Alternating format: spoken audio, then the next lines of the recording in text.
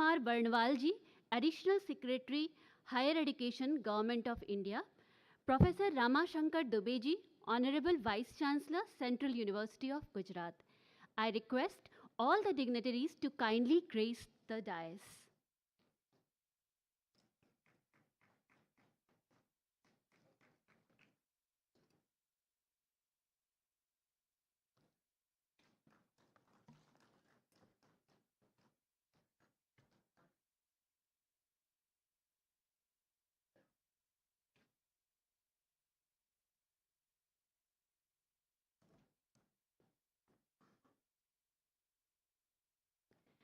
We are also honored by the presence of Honorable Vice-Chancellors from more than 50 central universities who represent the vast, diverse, and dynamic landscape of Indian higher education, all united in a shared commitment to engage in a meaningful discussion on transforming higher education in alignment with the National Education Policy 2020. We begin this momentous occasion with the traditional lighting of the lamp, symbolizing the dispelling of darkness and the awakening of knowledge. I request our esteemed dignitaries on the dais to kindly come forward for the lamp lighting ceremony.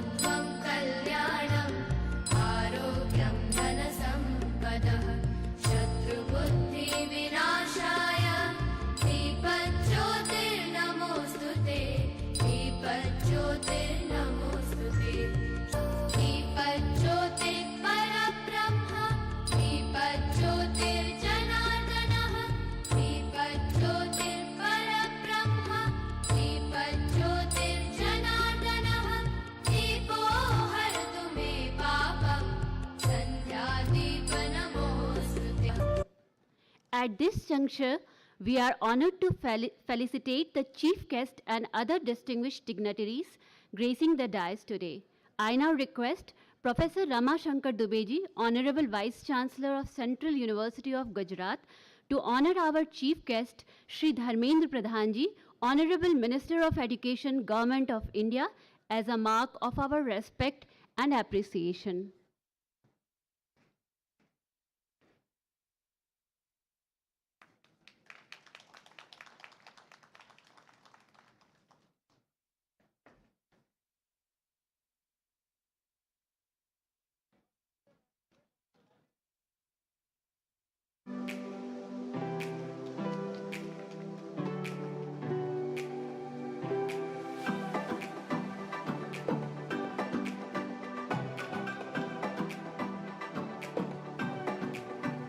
Sir, I now request you to kindly felicitate Dr. Hasmukh Adiyaji, Honorable Chancellor of Central University of Gujarat.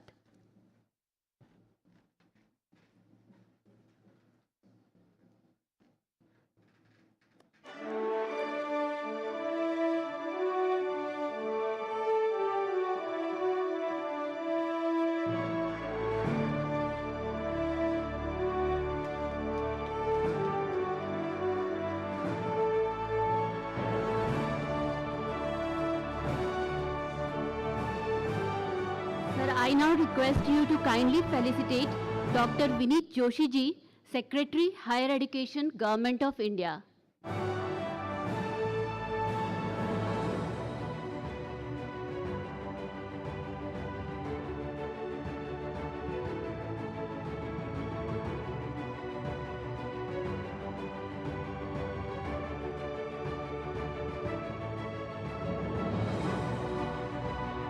Sir, may I now request you to felicitate Dr. Sunil Kumar Barnwalji, Additional Secretary, Department of Higher Education, Government of India.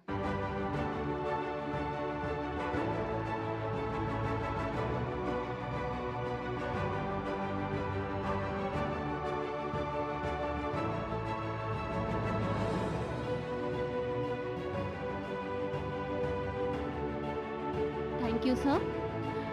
To formally open today's proceedings, I invite Dr. Sunil Kumar Barnwalji, Additional Secretary, Higher Education, Government of India, to deliver the welcome address.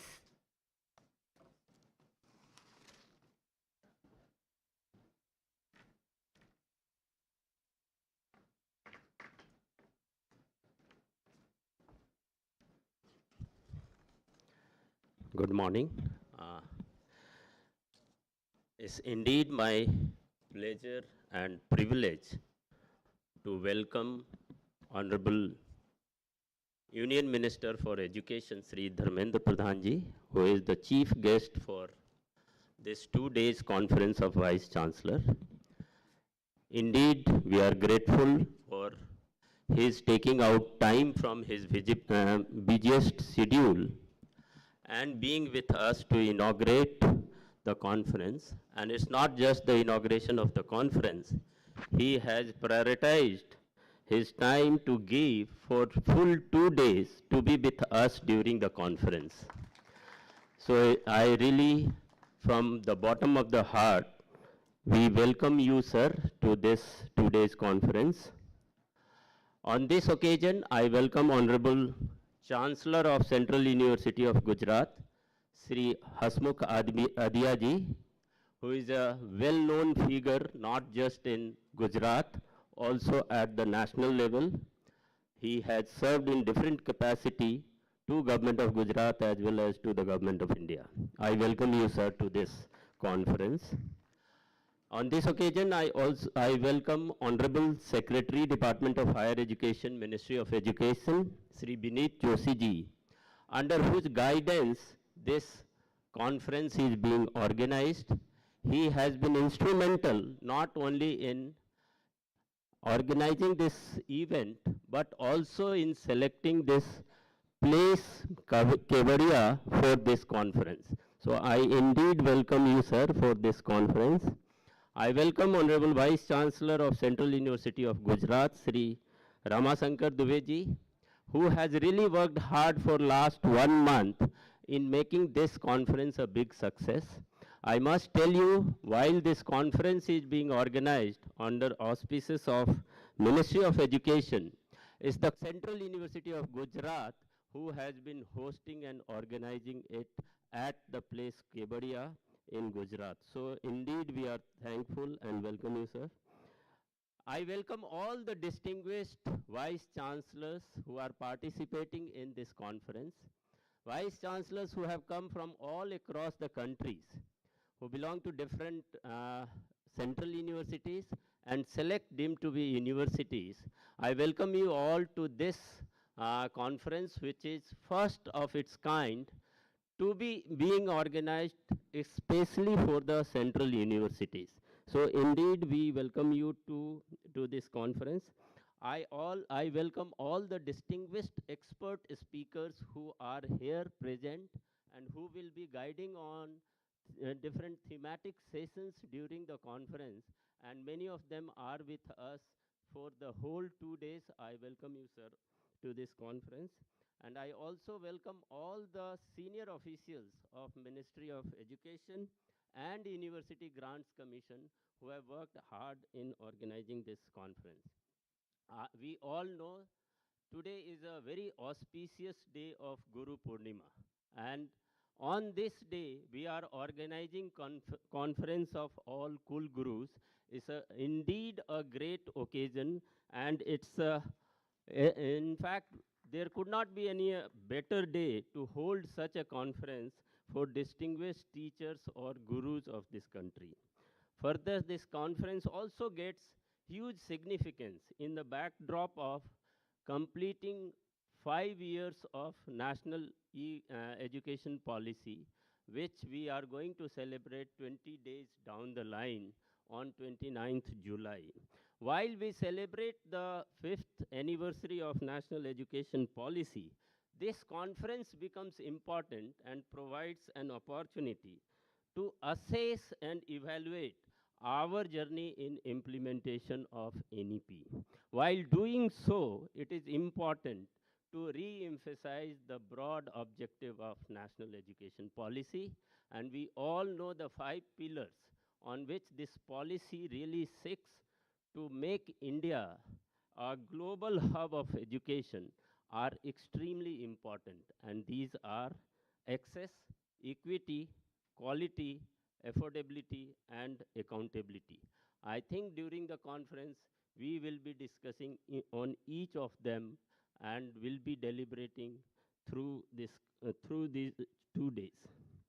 With the mandate to provide high quality education and conduct of cutting edge research, central universities play a pivotal role in shaping the educational landscape of country. While central universities have demonstrated significant momentum in embracing NEP reforms, disparities remain in terms of depth, consistency, and impact of the reform. So this conference will provide an opportunity to undertake critical review of institutional progress and collectively shape the path ahead. In the next 2 days, the conference would provide us ample opportunity for peer learning, knowledge exchange, and sharing our best practices. The best part of this conference, I must mention, sir, today, that in this conference, all the vice chancellors have been involved for last 20 days in groups for preparation on each of the thematic sessions, and their presentation during the technical sessions would reflect their collective insight into challenges and the road ahead. They have also worked on the outcome paper for each session, which would get finalized after the conference and would act as their collective roadmap for the future. We all know Honorable Prime Minister's vision of Viksit Bharat is not just a dream, it is our shared responsibility. And with your active participation in this conference, it would reaffirm our shared responsibility of building a strong, inclusive, self-reliant, and enlightened Viksit Bharat by 2047. The place Kevadia signifies unity, vision, and progress embodied by the iconic Statue of Unity. The world's tallest 182-meter tall statue of our Iron Man and the first Deputy Prime Minister and the Home Minister, Sardar Vallabhbhai Patel, who is the architect of unified India, provides huge inspiration for building a stronger nation. The serene and captivating surrounding of the place provides ideal environment for all of us to deliberate on several path-breaking ideas. Let us make the best of this opportunity to connect, learn, and inspire. Together, let us pave the way for a future that is innovative, inclusive, and prosperous. Once again, I welcome you all to this conference and wish a great success with your active participation. Thank you.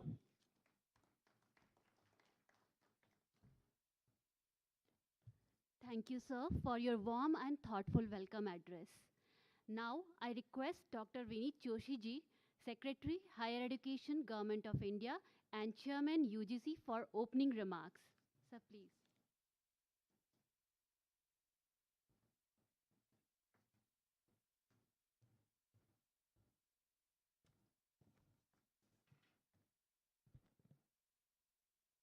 Honorable Union Minister of Education,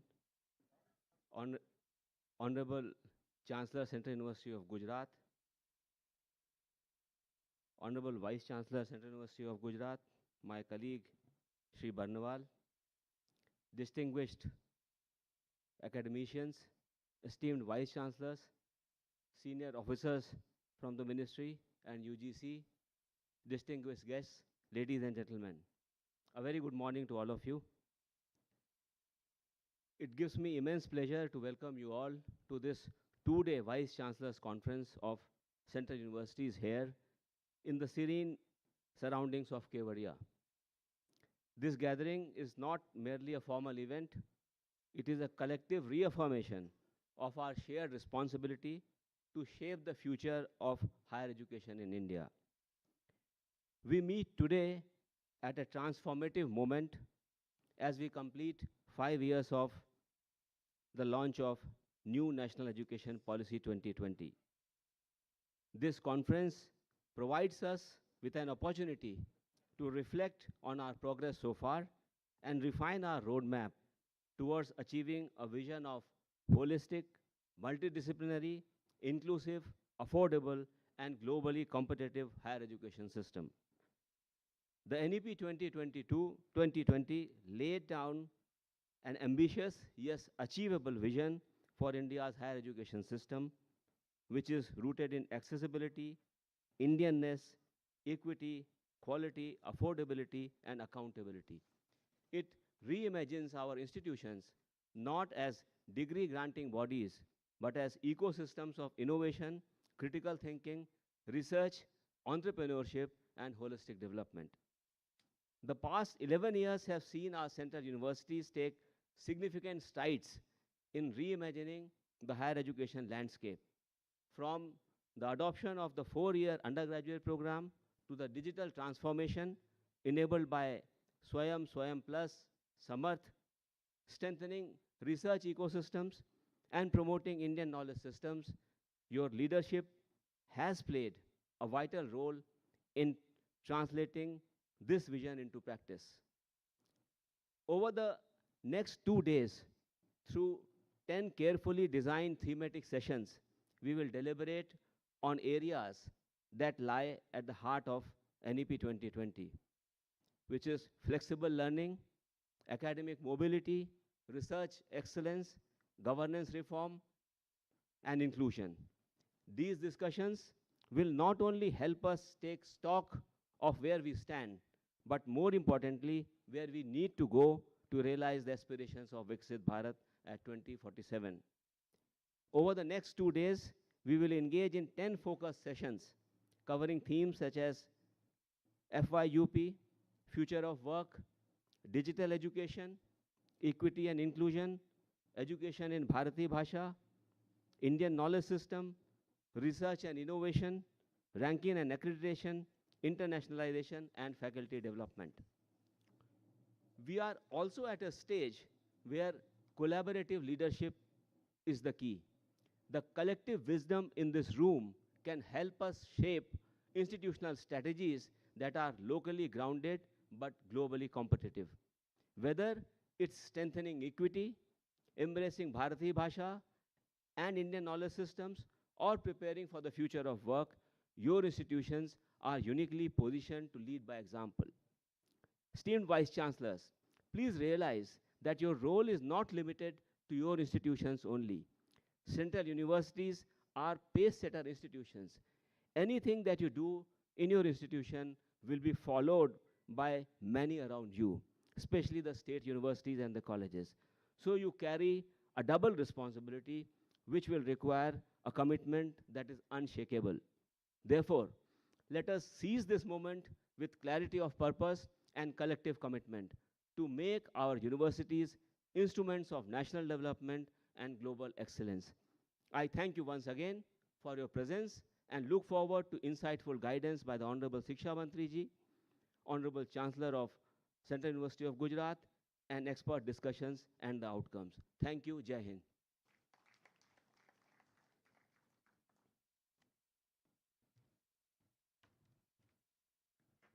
Thank you, sir, for your insightful remarks. We now look forward to a thought-provoking address on the 6 principles of Karma Yoga by Dr. Hasmukh Adiyaji, Honorable Chancellor, Central University of Gujarat. I now request respected sir to address the gathering.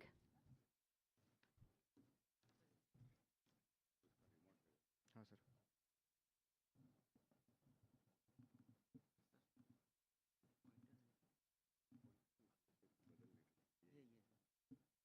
खुली जैसे sir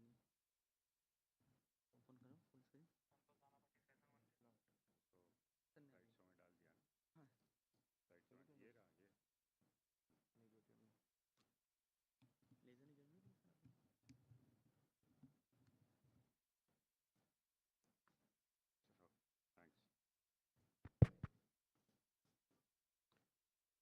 on the occasion of Guru Purnima, the auspicious day of offering our respect to the Guru, I bow before all of you who have been the teachers of higher education in the system. My respectful pranam to Honorable Minister for Education, who will go down in the history for his remarkable achievement of coming out with the new education policy, the national education policy, 5 years ago. It is the second education policy in the history of independent India that somebody has thought about.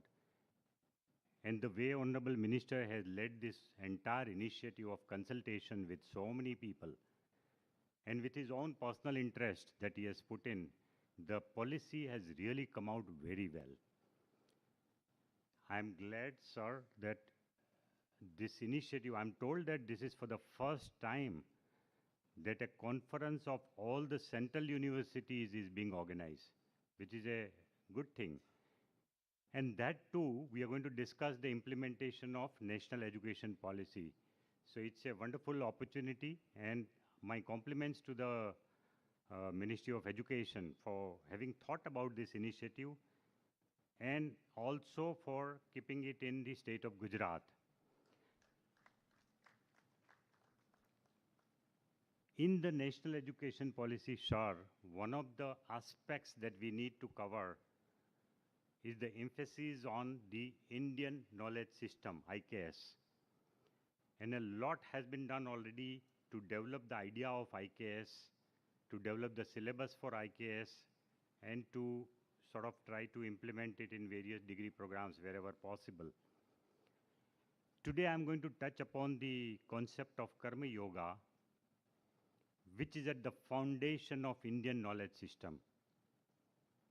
It is the concept of Karma Yoga which only can motivate each and every citizen of this country to achieve the goal of Viksit Bharat.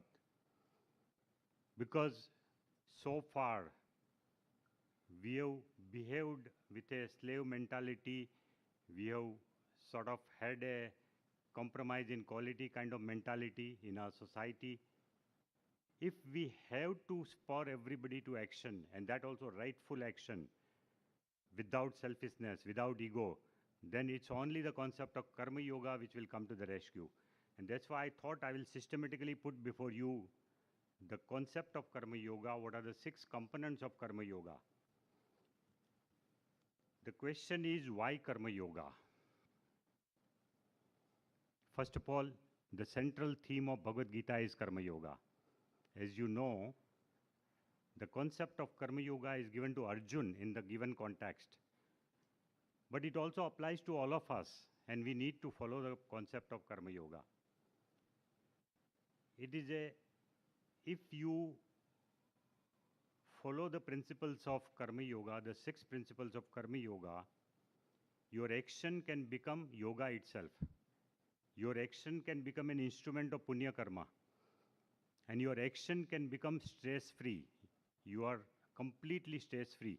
When you are doing anything, however serious it may be, as yoga, then you can become stress-free also. So this is why the concept of Karma Yoga is very, very important. But probably most of us have got only a scant idea of what is Karma Yoga. But if we understand the totality of Bhagavad Gita and the various messages given by Bhagavad Gita, there are 6 things which come out in Karma Yoga, which we have to follow. Then only it is called Karma Yoga, otherwise not. So we talk about these 6 principles. What is the first one? The first one is Swadharma Anushthan, Swadharma Anushthan. Playing our role in life with utmost diligence, without negligence, without carelessness, top class quality in whatever we try to do, never neglecting anything that we are given, whatever job we are given, never neglecting it, trying to put in our best in whatever role we have accepted in the society is the first principle of Karma Yoga, Swadharma Anushthan. Swadharma is what is the role that you have chosen in the society, that is your Swadharma. Having chosen that role, you cannot neglect it. One has to do it with most diligence. So, first principle of Karma Yoga, Swadharma Anushtan. The second one, giving up attachment to selfish gain. Giving up attachment to selfish gain. Never thinking that what will I get out of this personally. For an organization, you can always have planned goals for the organization. But if you say that I will do this only if I am likely to be promoted, or only if the government gives me an award, then only I am willing to do it, then that is not Karma Yoga. It's a selfish gain for which you are working. Incidentally, the good work will never go unnoticed. There is a principle of karma phala sambandha. So any good work done by anybody, ultimately it will be recognized. But to link it to a particular personal objective, selfish objective is not required. And that is against the Karma Yoga. So when you begin the karma, don't think that I will get Padma Shri, Padma Vibhushan for this. No way. You have to keep on doing your work properly and not link it to any selfish gain. So that is the second principle of Karma Yoga. The third one, we have to trust in the justice system of God. Now this is unique to the Hindu philosophy. Also other philosophies do believe that there is a karma phala sambandha. So most of the religions and most of the philosophies of the world do believe that if you do good karma, you get good results in life. And if you do bad karma, you will meet with bad results. The only difference between Hindu philosophy and other philosophy is that in other philosophy, it is limited to this birth. That if you do good karma, in this birth you get good phala. But in Hindu philosophy, it is spread across past births also.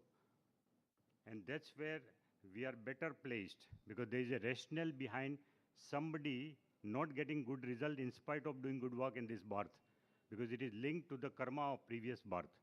So karma phala sambandha philosophy is unique, and that's what you have to believe in. Otherwise, you will not be able to carry on with same amount of enthusiasm in life.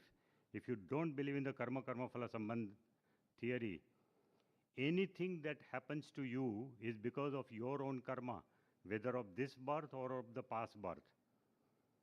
And so you cannot ask a question to God, why me? That question cannot be asked because it is our karma which is coming back to us in life. So having a deep trust in karma phala sambandha is absolutely a must for us to do karma yoga. As we know, there are three types of karma which are prescribed, which are there, not prescribed, which are there in the philosophy. One is sanchit karma, the accumulated stock of all our past karma, of all the past births, millions of births we must have taken. And the accumulated stock of all the past birth is sanchit karma. The second is prarabdha karma. Out of the total stock that we have accumulated in so many births, when we take particular birth in this time, a portion out of it is given to us as prarabdha karma. So something which we are born with, and that is only one portion of the sanchit karma, not entirely. The rest of the sanchit karma is yet to be manifested in life, in future life. But one portion which comes to us in this life is called prarabdha karma. And then there is a third type of karma, agami karma. The freedom given to you by God to make a difference to the country, to the society in this birth. You got a human birth and God has given you that liberty to choose what you want to do in your life. And that is a part of agami karma. So while there is prarabdha karma which constrains certain things in our life, but it also gives us the freedom to do what we want to do as agami karma. So all these three are important in our life, and we must understand what is sanchit karma, what is prarabdha karma, and what is agami karma. To give you an example of sanchit karma, Here is a person who is wielding arrow, bow wielder. He is a Dhanurdhar. Dhanurdhar has got some kind of a stick, some kind of bows in his case behind. That is Sanchit Karma, all the bows that he has in his case. There is one arrow which is in the air already. That has become a Prarabdha Karma. We cannot pull it back. There is no way we can pull it back. So that is a Prarabdha Karma. We can do nothing about it. So there is something in life which we have come with, Prarabdha, and that we cannot avoid. We have to stay with Prarabdha. But there is a arrow in the hand of a Dhanurdhar, which is Agami Karma. He can use it to protect the good people of society, or he can use it to harass the good people of society. This is a choice with him, and that is Agami Karma. He has still not used it, but he can use it for either of the thing, either good thing for the society or bad thing for the society. So this is how you explain this. The fourth principle, having done your karma, different kinds of results will come in your life, some good, some bad. Acceptance of the result is a part of Karma Yoga. Acceptance, but dynamic acceptance. It's not a passive acceptance. हाँ ठीक है, एक बार प्रयत्न कर लिया, नहीं मिला, तो हम क्या कर सकते हैं? Not like that. That is a passive acceptance. Try your best to make a difference. Try your best to achieve the result. But in spite of all the things that you have tried, if the results don't come forth, you have to accept it and move on. Dynamic acceptance of results. I've seen many bureaucrats giving up in life, saying कि सरकार ने मुझे इतना क्यों अन्याय किया? I didn't deserve this. I have been transferred. Government didn't treat me well. I will not do anything in my life now. What's the point in talking like this? Whatever has happened has happened. It's a part of your prarabdha karma also, probably. But now one must move on. And that's what is very important. Dynamic acceptance of result is a very good thing. We have to accept the result as a phala of our own karma, either of this birth or the past birth. We cannot stop there and say कि नहीं, अब मैं कुछ नहीं करूँगा.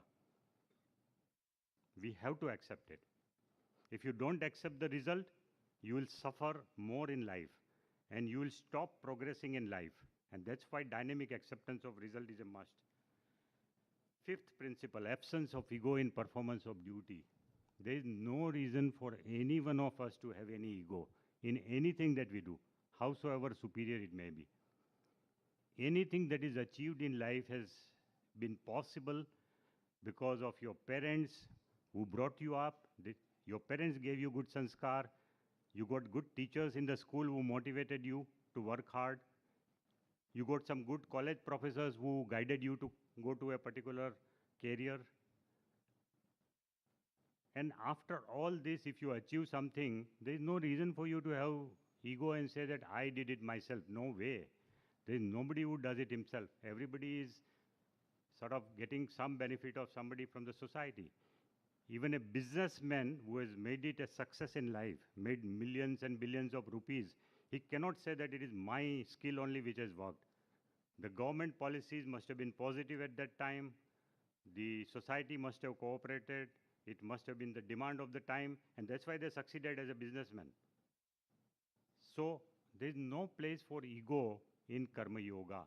We have to be always humble.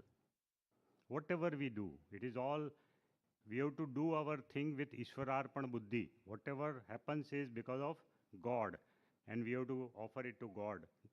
That is the way we have to accept good or bad results without any ego.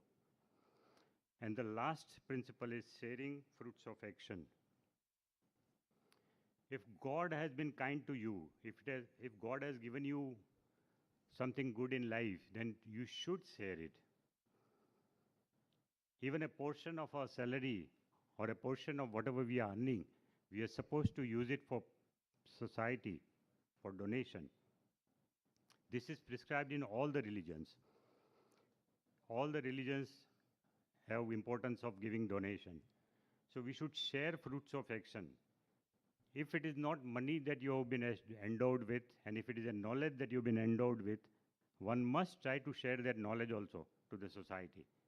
And that also without any benefit.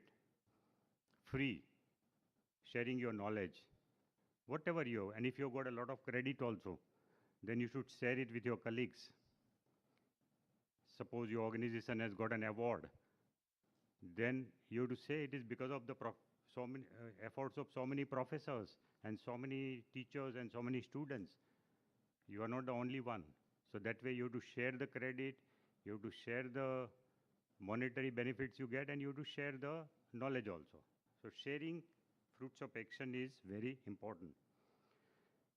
Finally, these are the 6 steps I told you already. This is a personality typologies in Indian philosophy which you must use. This is a core part of Indian knowledge system. These are personality typologies of Indian philosophy. There are 3 types of gunas which are mentioned in Bhagavad Gita. Chapter 14, 17 and 18 elaborately talks about sattva, rajas and tamas. There are some people who are predominantly sattvic. There are others who are predominantly rajasic. And there are others who are predominantly tamasic. So what are the different qualities of each one of these? This is what is described in this chart. So if you come to predominant quality, a sattvic person is the one whose predominant quality is knowledge. He is a knowledgeable person, sattvic person. If it is a rajasic person, his predominant quality is desire for worldly achievement. He will be very active and he wants to achieve the sky. He will say, I want to do this also, I want to go there also, I want to be the best teacher in the world or something like that. Those kind of desire for worldly achievements he will have, rajasic person. And a tamasic person will be generally, his predominant quality is ignorance and negligence of work. He will be lackadaisical, slow, lazy, ठीक है चलता है, ऐसा करके उसकी quality होगी. If you come to attitude to duty, sattvic person's attitude to duty is nimitta bhav. I am only an instrument in the scheme of God. God has put me in this place and I am only trying to play my role as an agent of God. That kind of an instrumentality he has, nimitta bhav. Or vritya bhav, I am a servant of God. Either he thinks I am a servant of God or he thinks I am only an instrument in the hand of God. Either way. That is a sattvic person's attitude to duty. A rajasic person will have doership. His attitude to work will be, I can make it happen. I will do it. Let me show to the world what I can do. This is the feeling of a rajasic person. And the tamasic person will have, he will have no desire to do anything. So attitude to work will be very, very warm, lukewarm attitude to work in case of a tamasic person. And when it comes to result, when the results come, how will sattvic person behave? How will rajasic and how will tamasic behave? So a sattvic person will take it as prasad buddhi. Prasad buddhi means what? Accepting any result that comes in life as prasad of God. When you go to a temple, whether you are given a bitter prasad as per the tradition of the temple or a sweet prasad, do you ever say no? Do you say कि नहीं मुझे करेला अच्छा नहीं लगता तो करेला का प्रसाद नहीं लूँगा मैं? We never say no to prasad. So similarly, any result that comes, sattvic person will gladly accept it. And that is called prasad buddhi, with prasad buddhi. A rajasic person will not accept unpopular results. He will say, I want result by all means, by hook or crook. He will only be wanting results by any means. So that is what is the swabhav of a rajasic person. And the tamasic person will have a passive acceptance कि ठीक है अब हम क्या कर सकते हैं, भगवान ने हमें ऐसा ही बनाया है, हम इसके लिए कुछ कर ही नहीं सकते. इस तरह का फेटलिस्टिक एटीट्यूड होगा तामसिक पर्सन का टुवर्ड्स रिजल्ट. उस तरह से वो एक्सेप्ट तो करेगा लेकिन grudgingly he will accept, not like a sattvic person. Sattvic person will also accept whatever result comes as prasad buddhi.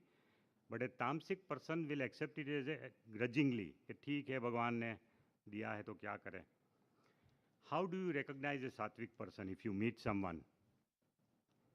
A sattvic person will always be happy and peaceful. His mind is always peaceful.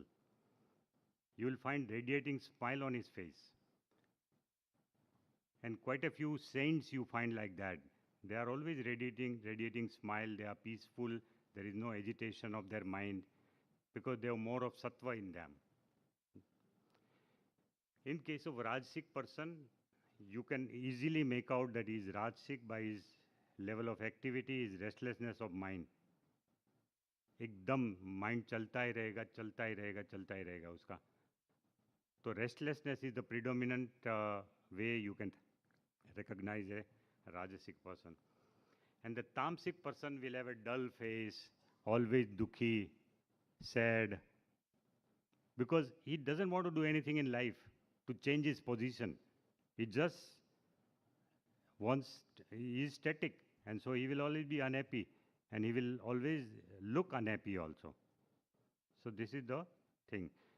So here, let me tell you, nobody is purely sattvic, nobody is purely rajasic, and nobody is purely tamasic. There is a combination of all three. So a person who is predominantly sattvic, second number rajasic, and third number tamasic, he is called sattvic in a way, because more than 50% is sattva guna in him. And similarly, rajasic person will have predominance of rajas. Second quality may be sattva, and third may be tamas in case of a rajasic person. So nobody is pure sattvic, pure rajasic. It's always a combination. All three gunas are there. So this is what we are doing. How do you, if you are at a particular level, how do you move up in chain? This is the methodology. Our philosophy says that there is no direct movement from tamas to sattva. You have to go through the route of rajas. So people who are tamasic, you have to ask them to first do selfish actions. You have to make them rajasic by showing them some kind of an incentive to do that. जो सात्विक लोग हैं उनको एक बार कुछ ना कुछ incentive देके काम कराना है उनसे. So from sattva you can go to rajas, and after you become rajasic, after you are working for selfish gain, and after you become active, then a stage will come, then a person can easily go into sattva and he can become a sattvic person. There is no direct route from tamas to sattva. One has to go through rajas. And so if most of us, and I believe so because we are all very active in life, most of us are predominantly rajasic. We are not tamasic, otherwise we wouldn't have reached at this place. So if we are predominantly rajasic, for us it is only one step more. We can easily move. If we have done our work properly, if we have done our duty properly as karma yoga, a time will come when there will be enough purity in our mind. Chitta suddhi ho jayegi. Enough purity in our mind, and we will easily go into sattvic mode. Easily. It will be easy for us to do that. Thank you very much. Thank you. Thank you.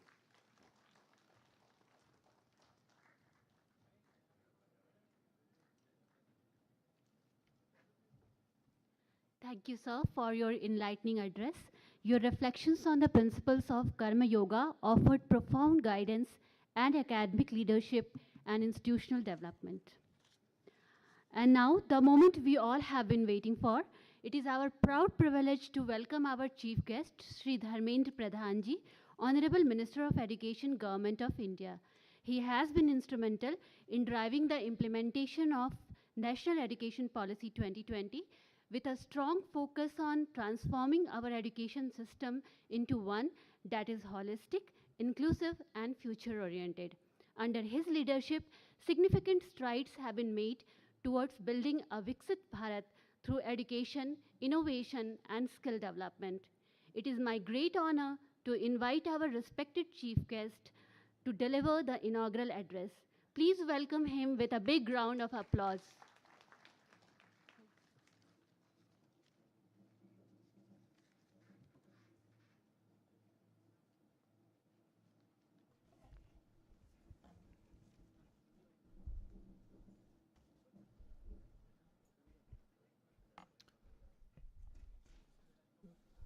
नमस्कार।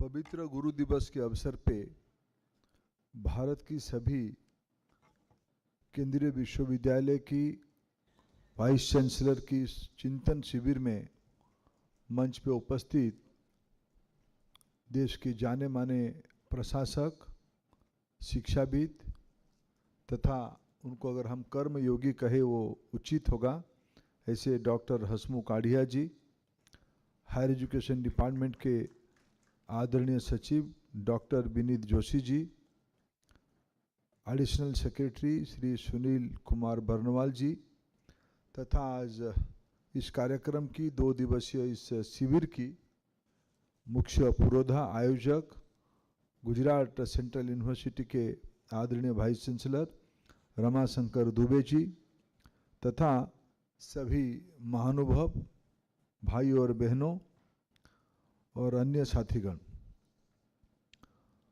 मित्रों, हम सबकी सौभाग्य है हम लोग एक अच्छे प्रसंग को लेके अच्छे मन से पवित्र गुरु दिवस के अवसर पे 2 दिन के लिए एकत्रित हुए हैं और इसकी गंभीरता और बढ़ी। मैं इसे आढ़िया जी को बहुत सालों से जानता हूँ, यानी पिछले 11 साल से जानता हूँ। उनके बारे में पहले से थोड़ा सुना था, लेकिन पिछले 11 साल से उनके साथ प्रत्यक्ष अप्रत्यक्ष काम करने का अवसर मिला, इसलिए मैं उनको जानता हूँ। वो भले ही जीविका में प्रशासक रहे, लेकिन वृत्ति में वो शिक्षाविद है, एक मौलिक चिंतक है। उन्होंने जिस स्तर की आज एक कॉन्टेक्स्ट सेट किया, शायद आने वाले 2 दिन हम जो समय बिताएंगे आपस में विचार विनिमय होगा, निश्चित रूप में ये एक हमारे लिए एक मार्गदर्शिका, पाथवे और हैंड होल्डिंग करने के लिए एक हमको अवसर मिलेगा, अवसर देगा। मैं उनको धन्यवाद देता हूँ आज की उद्घाटन सत्र में उनकी विषय रखने के लिए। मित्रों, हम लोग एक इस समय में एकत्रित हुए हैं जिसकी हर एक कालखंड की हर एक समय का एक अपने आप में महत्व रहता है। इस समय में हम लोग जब एकत्रित हुए हैं और हमारी दायित्व बनती है भारत के बारे में चर्चा करना, भारत की बौद्धिकता के बारे में चर्चा करना, केवल चर्चा नहीं करना, उसको आगे कैसे ले जाना, समय के हिसाब से टाइम अप्रोप्रिएट, कॉन्टेक्स्ट अप्रोप्रिएट हम उसको कैसे ले जाएंगे, इस प्रकार की दायित्व इस गुरु समूह के कंधे पे है, ऐसे मैं मानता हूँ। मित्रों, भारत एक प्रजातंत्र है। विश्व सभ्यता में अनेक प्रकार की व्यवस्था प्रणाली जारी है। सबकी अपनी आप परफॉर्मेंस अप्राइजल होती है, एक उपलब्धि की समीक्षा होती है, उनको कैटेगराइजेशन किया जाता है। एक बढ़ती हुई अर्थनीति में, एक इमर्जिंग इकोनॉमी में जिसने डेमोक्रेसी को अपना पाथवे माना, उसमें जिसकी विरासत भी है, ऐसा नहीं कि हमें कोई नया देश नया राष्ट्र है, जिसकी कुछ विरासत है, उस बैकग्राउंड में हमने अनेक चीज उपलब्धि किया है, हमारी लंबी विरासत है। हमने आज़ादी के उपरांत यानी 47 के उपरांत पिछले लगभग 7 दशकों में अनेक चीज उपलब्धि किया, इसीलिए आज हम इस मंच पे एकत्रित हुए हैं। अभी आढ़िया जी अपने विषयों को रखते हुए उन्होंने कहा, अगर हम सात्विक ना होते, अगर हम सिर्फ तामसिक होते तो यहाँ नहीं पहुँचते। हम राजसी गुणों वाले हैं, हमारे अंदर सात्विकता निश्चित रूप में है। मित्र, रेस एमंग इक्वल्स में जिसमें गुण होता है वो ऊपर जाता है। हम सब इस दायित्व में आए हैं, ना हमारे पास कुछ ना कुछ भगवान प्रदत्त गुण है। मित्रों, इस समय में हमारे सामने कोई भी इस प्रकार के जब शिविर में एकत्रित होते हैं, उसके एक उद्देश्य रहता है, उसके एक फिलोसॉफिकल इंटरप्रिटेशन हमारे सामने हुई। मैं कुछ समय में, आने वाले 10-15 मिनट में, थोड़ा उसकी जो मेरे मन में जो उसकी टारगेट के बारे में आ रहे हैं, हमारी स्पेसिफिक कोई भी विषय को लेकर जब हम स्ट्रैटेजी प्लान करते हैं, उसकी एक पूरा डिटेलिंग होने की आवश्यकता होती है। उसको बहुत पहले से योजना बनानी पड़ती है, और उस लक्ष्य और उस प्लान को एग्जीक्यूट करने के लिए अगर एक ही प्लेट में ज़्यादा लोग समझेंगे और काम करेंगे, तब जाकर वो लक्ष्य पूरा होता है। आज माननीय प्रधानमंत्री जी ने 2 चीज़ हमारे सामने रखा है। रखा तो अनेक चीज़ है, लेकिन जब हम वाइस चांसलर्स की चिंतन शिविर में एकत्रित हुए, मैं आपको कहूँ 2 चीज़ हमारे सामने प्रमुखता से लक्ष्य करके हैं। हमारे सामने लक्ष्य है 2047 तक भारत को एक स्तर तक ले जाना। उसको कहा गया डेवलप्ड नेशन में हम खुद को परिवर्तित करेंगे। क्या डेवलप्ड नेशन की जो आज वैश्विक परिभाषा है वो हमारी परिभाषा होनी चाहिए, या हम डेवलप्ड नेशन की, एक समृद्ध राष्ट्र की, विकसित राष्ट्र की अपना पैरामीटर्स भी बना सकते हैं, अपने वैल्यूज भी बना सकते हैं। भारत ऐसे ही धनी देश है, यानी संस्कृति से, विरासत से हम अपना ही पैरामीटर बना सकते हैं। कोई भी सोसाइटी में इस प्रकार की वर्णन समाज की और दायित्व की और नागरिकों की कर्तव्यों के बारे में इतना होलिस्टिक चिंतन कभी नहीं हुई होगी। यह हमको कर्मयोग की तत्व हमको विरासत में मिली है। इसलिए जो डेवलप्ड नेशन की लक्ष्य हमारी 2047 है, तो मैं एक बार आपके सामने कहना चाहूंगा, मोहर रखूंगा, वो भारतीय मॉडल ऑफ डेवलप्ड नेशन होनी चाहिए। पाश्चात्य की चौकाचौंध भौतिक 6 उपलब्धि को हम डेवलप्ड नेशन ना माने। जब हम 47 तक पहुंचेंगे, एक प्रजातंत्र की मार्ग में पहुंचेंगे। प्रजातंत्र की अपने आप में एक पेन रहती है, एक चुनौती रहता है कि हम वाइस चांसलर होके जो हम निर्णय करते हैं वो सच में हम प्रजातांत्रिक करते हैं। हमारा एक दायित्व है, हमारा एक भूमिका है, लेकिन उस भूमिका को निभाते हुए हमने सभ्यता की जो चरित्र है, हमें परामर्श करके करना, चर्चा करके करना। ये सिर्फ पाठ्य पुस्तकों के विषय नहीं है, लेक्चर्स की विषय नहीं है, प्रवचन की विषय नहीं है, प्रजातंत्र प्रैक्टिस की विषय है। उस प्रजातंत्र को प्रैक्टिस करते हुए जब हम 2047 की भारतीय पद्धति ऑफ डेवलप्ड नेशन, भारतीय व्यवस्था के आधार पे, भारत की विरासत के ऊपर, संस्कृति के ऊपर हम डेवलप्ड नेशन की परिकल्पना कर रहे हैं, मैं मानता हूं हमारे सामने सबसे जिम्मेवारी शिक्षा जगत को है। उसमें से उच्च शिक्षा जगत को उसको लीडरशिप देने की आवश्यकता है। मित्रों, आज हमारे सामने अगर हम पिछले 11 सालों की, जिसे अभी अड़िया जी ने कहा कि भारत में उस लक्ष्य को पूरा करने के लिए संयोग से 2020 में, हम कहे 2020 में, लेकिन 2014 के उपरांत उस विषय में चिंतन मनन शुरू हुई थी। धीरे धीरे उसको 6 साल लगा एक पॉलिसी डॉक्यूमेंट में परिवर्तित करने में, एक फिलोसॉफी के नाते उसको सामने ले आने में। राष्ट्रीय शिक्षा नीति 2020 हमारे सामने एक क्लैरिटी की पथवे है हमारे सामने। जब अगर हम उस 10 साल की, पिछले 10 साल की, 11 साल की एक समीक्षा करते हैं, 2014-15 की बेसलाइन डाटा से आज हम लोगों की 30% इंक्रीज हुई है उच्च शिक्षा की पार्टिसिपेशन। उसमें से महिलाओं की सबसे ज्यादा हुई है 38%। हमारी पीएचडी स्कॉलर्स की संख्या बढ़ी है। हमारी शेड्यूल्ड ट्राइब्स स्टूडेंट्स की 14 की तुलना में अभी 10% ग्रोथ हुई है। एससीज की, शेड्यूल्ड कास्ट की हमारी 8% ग्रोथ हुई है। हमारी यूनिवर्सिटीज की संख्या बढ़ी है, हमारी कॉलेजेस की संख्या बढ़ी है। और हमारे सामने आज लक्ष्य है 2035 तक, हम 2035 तक इसको 50% तक पहुंचाएंगे। भले ही एनईपी में उसको 50% लिखा है, लेकिन मेरे जैसे व्यक्ति थोड़ा उसमें से ज़्यादा महत्वाकांक्षी होता है। मित्रों, मैंने कभी एक हिसाब लगाया कि भारत की जन्म पंजिका को, वार्थ रजिस्ट्रेशन को अगर हम देखेंगे तो हर एक एज ग्रुप में लगभग आज की बार्थ रेट के हिसाब से लगभग एब्सोल्यूट नंबर में 2 करोड़ लोग होते हैं। अगर हम उच्च शिक्षा में जो एज ग्रुप है उसमें आज हमारी GER लगभग 4.5 करोड़ हुआ है एब्सोल्यूट नंबर में, और ये 26-27% है। इसको लक्ष्य हमारी है 50% करना आने वाले 10 साल के अंदर, और ये संख्या एब्सोल्यूट नंबर में बढ़ के हो जाएगा लगभग 9 करोड़। क्या आबादी में उतने ही लोग होंगे 9 करोड़ उस एज ग्रुप में? नहीं। हमारे सामने वाइस चांसलर मित्रों के सामने, गुरुओं के सामने 2 चुनौती है। हम सिर्फ अपने विजन को, अपने रेस्पॉन्सिबिलिटी को अपने कैंपस की चौहदी तक सीमित नहीं रख सकते।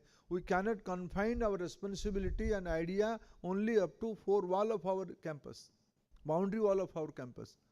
हम सोसाइटी की लीडर हैं। मैं उसी एज ग्रुप में लगभग उतना ही संख्या बाहर है जो वर्कफोर्स में है, जॉब मार्केट में है। ये एक दायित्व हमारे सामने है। लगभग 20 करोड़ यंगस्टर्स की कॉम्पिटेंसी बिल्ड करना, कैपेसिटी बिल्ड करना, उनको उस कॉम्पिटेंसी कैपेसिटी को एक इंस्टीट्यूशनल फ्रेमवर्क में डालने का दायित्व 2047 तक हम लोगों के कंधे पे है। इसी के बारे में NEP ने अनेक उल्लेख किया है, अनेक विषयों को उल्लेख किया है। मित्रों, उतना ही दायित्व नहीं, और एक बड़ा दायित्व है। हमारी आज की परिसंख्यन में हमारी वर्किंग एज ग्रुप 15 to 59, ये एज ग्रुप में भारत में लगभग 90 करोड़ लोग हैं आज की पॉपुलेशन में। उसकी लगभग 56% वर्कफोर्स में कन्वर्ट होती है। बाकी लोग सामाजिक अर्थनैतिक व्यवस्था के कारण, कंपल्शंस के कारण या अपॉर्चुनिटी नहीं होने के कारण वर्कफोर्स में नहीं आ पाते हैं। भारत को अगर डेवलप्ड इकोनॉमी होना है तब हमारी वर्कफोर्स पार्टिसिपेशन को कम से कम 75 तक ले जाना है। अगर वो 75 होता है 90 करोड़ की, ये लगभग 75 लाख करोड़ हो जाएगा। मित्रों, नीचे यंगस्टर्स 20 करोड़, थोड़ा ओवरलैपिंग होगा, और 50-60 करोड़ लोग ऊपर की पॉपुलेशन में। 75 करोड़ यानी देश की लगभग आधे लोगों की, आधे लोग किसको देखेंगे, किस और उनकी अपेक्षा है? उनकी अपेक्षा भारत की हायर एजुकेशन इकोसिस्टम के ऊपर है।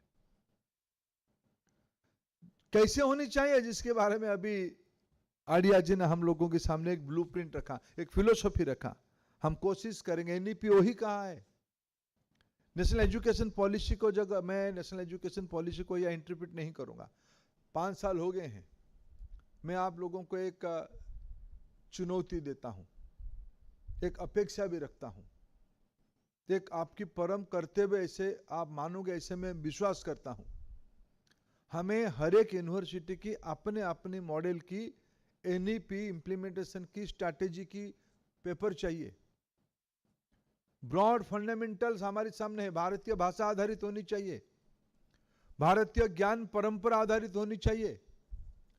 इसमें हम फ्लेक्सिबिलिटी लाना पड़ेगा, इसको हमें मल्टी डिसिप्लिनरी करना पड़ेगा, इसको हमें इंक्लूसिव करना पड़ेगा, इसको हमने अफोर्डेबल करना पड़ेगा, इसको हम लोगों को टेक्नोलॉजी से जोड़ना पड़ेगा। हम इस दम्भ में और नहीं रह सकते हैं कि भाई ChatGPT क्रिटिकल थिंकिंग नहीं करवाती है, इसलिए हम ChatGPT में घुसेंगे नहीं, AI में घुसेंगे नहीं। ChatGPT नहीं, AI में घुसेंगे नहीं। हम अपने कैंपस को चलाते हुए मेटावर्स को हम अडॉप्ट नहीं करेंगे, ऐसा शायद सोचना उचित नहीं होगा। यह करते करते कि हम मौलिक विषयों को छोड़ें, हमारे विरासत को छोड़ें, हमारे मूल्यों को छोड़ें। मित्रों, सारा चीजों को अगर आर्टिकुलेशन करने का सर्वोच्च जिम्मेवारी कोई व्यक्ति है तो उस यूनिवर्सिटी की वाइस चांसलर है। मित्रों, वाइस चांसलर कोई रेस्पॉन्सिबिलिटी नहीं है। वाइस चांसलर एक कल्चर है। वाइस चांसलर एक लिविंग कल्चर की, आइडियल कल्चर की जीता जागता एम्बेसडर है। अपने स्वभाव, अपने व्यवहार, अपने उदारता, अपने दृष्टि, अपने टीम वर्क की अप्रोच, हमारी अंदर खुद की डेमोक्रेटिक वैल्यूज, मैं ये धृष्टता नहीं करूंगा, ये सब आप में नहीं है। आप में नहीं है तो ये इंस्टीट्यूशन नहीं होता। लेकिन मित्रों, इस विषय में जब चिंतन सत्र जैसे कुछ वर्ग में हम बैठते हैं, तब हमारे सामने एक विषय स्वाभाविक आता है कि हमें कुछ विषयों को बीच बीच में याद करते रहना चाहिए। मंदिर और पुजारी और घंटी, ये तीनों स्थायी है। मंदिर भी वही है, उसमें घंटी भी है। पुजारी रोज कोई सुने या ना सुने, कोई भक्त आए या ना आए, वो जाके एक बार निर्दिष्ट समय में जाके घंटी बजा के आते हैं, दीप लगा के आते हैं। ये हमारी भूमिका ही ऐसे ही है। समाज में अगर एक जागृति लाना है, एक अलग जाना है, तब हमें ये प्रक्रिया को अपनाना ही पड़ेगा। मित्रों, ये सारे विषय में केंद्र में कौन है? क्या टीचिंग फैकल्टी केंद्र में है? क्या पेरेंट्स केंद्र में है? या किताब छपाने वाले केंद्र में है? क्या एडुटेक के नाम पे जो हमारे पास टेक्नोलॉजी लेके आते हैं वो केंद्र में है? या हमारे विद्यार्थी केंद्र में है?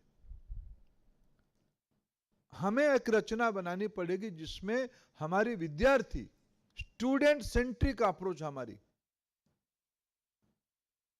कभी कभी हमारे सामने कई प्रकार की चुनौती आते हैं। कभी कभी मैं सोचता हूं, मैं देश की स्टूडेंट यूथ मूवमेंट से निकल के आया हूं, मेरे को कभी कभी लगता है कि अगर हम अपने विद्यार्थियों को, स्टूडेंट्स को, हमारे बच्चों को थोड़ा ही आदर करें, थोड़ा ही उनको समझे। कभी कभी लगता है, विशेष करके वाइस चांसलर महोदयों को लगना स्वाभाविक है, स्टूडेंट ऐसे कैसे मेरे साथ कर सकता है? करता ही है, आप क्या करोगे आगे? लेकिन अगर हम उनके साथ कोई रैपो, उनके साथ उनको मन को समझाना, भले ही वो इरेशनल बात कहे, लेकिन अगर उनसे हम संवाद करते हैं, शायद समाधान उसमें से है। समाधान बिना संवाद के संभव नहीं है। लगभग 70% तो मैं नहीं कहूंगा, लेकिन लगभग एक 99% स्टूडेंट को हम संभाल नहीं सकते हैं, ऐसा नहीं। सबकी दृष्टि, सबके विचार, सबकी तरीके अलग अलग हो सकते हैं। अराजक तत्व रहते ही हैं, लेकिन 99% व्यवस्था को स्वीकार करने वाले लोग भी रहते हैं। चुनौती है कि हम उनको पहुंच सकते हैं क्या। इसलिए हमारी अप्रोच सारे विषय में स्टूडेंट्स सेंट्रिक होनी चाहिए, और स्टूडेंट्स की अपना एक इनहेरेंट क्वालिटी है। इंस्टीट्यूशंस की भी अपना अपना क्वालिटी है। प्रधानमंत्री जी कहते हैं, अगर मैं उनको कोट करूं, what students can do is inner strength. जो कर सकता है वो उसकी निजी ताकत है, इनर स्ट्रेंथ है। But when we added institutional strength in their horizon, when we added institutional strength, that expand their horizon of thinking, उनकी चिंता करने की प्रक्रिया असीम हो जाती है। ये सारे युवा अवस्था में विद्यार्थियों को मिलता है। और हमारे स्टूडेंट्स देश की स्ट्रेंथ है, हमारी स्टूडेंट स्ट्रेंथ नेशनल स्ट्रेंथ है। मित्रों, मैं ये सारा विषय में आज इस समय में हम लोग हैं, विश्व की अर्थनीति बदल रहा है, विश्व की समाज नीति बदल रहा है, विश्व की राजनीति बदल रहा है, विश्व की कूटनीति बदल रहा है। ये सारे एवर इमर्जिंग व्यवस्था में हमारी लीडरशिप, हमारी थॉट प्रोसेस, हमारी थॉट क्लैरिटी, जो एक विशिष्ट प्रकार की संस्कृति को अपनाएगा, इतिहास बनाने के लिए कुछ सदी लगती है, लेकिन संस्कृति बनाने के लिए कई सदियों की इतिहास लगती है। भारत में ज्ञान की अपने आप में, शिक्षा के अपने आप में स्थान सर्वोच्च है। हमारी सौभाग्य, हम सब उस विरासत के अनुयायी हैं, हम उस विरासत के प्रैक्टिशनर हैं। मित्रों, हमारी कंधे में बहुत ही बड़ी जिम्मेवारी है। केवल भारत की 75 करोड़ लोगों की नॉलेज लेवल को एनहांस करना, उनको कॉम्पिटेंट बनाना, उनको वर्कफोर्स में ले आना, इतना ही नहीं है। विश्व की गरीब तबके के लोग आज भारत की ओर देख रहे हैं, पहले भी देख रहे थे। ऐसा नहीं कि हम ये मौका, इस प्रकार के अवसर पहली बार आ रहा है। अगर ऐसे होता तो साउथ ईस्ट एशिया में इंडियन सिविलाइजेशन की इतना बड़ा इंपैक्ट नहीं होता। आखिर बुद्ध की ग्लोबलाइजेशन की प्रक्रिया भारत से ही तो, इस विचार तो भारत की है।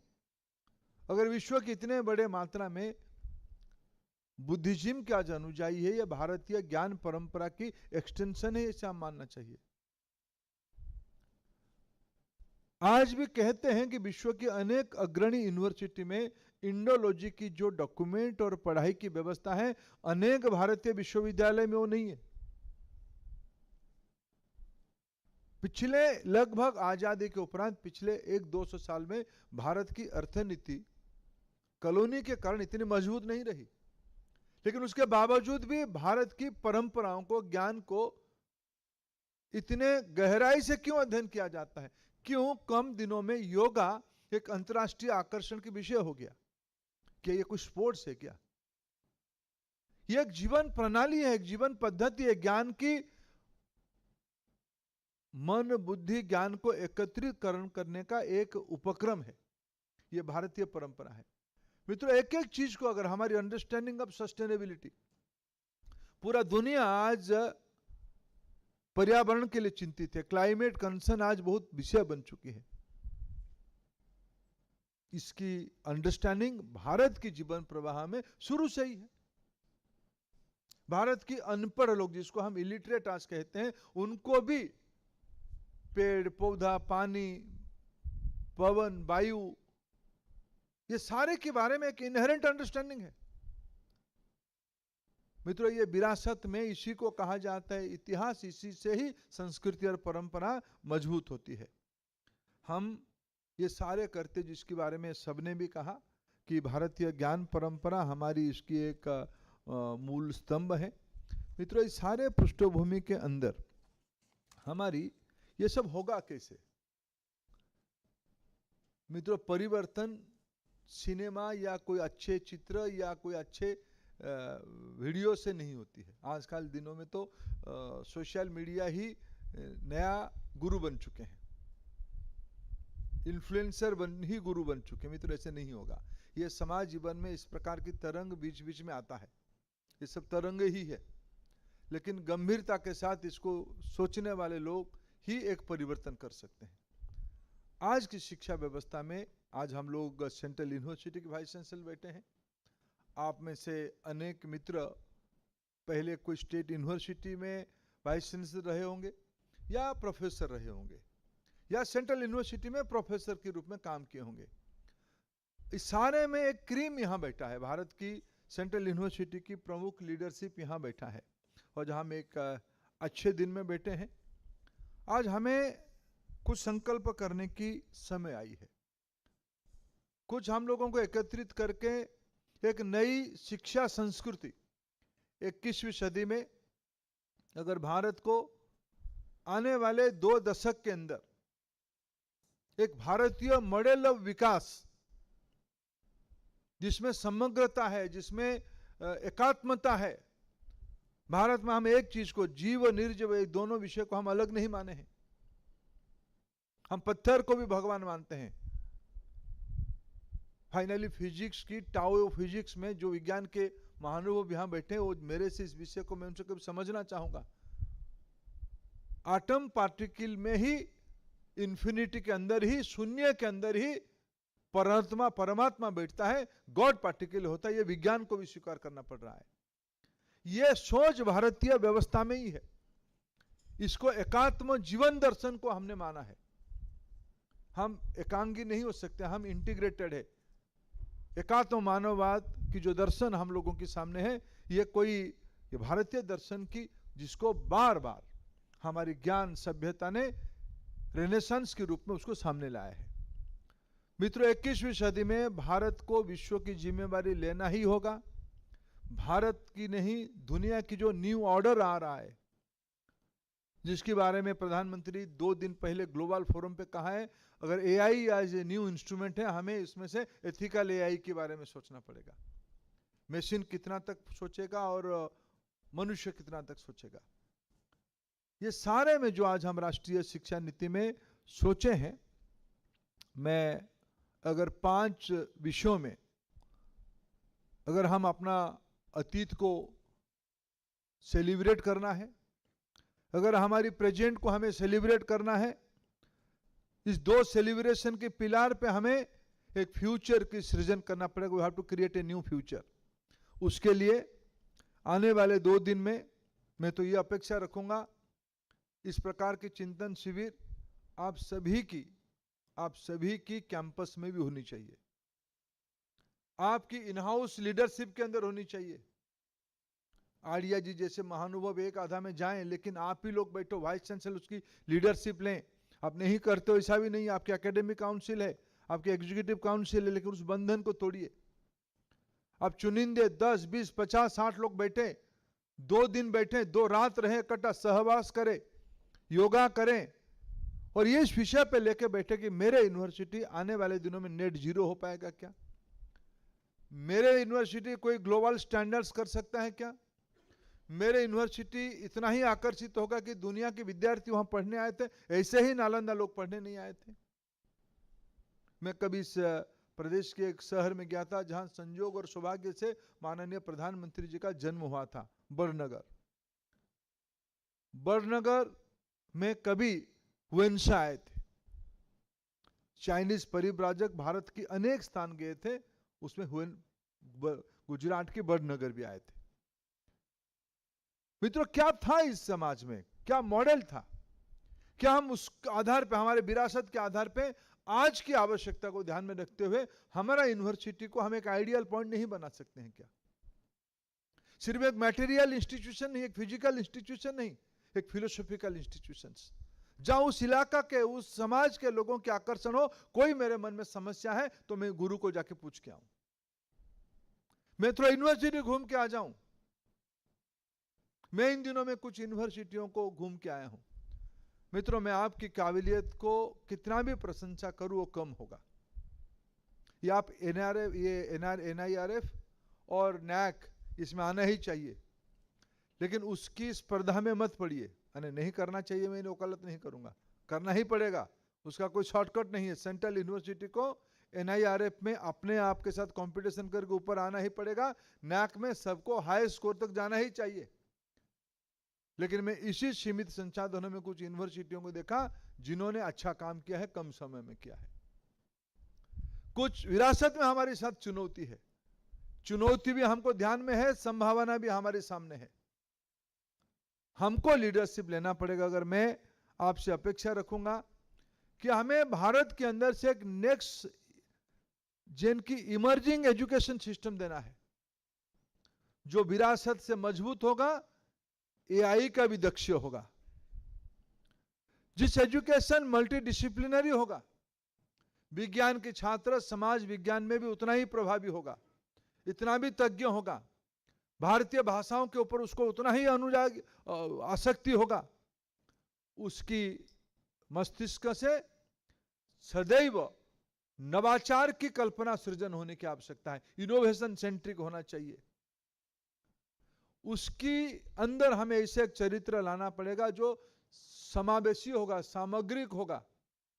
इंजीनियरिंग स्टूडेंट्स कहेगा कि भाई देश की अर्थनीति जैसे भी जाए, मेरा इंजीनियरिंग डिजाइन तो ठीक होगा, ये नहीं चलने वाला है आने वाले दिनों में। मल्टीडिसिप्लिनरी और होलिस्टिक ये दोनों परिपूरक है। मित्रों, इसकी समाधान तब जाके हो पाएगा अगर हम इसको भारतीय शिक्षा प्रणाली करके हम उसको इमर्ज कराएंगे। एक नई आधुनिक शिक्षा व्यवस्था जिसमें भारतीय भाषा, भारतीय विरासत पे विश्वास है, जो टेक्नोलॉजी को विश्वास करता होगा, जो इमर्जिंग होगा, होलिस्टिक होगा, तब जाके हम एक न्यायोचित समाज की परिकल्पना कर पाएंगे। मैं अपेक्षा रखूंगा ये 2 दिन में सारा चीज इकट्ठा हो जाएगा, ये भ्रम में मैं भी नहीं हूं। लेकिन हमें 21वीं सदी में NEP को सृजन करना, इंप्लीमेंटेशन की 5 साल के ऊपर हमें एक स्ट्रैटेजी बनानी पड़ेगी, एक टाइम फ्रेम बनानी पड़ेगी। अगर हम 2035 तक 50% GR करेंगे, जिसमें मैं और एक आड़ ऑन किया कि हमारी दायित्व बनता है आबादी की आधे लोगों की स्किल, रीस्किल, अपस्किलिंग की दायित्व लेना पड़ेगा। तब हमारी नीति क्या होगा, हमारी मूल्य क्या होगा, हमारी वैल्यूज क्या होगा, हमारी मॉडल क्या होगा। मित्रों, कोई भी समाज तब मजबूत होता है जब उसकी विद्वान उस समाज को समझते हैं, उसके लिए योजना बनाते हैं। आप भारत की सबसे सर्वोत्तम विद्वान समाज की प्रतिनिधि हो। आप भारत की सिर्फ आपकी दायित्व आपकी यूनिवर्सिटी नहीं है, आपकी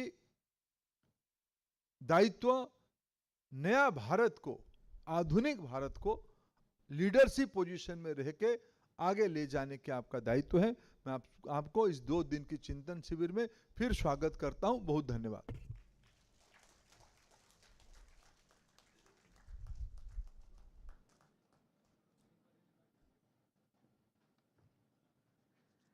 बहुत बहुत धन्यवाद माननीय शिक्षा मंत्री जी, आपके प्रेरणादायी और दूरदर्शी उद्बोधन के लिए। आपके प्रेरक शब्दों ने इस सम्मेलन की एक मजबूत नींव रखी है और राष्ट्रीय शिक्षा नीति 2020 के लक्ष्यों को आगे बढ़ाने की हमारी सामूहिक प्रतिबद्धता को मजबूत किया है। Now to offer our heartfelt gratitude for this momentous beginning, I now invite Professor Rama Shankar Dubeji, Honorable Vice-Chancellor, Central University of Gujarat, to deliver the vote of thanks.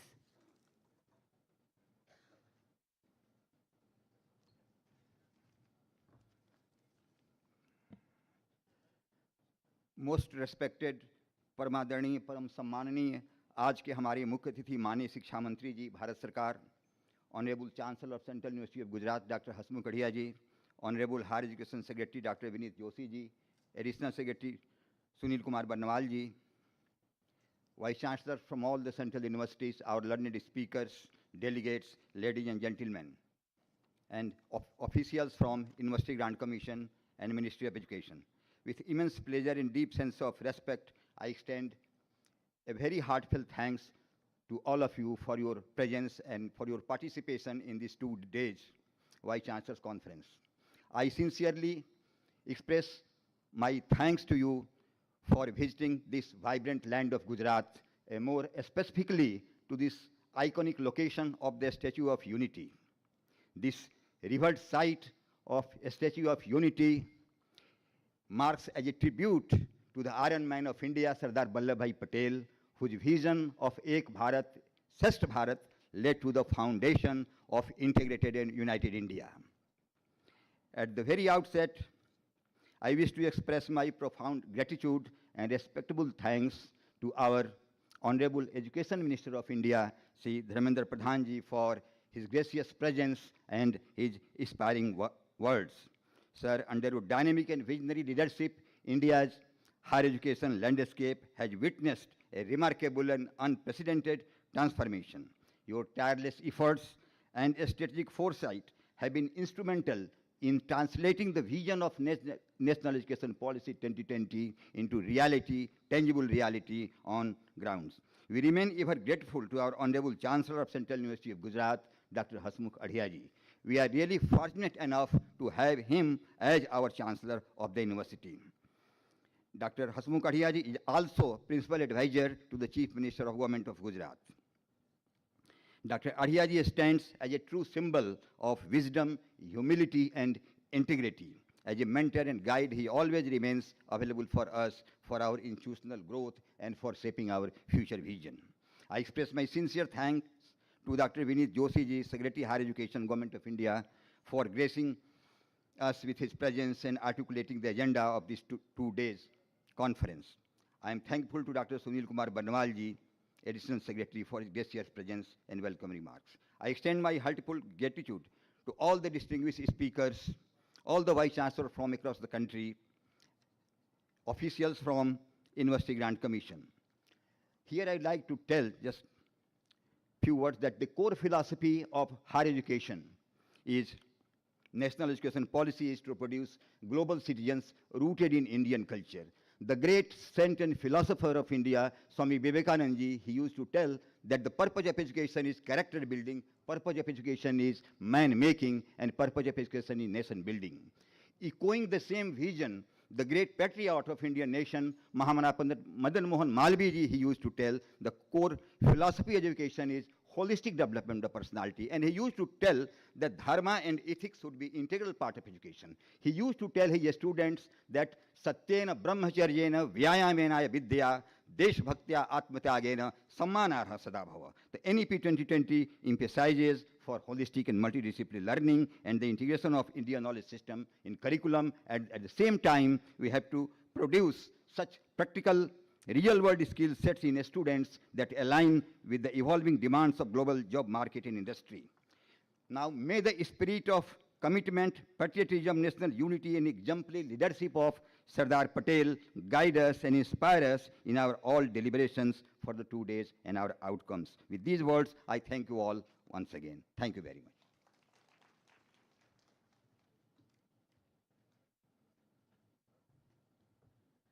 Thank you, sir. We will now take a short break of 20 minutes for photo session just outside this hall and for tea. Kindly proceed to the designated area. We will reassemble at 10 a.m. for the first thematic session. Wishing you an insightful and inspiring day ahead. Jai Hind, Jai Bharat.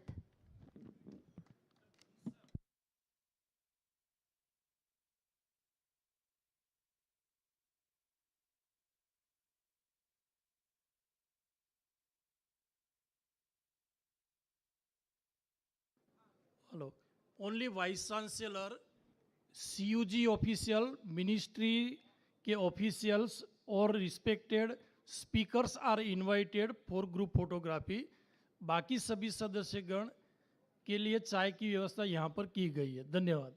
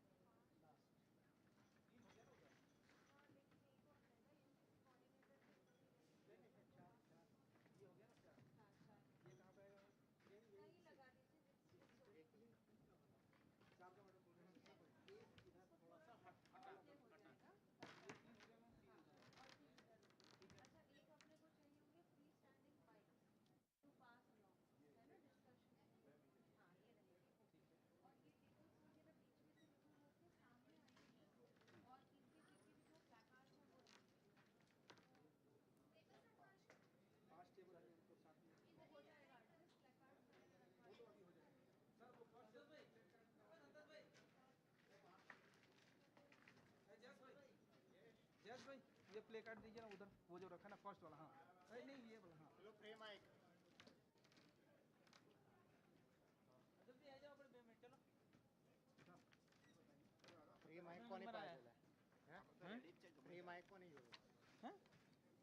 વાયરલેસમાં એ આવડે અમે શું કહું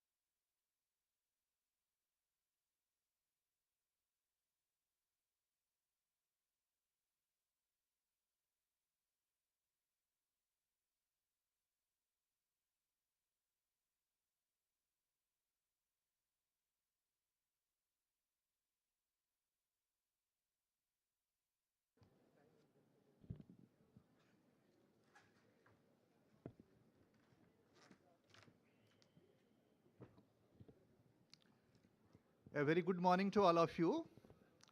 In a very short while, we are going to initiate the deliberation of the first thematic session.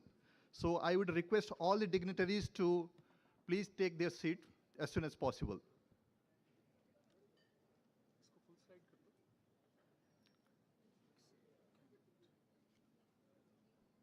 शायद ये होगा शायद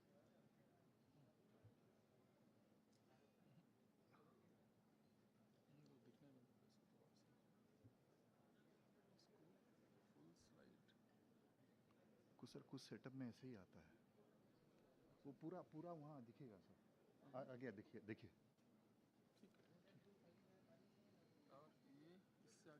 आगे होगा ये आ गया ठीक इसी को रहने देते हैं बस बस ठीक है सर ये आप जब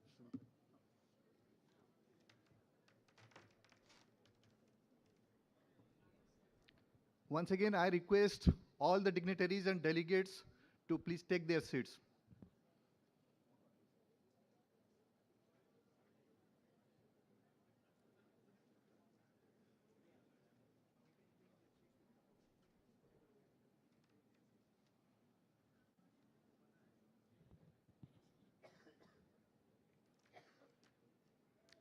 I request all the dignitaries, Vice-Chancellor, they can take their teas and snacks in their table. We are going to initiate the deliberation of the first thematic session.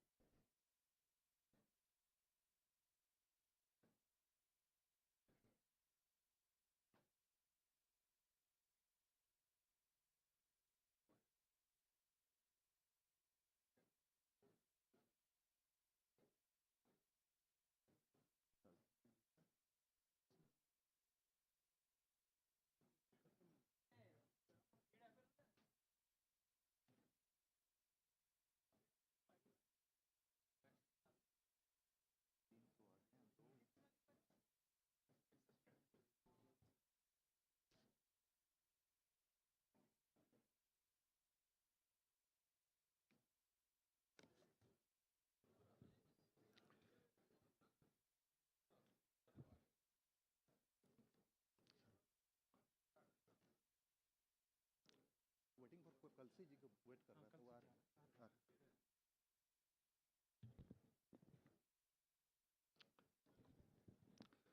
A very good morning to all of you.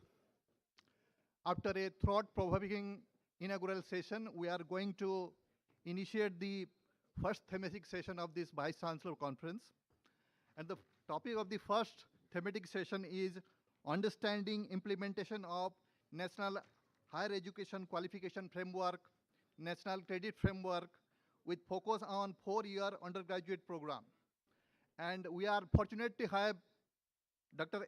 N.S. Kalsi, former chairman, NCVT, as our expert for the session. And we have 5 vice chancellors in the university group: Professor Yogesh Singh, University of Delhi; Professor Tankeshwar Kumar, Central University of Haryana; Professor Rajiv Mohan Pant, Assam University; Professor Battu Satyanarayana, Central University of Karnataka; Professor Shri Prakash Singh, Hembati Nandan, Bahuguna, Garhwal University. And we have Dr. N. Gopu Kumar from University Grant Commission to steering the deliberation of the session.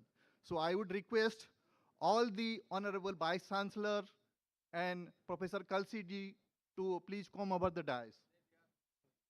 Okay. Thank you, sir. And now I'm handing over the session to Dr. N. Gopu Kumar for steering the deliberation of the first thematic session. Dr. Gopu Kumar.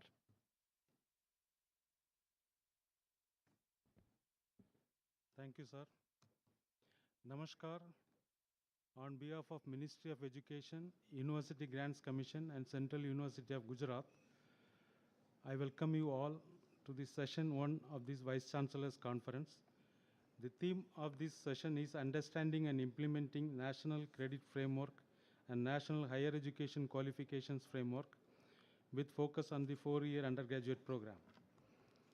The members of this group, University of Delhi, Central University of Haryana, Central University of Karnataka, Hemavati Nandan Bahuguna Gadwal University, and Assam University Guwahati, all have been working in the past several weeks for this on this theme, and Professor Yogesh Singh, the Vice Chancellor of Delhi, will be presenting the views on behalf of this group. Professor Singh, the Vice Chancellor of Delhi, is a distinguished academician and leader. Besides, he has already previously served as Vice Chancellor of some of the previous institutions in the country. It is my honor to invite Professor Singh to present the views of this group. Thanks.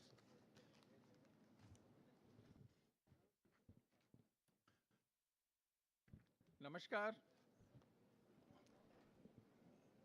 Good morning to all of you. Honorable Minister of Education, Adaraniya Dharmendra Pradhan ji, Dr. Hasmukh Adia, Chancellor, Central University of Gujarat, Dr. Vineet Joshi, Secretary, Higher Education, Shri Sunil Barnwal ji, Additional Secretary, Higher Education, respected and esteemed Vice Chancellors of different central universities, educationists, faculty members, officers of Ministry of Education, and my dear friends. Good morning again, good morning to all of you. Today the topic is Understanding and Implementation of National Credit Framework and National Higher Education Qualification Framework with focus on 4 years undergraduate program. Here the participating institutions are Central University of Haryana, Central Hemavati Nandan Bahuguna Gadwal University, Central University of Karnataka, Central University of Assam, and University of Delhi. As we all know, national education policy very quickly emphasize on flexibility to develop learners' academic paths. So our focus should be that there should be many provisions for a different learning environment, then integrating all type of learnings, seamless transitions from vocational education to higher education, school education to higher education, vocational education, so vice versa. Then mobility of students. This national education policy talks about the mobility of students from a university to other university, which should be seamless, facilities should be provided, and ease of transfer and redemption of credits. When we say a student can go from a university to other university, how the credits will be accounted for, what are the various ways and means to do it. And combining all this together, that comes under National Credit Framework. National Credit Framework, this is an inclusive umbrella single meta credit framework. Covers school education, elementary education, school education, higher education, vocational education and training. Integrating learning on all dimensions. This is what is expected. With key components, wherever and whatever learning is taking place, we should give credit to that learning. That is the fundamental concept here. So flexibility and mobility of students, establish academic equivalence, accumulation, storage, and redemption of credits, recognizing the prior learning also, level of studies are defined here. Second is the National Higher Education Qualification Framework, classifies qualifications based on set of prescribed performance criteria. One is level of studies that is defined here, level of study. In higher education, 4.5 to 8. It means when we are entering into the education system up to the PhD level. Second is the qualification relevant for each level of study. Third is detailed learning outcomes. For every level of study, they are class specified, and we have to linkage between the levels, descriptors, and PLOs, program level outcomes, and course level outcomes, which is essential here.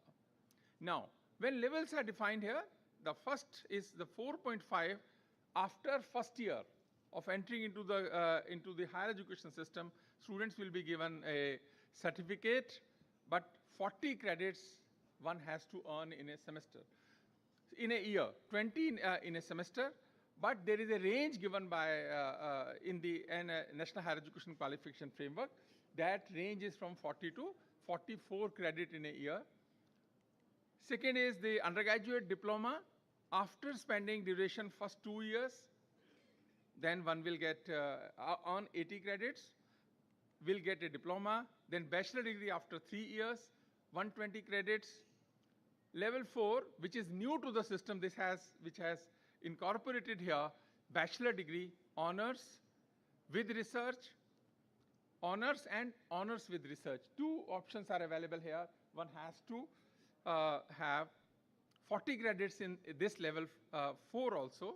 This is the 4-year undergraduate program. Then a level 6.5, master degree duration 2 years for the students who are joining master degree after level 5.5. So 6.5, or if someone is joining after attaining the level 6, it means after 4 years, they should be given, they should be a master's degree, duration 1 year, 40 credits. Level 7, master's degree duration 2 years, after 4 years of UG program. This level takes care of such courses which are already 4 years of nature. For example, engineering. In engineering, we are running 4-year program, and after that 2-year MTech program. Such courses like MTech we can give at level 7. But you know, there are some issues which my respected Vice-Chancellors, the people are discussing about the MBA program, a typical multidisciplinary program where we are admitting students from different disciplines, science, arts, commerce. Then should they run 1-year MBA program or 2-year MBA program? This is a flexible system, provides both options are with us, but now I really don't know what will happen. Some universities may offer 1-year or 2-year program. This is what a debate is going on in the management fraternity of different universities. And 8th is a PhD program. Now the new thing which has been implemented through this national education policy and through National Higher Education Qualification Framework, concept of major and minor in the university system. In the Western world, it is a very common concept, but here what we are saying, one will be admitted in a major discipline, for example, major in economics. The meaning thereby is one has to earn 50% credits from that major only. There are some confusion in some of the universities, but it is very clear that one should earn 50% credits in a major discipline. When we say that about, the perspective is it should be more than that, not less than that, but 50%. Then the minor helps to gain a broader understanding beyond the major discipline, and here the range is specified from 24 credit to 32 credit. Example, if I say I have taken admission in the economics honors major, then I can take statistics as a minor, but I am supposed to earn from the general elective vertical at least 24 credits, maximum 32. But like in University of Delhi, we are saying that we will offer a minor if someone gets 28 credit. It means 7 courses of 8 credits in a particular discipline of study. Major in economics, minor in statistics, major in electrical engineering, minor in, say, computer science. So options are available. So minimum level requirement, this is a table which is given. Major 50%, so 60 or 80 depending upon 3-year or 4-year duration. Minor 24 to 32.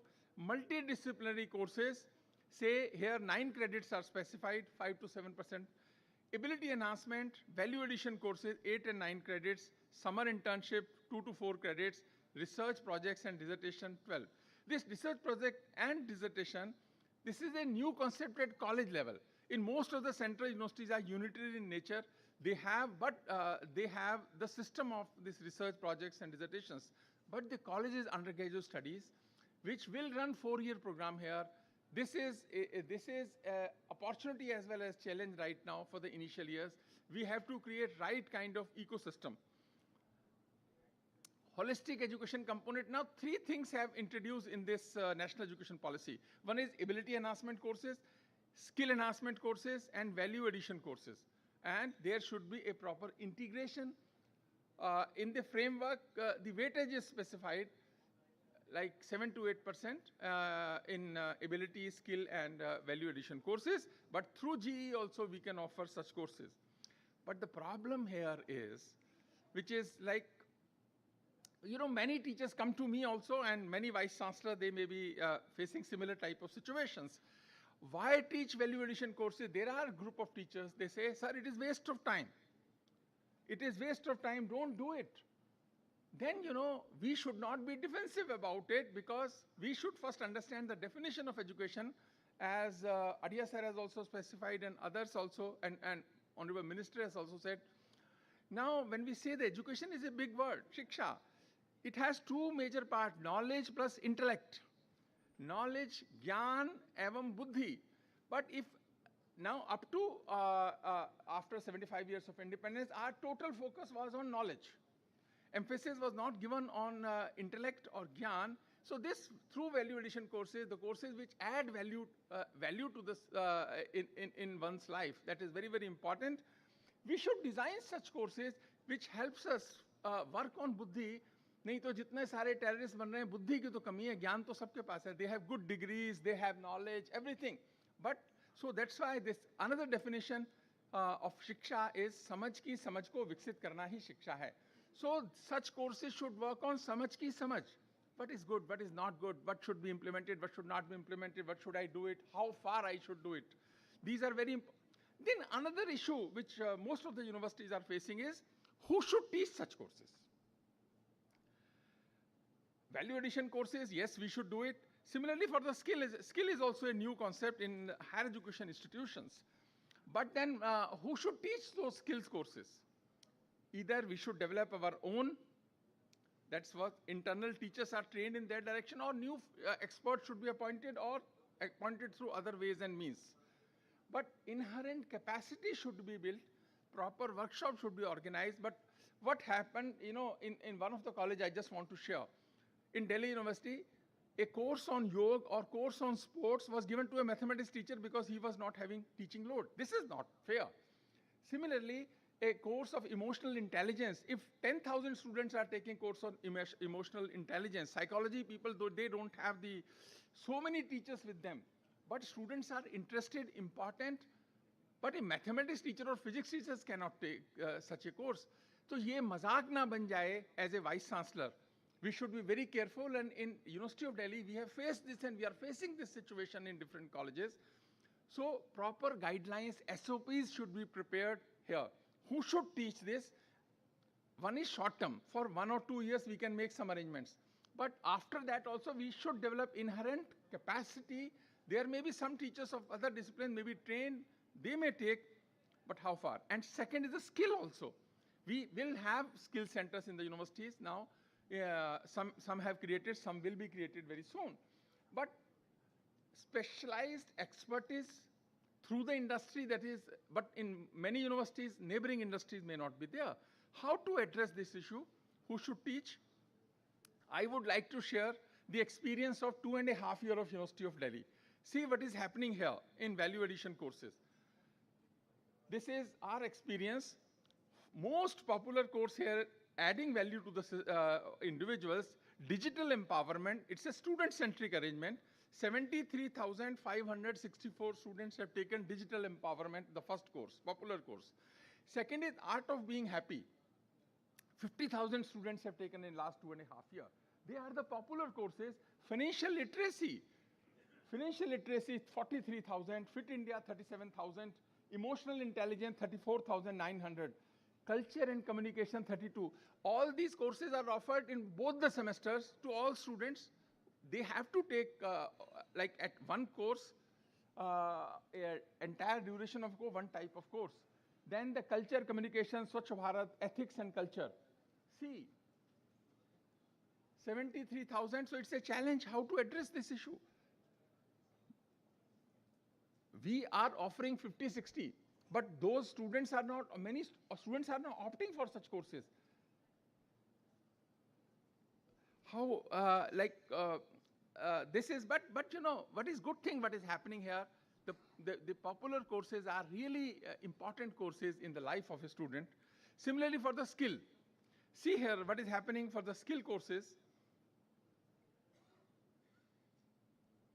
Digital marketing, the most popular course, where 44,620 students have taken this.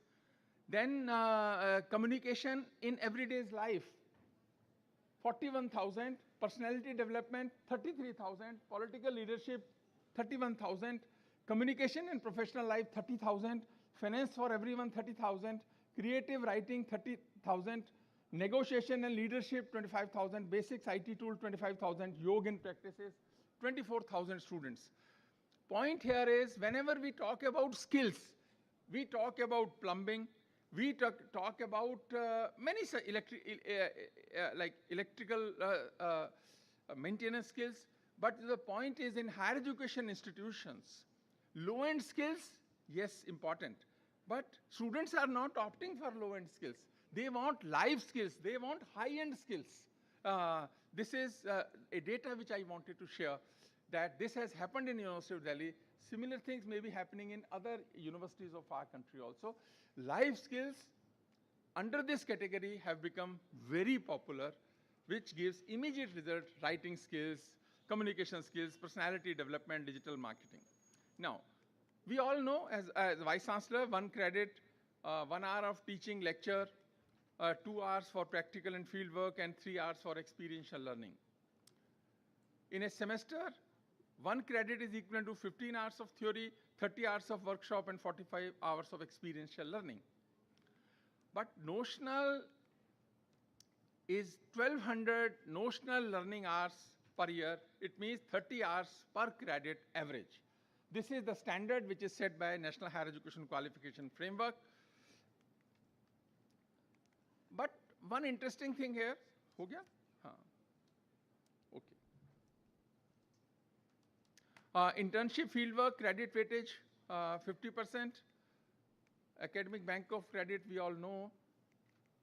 Lateral entry is also a challenge, because what mechanism we should adopt for lateral entry, we have to think about it.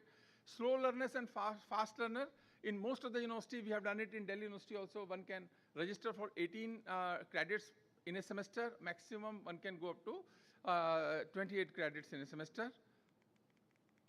Lastly, just coming to, very quickly, I will take only 5 minutes. We collected data of central universities. What is happening? Most of the central universities have implemented NEP, adopted NCRF and NHQF. Total credits 160 to 176 settled in the central universities. No issues here. Number of credit per semester.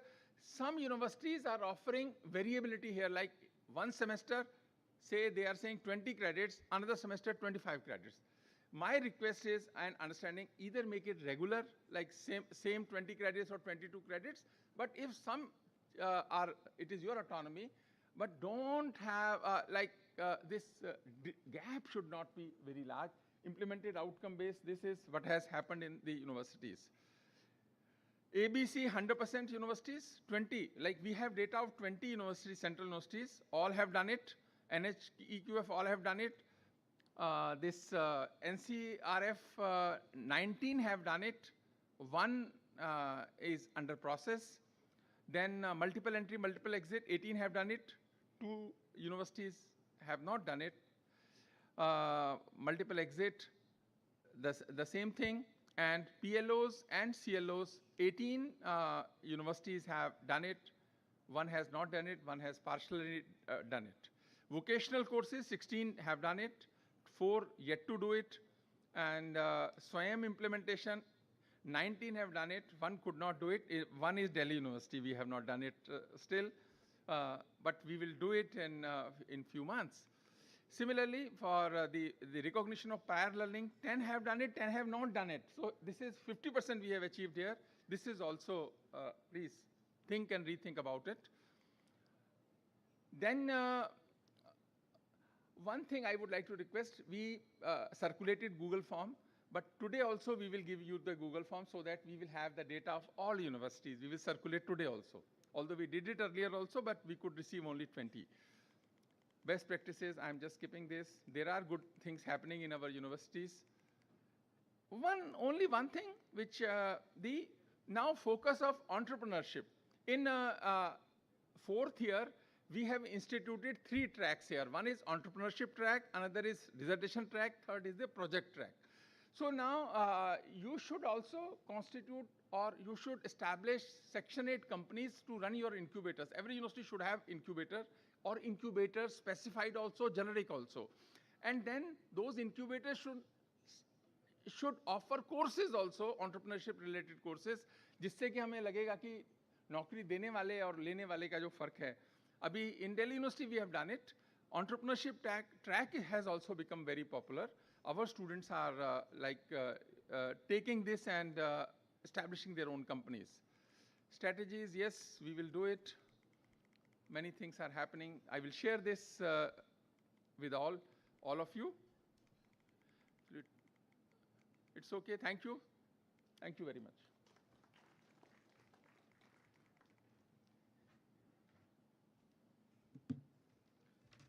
Thanks, sir, for highlighting the importance of NCRF and NHEQF in implementing several recommendations of NEP 2020. Next, we have Dr. Kalsiji, the former chairperson of NCVET, to make a presentation. Dr. Kalsiji, during his tenure as the chairman of NCVET, Government of India, constituted a high-level committee to frame the National Credit Framework. Under his chairmanship, the committee formulated the National Credit Framework. It's an honor for me to invite Dr. Kalsiji.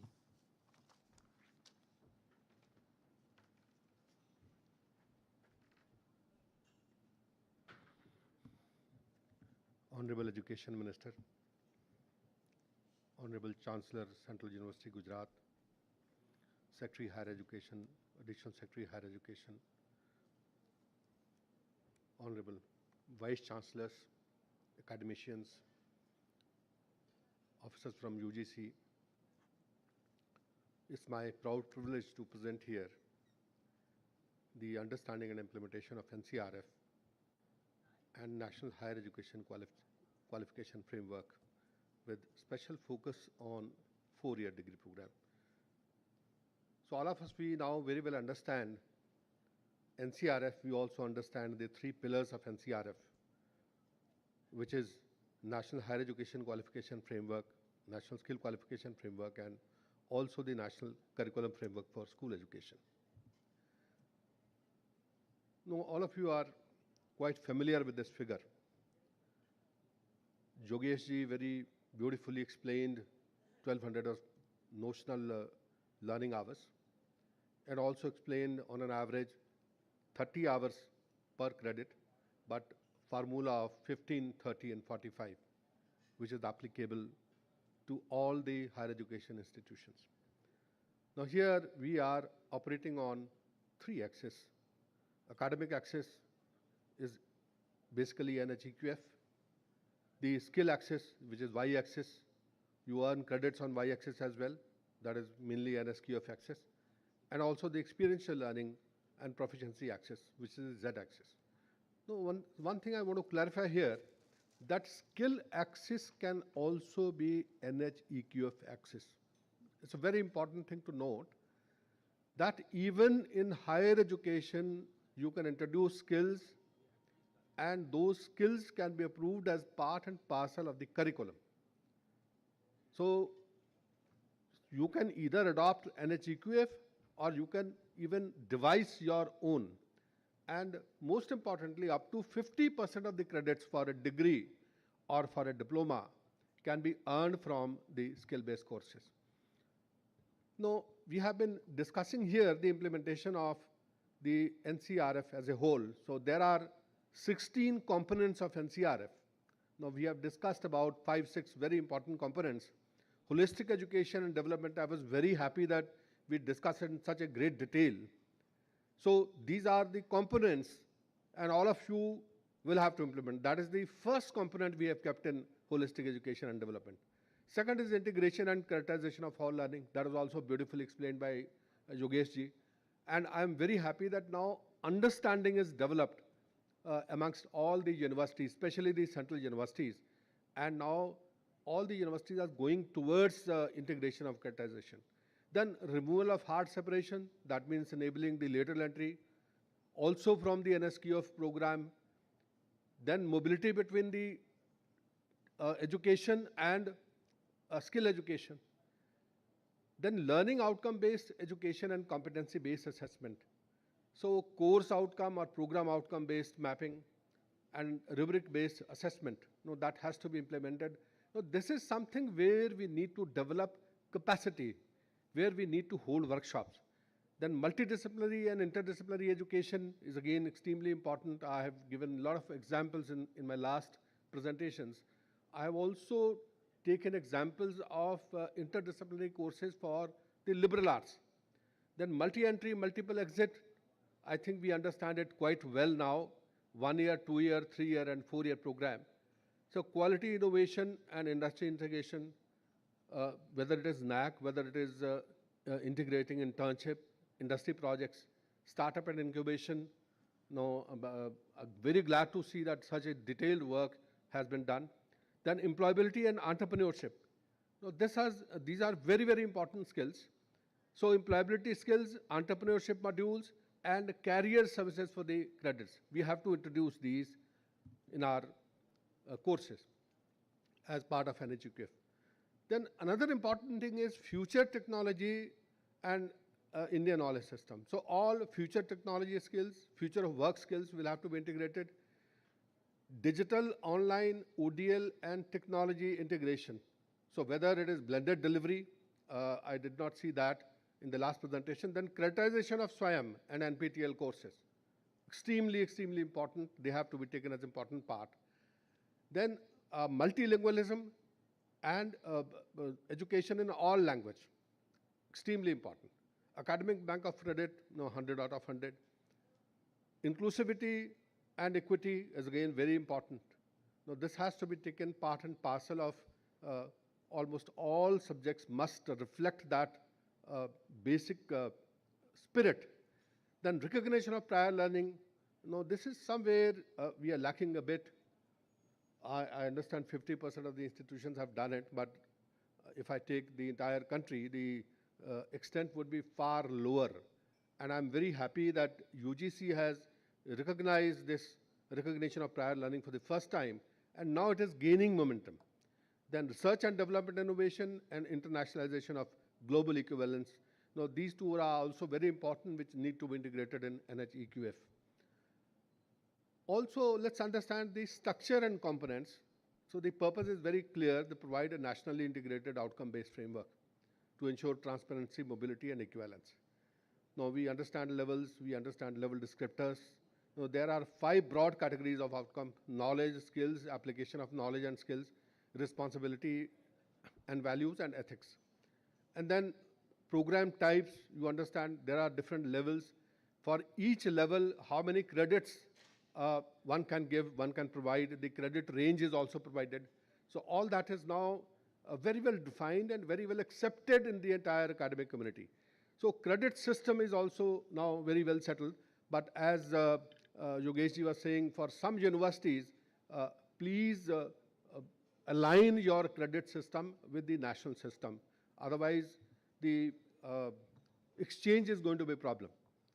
So academic bank of credit, then curriculum components. You have to have majors, minors, multidisciplinary courses, vocational and skill-based courses, micro-credentials, value-added courses, and then internship, apprenticeship, project and research projects. So these all can be part of the curriculum of any course. Then integration of skill-based courses, up to 50% courses can be added, which are skill-based courses, and at least 10 to 20% courses have to be skill-based courses.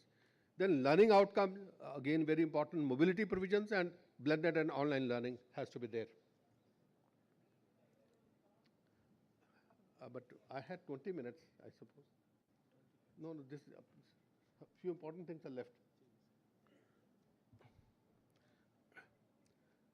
So apprenticeship embedded degree programs, And then project work and on-the-job training, recognition of prior learning, assessment methods, quality assurance, integration of ethics and Indian knowledge system, and international compatibility. These are all components of NHEQF.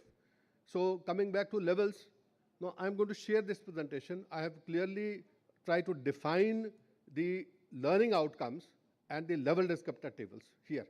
So for every level, we have defined what all you need at all 5 levels, all 5 verticals: knowledge, skills, application of knowledge, responsibility, and value and ethics. So these tables I'm not going to explain. And then assessment is a very mandatory criteria. We have to keep that assessment in mind, and assessments can be of various types. It could be time-wise, which is summative, speculative, formative, diagnostic. Similarly, non-reference, standard referenced, criteria referenced. Also, it could be external assessment, teacher assessment, peer assessment, or even self-assessment. Then there are other types of assessments: written, oral, skill demonstration, workplace, practical, portfolio, prior learning and recognition, then competency assessment, project-based assessment. So we have to find ways and SOPs for these assessments, and we have to have agreed models for these by central universities. So this table was beautifully explained. I just want to add that UGC has also allowed up to 2 minors of 12 each or 16 each. That has also been done. So that is the only thing which I wanted to add. And then you can have all kinds of possibilities while you design your curriculum: lectures, classroom, assignments, then team collaboration work, group projects, internship, apprenticeship, we have already explained. Then you can also add the micro-credentials, nano-credential, and short-term courses, even community services. For example, 10 days of community service would form 1 credit. So you can very well integrate these services, especially for the art subject, for the liberal arts subjects. And there are number of such courses which are already designed, approved under the NSQF, and you can just pick up and adopt these courses, make them a part and parcel of your curriculum. You can do that. So multidisciplinary also we have to keep in mind. Now, instead of multidisciplinary, now is the time to start with interdisciplinary courses. When we go in for joining of 2 subjects, and we take the integration of knowledge, methods, tools, and techniques from different disciplines. Now, this is extremely important in today's world. And as I said, up to 50% of the credits we can earn from the skill-based courses, and the remaining can come from the other courses. And finally, the soft skills are very, very important. So there are 8 skills which I would say are technical skills, and then 9 soft skills. So AI, data science, cybersecurity, 3D printing, robotics, IoT, green energy, and digital finance. Now, these can be added in through different micro-credentials and nano-credentials into different parts, different curriculum, including some of the curriculum from the liberal arts. And there are a number of courses which are already available. These can be picked up and integrated into your curriculum. These are available on the National Qualification Register and freely available, so you can pick them up and make them part of your entire curriculum. Similarly, there are 9 modules: communication skills, foundation literacy, workplace and job-related skills, interpersonal social skills, cognitive and metacognitive skills, language and literacy, self-employment, entrepreneurship, digital fluency, citizenship and constitutional values. And under these, there are 50 modules, and material on these 50 modules is now ready. It is available. So you can just pick up this material and make it part of your curriculum. These are available free of cost. NCVT is developing it, so they are almost ready now.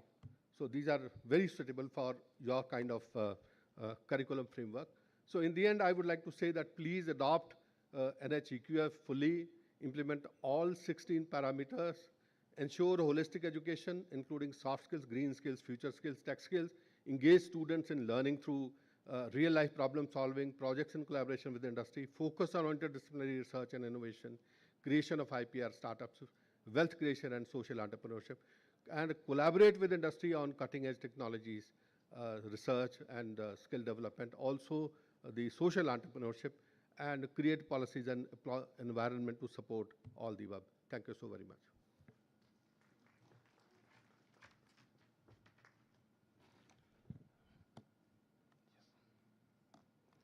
thank Professor Yogesh Singh ji and Dr. Kalsi ji for a detailed and informative presentation on NCRF and NHEQF.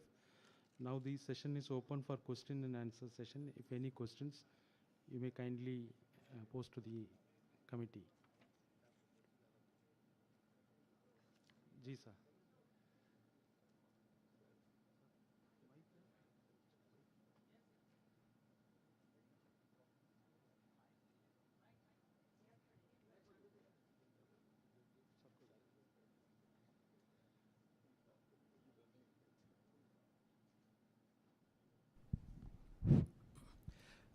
Thanks for having a wonderful session. My little observations in the form of challenge. First is that for ensuring quality, the frameworks for accreditation, particularly NAC, NBA, and NIRF, will need to be reoriented to match the NHEQF parameters. This is the first challenge which we are facing and need to be addressed. And the second one is the integration of schools, vocational, and higher education credits under unified framework is technically and administratively challenging task and need to be addressed in future. And the third and last one is the mapping of credits under joint, dual, and twin degree programs, particularly with the foreign universities. For example, in my university, we have recently having a collaboration for joint degree program with Indiana University of Pennsylvania. Ours is a 40 credit and they have. Now converting them, 1 credit of them is equivalent to 2.75 credit of our university, and we are really facing a problem and need a flexible approach. Thank you very much.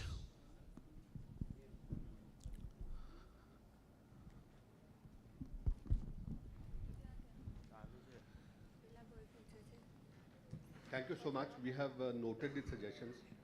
Now, whatever you have said is already making now part of the NAC framework. So NHEQF, whatever 16 components you have seen, you will actually see it happening in the evaluation of NAC. So we have included all these parameters as part of the curriculum development or teaching learning, or there are 10 attributes basically, and we have put in all these into those 10 attributes. And we'll keep your suggestions in mind. Thank you so much. Sir, here in holistic education, we have AECs, SECs, and WACs. The problem is everywhere we have defined the assessment methodology same. The students are really not participating in these courses because assessment methods we need to develop. For WAC, एक गुणवर्धक है और दूसरा कौशल वर्धक है.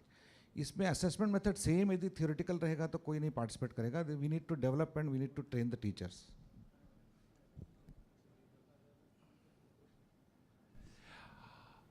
Universities are autonomous. You can decide your own methods of evaluation, but in University of Delhi we are doing based on project, then continuous assessment by the teacher, but there is no theoretical examination after the completion of the course. It's a continuous evaluation through practicals, through projects, experiential learning, assignments. Otherwise, theoretical is not required here. In most of the courses, if it is required, then you should go. So develop your own methods. Sir, I am from Arunachal Pradesh, RG University, Arunachal Pradesh. I have some few days before, some students from the college, they came to me and they asked me, sir, in our college, we don't have any liberty to choose a particular subject as minor or multidisciplinary courses. Whatever the principal says, yes, we are offering this, means we are bound to take. So I could not answer them at that point of time. I felt sorry for them. The reason then I started inquiring from the college, what is happening in your college? Then he said, sir, what can we do?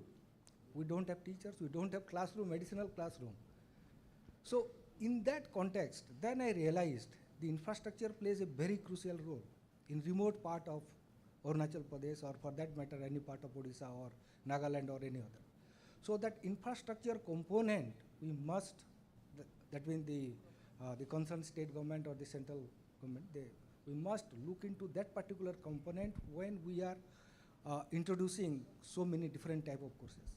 So this is a very practical problem I came across, and we are trying to solve it, but we are not able to solve it 100% because of the infrastructure constraint. Thank you, sir.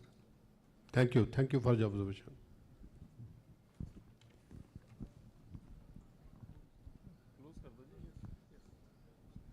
One more question we'll take.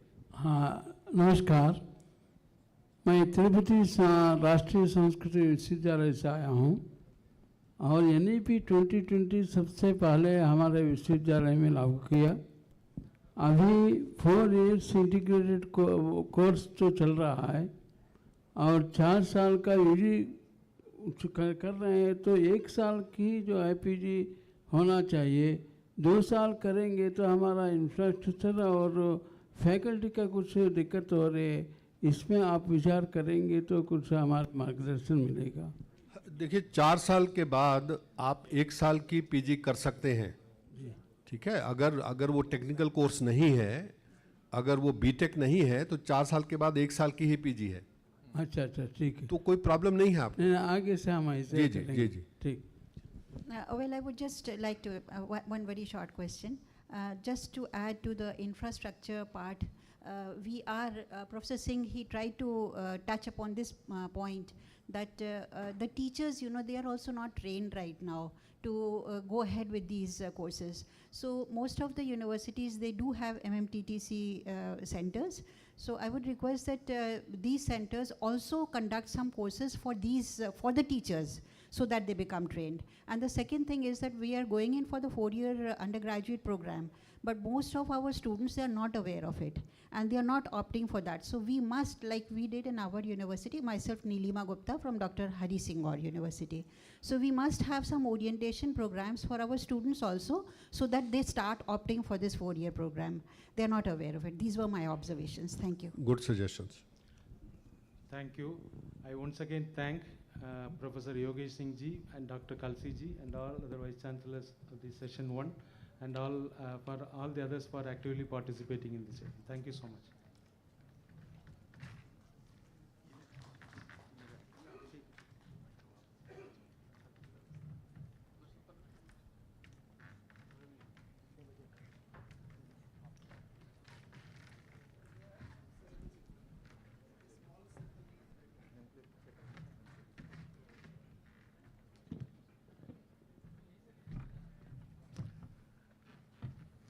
Thank you very much, Dr.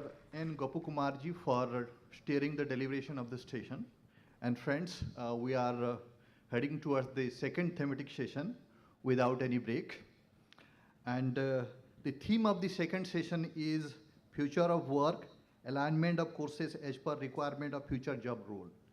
And in this session, we are fortunate that Professor Manoj Kumar Tiwari, Director, Indian Institute of Management, Mumbai, is among us as the expert. And we have 5 universities who have contributed to this university group of the theme on future of work.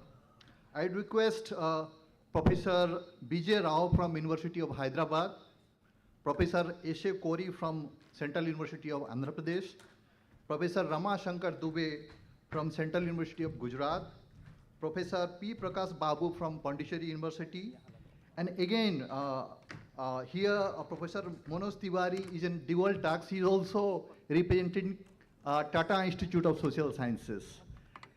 And for steering the deliberation of this session, I would request Shri Deepak Bhatt, Joint Secretary, University Grant Commission, to please grace their chairs in the dais. I welcome all the dignitaries and Vice Chancellor for the second thematic session. Now I am handing over the session to Shri Deepak Bhatt.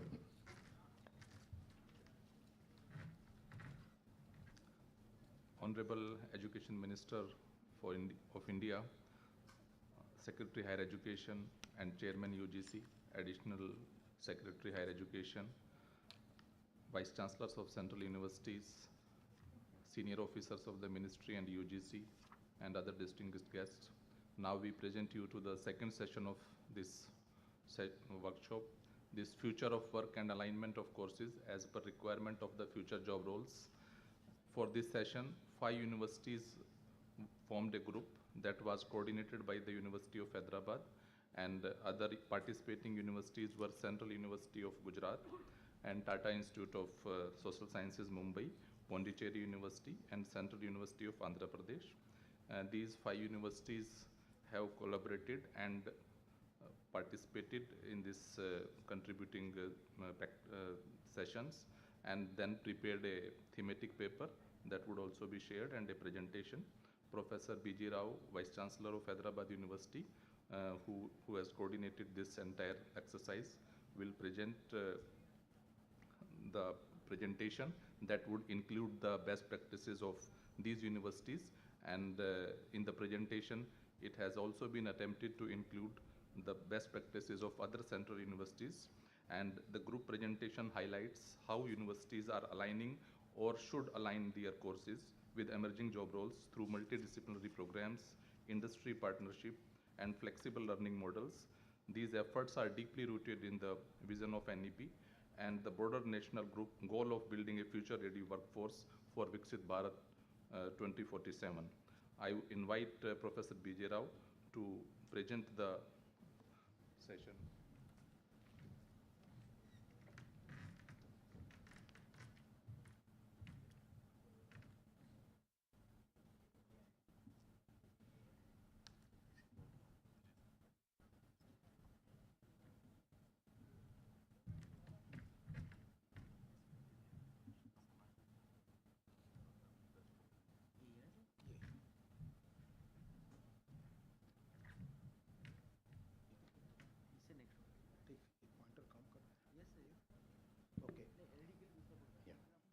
सबको नमस्कार.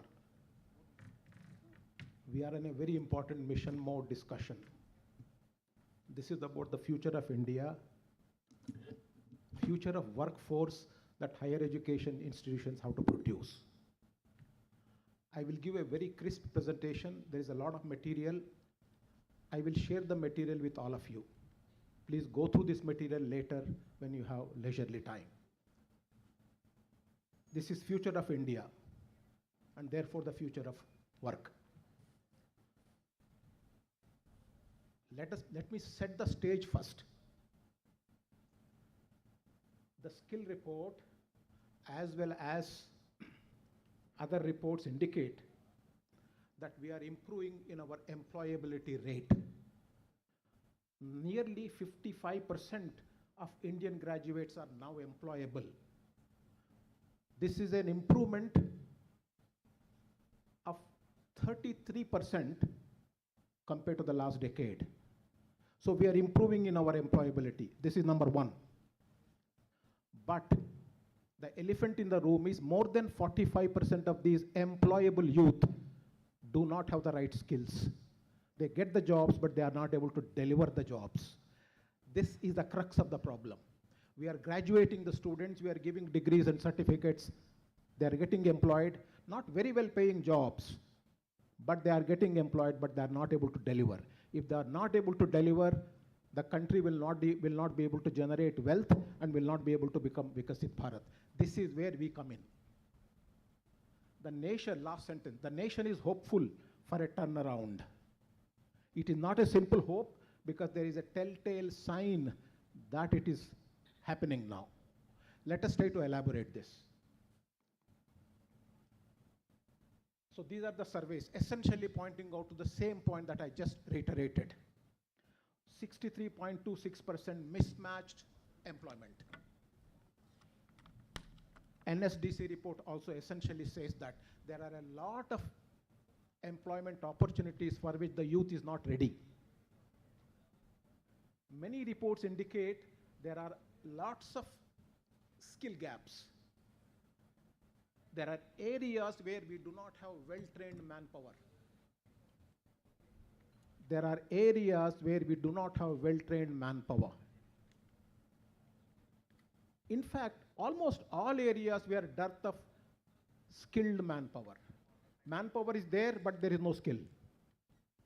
all this list is rather extensive.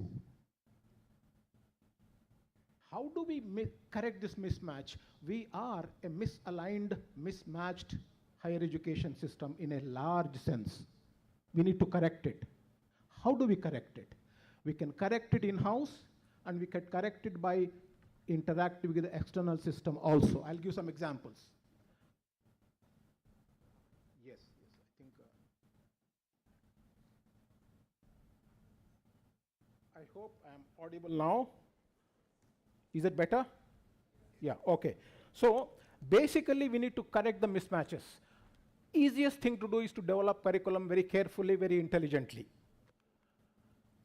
Do alignment horizontally as well as vertically. You can read about it and think about it. Introduce societally relevant and industry relevant contextual courses. We hardly have these courses in our current curriculum. Align courses in inter and multidisciplinary flavors so that there is a holistic learning in the student. Introduce analytical tools so that students develop ab initio thinking to solve problems on the site itself, both in hard STEM areas as well as in social sciences and humanities. Social sciences and humanities have to become a lot more analytical in their training and thinking. External alignment is crucial for us. We have been largely living within our four walls, thinking about ourselves, our curriculum, our delivery. Time to get out of our four walls and interact with the real world in Bharat. Who are these real people? These are industry people, these are entrepreneurs, and these are people who actually look at societal problems. So we need to adopt technology. Technology should be there at every level so that our teachers get technology non-averse. Our students become technology loving. Last statement is very important. Train the teachers into hands-on mentors to help the slow learners in the system. Our higher education system has large number of slow learners, which we have not realized well. And slow learners require fair amount of hand-holding by experienced mentors, not necessarily just the teachers. Micro pathways are very, very important. Some of these micro pathways were discussed in Yogesh Singh's presentation also. Documenting and evidencing mismatches and addressing them very well. Bridging theory with practice. There is a lot of theory in our classroom teaching. There is very little practice of it. This has to be bridged by developing contextual courses. It is very, very important to send our students onto the ground level so that they go through internships, apprenticeship, etc., so that they actually can smell the ground and learn there and deliver there.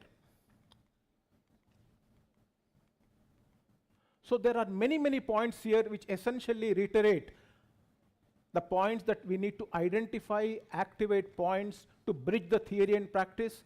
We need to use MMTTC to its fullest extent. We have nearly not begun using MMTTC in a real way. We need to bring thought leaders, industry experts, entrepreneurials into MMTTC to handhold the teachers first. And these teachers will become master trainers, and they go and handhold the students in the educational system. This chain of propagation of skills has not begun. This we need to do it. Create a lot more collaborative skills by interacting with NSDC and cater to special needs of the studies in teaching learning processes. We need to develop a lot of resource material that we have not done so well in multiple Indian languages. Encourage teachers to identify and offer micro courses which fill up the gaps. Realign internal structures, both academic and administrative. Each academic unit must provide evidence of active collaboration with industry. We have been talking a lot, but we need to be doing a lot more on that. Each academic unit must provide evidence of skill-based courses and their outcomes. Ultimately, we need to create an ecosystem where the stakeholders become risk non-averse and technology savvy at every level. So these are some more points. Swayam, MOOC are extremely useful toolkits that we need to use it very, very effectively. And promote consortia of like-minded universities in creating skill courses.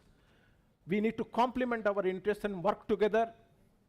Support universities to collaborate with skill councils and set up skilling centers in every university. And every university need not have very similar skilling courses. They may be contextual, locally relevant, etc., etc. So we need to do these things very intelligently with our limited resources. Incentivize universities that provide evidence of addressing skill gaps. This has to be done. Now, how is the future? Let's say 2030. The future is not so bleak. So many things, exciting things are happening. AI and big data will become much bigger. Network, cybersecurity will really look at us very closely. Technological literacy is absolute requirement. Creative thinking has always been there, but it is much more required now in the future. Resilience and flexibility of agility, curiosity and lifelong learning. This has to be the mantra for all of us. Leadership and social influence, talent management, analytical thinking, environmental stewardship, all these things form very important part of our learning ecosystem, both for vice-chancellors, teachers, mentors, and students. How to stay ahead of the curve? We need to be able to predict the future. This is the only way. Predict future industry trends, predict high demand skills, gain certifications and experience ahead of the requirement, build a strong professional network, do not work in silos, stay updated with industry changes, and future-proof careers. So we should be able to look through the window and see how the future is going to unfold. And these are our required skills: active learning all the time, self-management, problem-solving, analysis, and critical thinking. All these are very, very familiar terms for most of us, but we need to bring it to the ground level and translate them into products and processes and students. Now, AI has become a very important future power for the humanity. In some sense, AI will dictate the human history in the years to come. So therefore, we must fully harness the power of AI, bringing in Bharatiya ethical system into it. AI otherwise is a ethics agnostic toolkit. We need to remodel it. So we have, I think AI does lots of useful things. It customizes requirement as per the student needs, and it facilitates person-specific instructions, and it very, very elaborately makes research work very, very efficient. It can predict, it can track student performance, it can provide self-learning material to the student in the student adaptive sense, and various learning pathways it can create for the students. Slow learners can very hugely get benefited by AI toolkits if they properly use it. So key trends shaping the future of work. Technological disruption is here for us to see. Green and sustainable transition is happening now. Hybrid skills is very high demand. We have demographic dividend as of now, perhaps for about maybe 2 more decades. And outcome-based education is the need of the hour. So challenges in higher education system are very, very important to realize. I will just give 4 important challenges. One is infrastructure. We were discussing about infrastructure. Infrastructure will always remain our limitation in Bharat. In spite of infrastructure limitation, we should stay ahead. And now the infrastructure is significantly improving, but it will never be complete. Funding constraints will always be there, improving, but always there will be constraints. We have to perform in spite of funding constraints. We have done much better when we had deprived ecosystem. We are much better now. So therefore, there is no reason why we could not be doing much better. We will always have requirements, but keep the requirements aside and let's move on. Qualified manpower is the real talk of the town. We don't have enough, we need to generate this at every level. Yeah. Regulations and compliance are improving. HECI is coming along, and you will see that there will be a lot of harmonization in regulatory compliances. I have best practices in my slides, but I will not have time to go through all of them. I will very quickly run through. NEP 2020 is really a harmonizer for all our requirements. Very quickly saying, it's holistic. It will emphasize on all kinds of streams in multidisciplinarity. For the first time, we are realizing the importance of multilingual education in the country, focus on vocational education, teacher training, professional development, better accessibility to quality education, leveraging technology, strategic assessment and evaluation system. We need to improve our evaluation system. This discussion was happening, and all of us in our university system must design our own intelligent and effective evaluation system, skill development, etc., etc. So NEP 2020 is the real fulcrum for our change, and we must use it very, very effectively. Now, are we really getting there? The answer is yes, and there are some very real examples from our stakeholders. My partner universities have provided their best practices, and it is extremely encouraging that these best practices actually are happening on the ground, and they will bloom much further. So University of Hyderabad has very important contribution. We are technologically a fairly advanced university. We are now ANRF pair project winner. We are hand-holding about 250 scientists, professors in our ANRF project.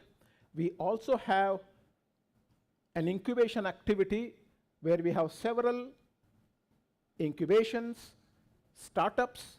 Many of them have gone on to become independent companies. We have several large number of skill-oriented programs. All of them are extremely relevant. Tata Institute of Social Sciences, Mumbai, has done some pioneering work through skill education program. I will just summarize that in this. They have a component called skill aptitude system where the student can be mapped in terms of skill aptitude, and from there, using the supply side and demand side, you can fill up the gaps by designing required level of courses and training the teachers. And they have a very efficient skill education program, and they have wonderful examples of how this has helped the students get employment almost to near saturation. Central University of Gujarat is doing extremely well. They have strategic technologies, sustainable developmental goal-related skill courses.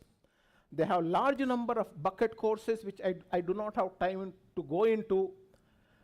Central University of Andhra Pradesh is doing very well, BSc in retail management in information technology, and BSc in computer science and artificial intelligence, MSc in economics and data analytics, MSc geography, geoinformatics, MSc space science technology. These are all real skill-related courses. And Central University of Andhra Pradesh has identified several courses in its bucket list, and they have aligned the courses with future jobs. I will share these details with you. Pondicherry University is doing extremely well. They have very real industry-oriented courses, internships, as well as managerial skills, sustainable energy practices such as renewable energy, community engagement using community radios for alerts and weather and teaching programs, etc. They have also what is called Madanjit School of Green Energy Technologies, where they offer BSc honors in sustainability and climate change, etc. There are many, many examples. We don't have time into. I'll go to the last. This is the last slide. There are 5 vital realizations. I will actually read out. Educating the youth is a nation-building process achieved by producing highly skilled, current as well as future-ready workforce. This has to be done. This is achieved by dynamically revising teaching learning course contents and pedagogies in line with societal and industry needs. This should be done. Real-time and active monitoring of 1 and 2 steps above to ensure full mapping of the students into well-paying job ecosystem in the near future, well before demographic dividend starts receding. We don't have infinitely long time, we have only 2 more decades. 2 more decades is not too short a time, we can do it. By aligning the curricula with industry needs and trends, promoting interdisciplinary education and enhancing employability through practical exposure, HEIs can contribute meaningfully to India's developmental agenda, that is Viksat Bharat. The classroom teacher of yesteryear has to now become a passionate mentor, constantly reinventing himself and herself and hand-holding the learners, especially the slow learners. Thank you very much.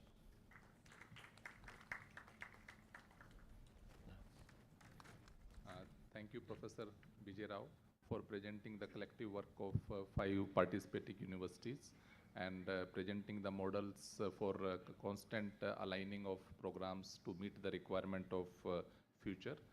Now I would invite Professor Manoj Tiwari, who is attending this session in dual capacity. He is Vice-Chancellor of TIS, which is a participating university, and he is Director IIM Mumbai also. And he is participating as an expert member of this session also. So I would request him to give his presentation.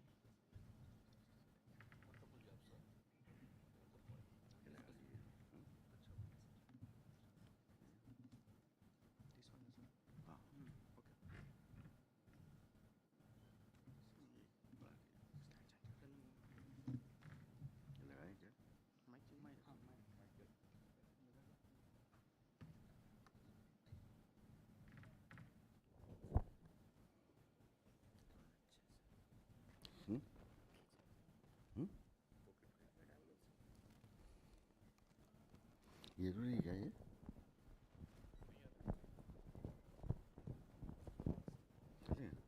ठीक है चलो ठीक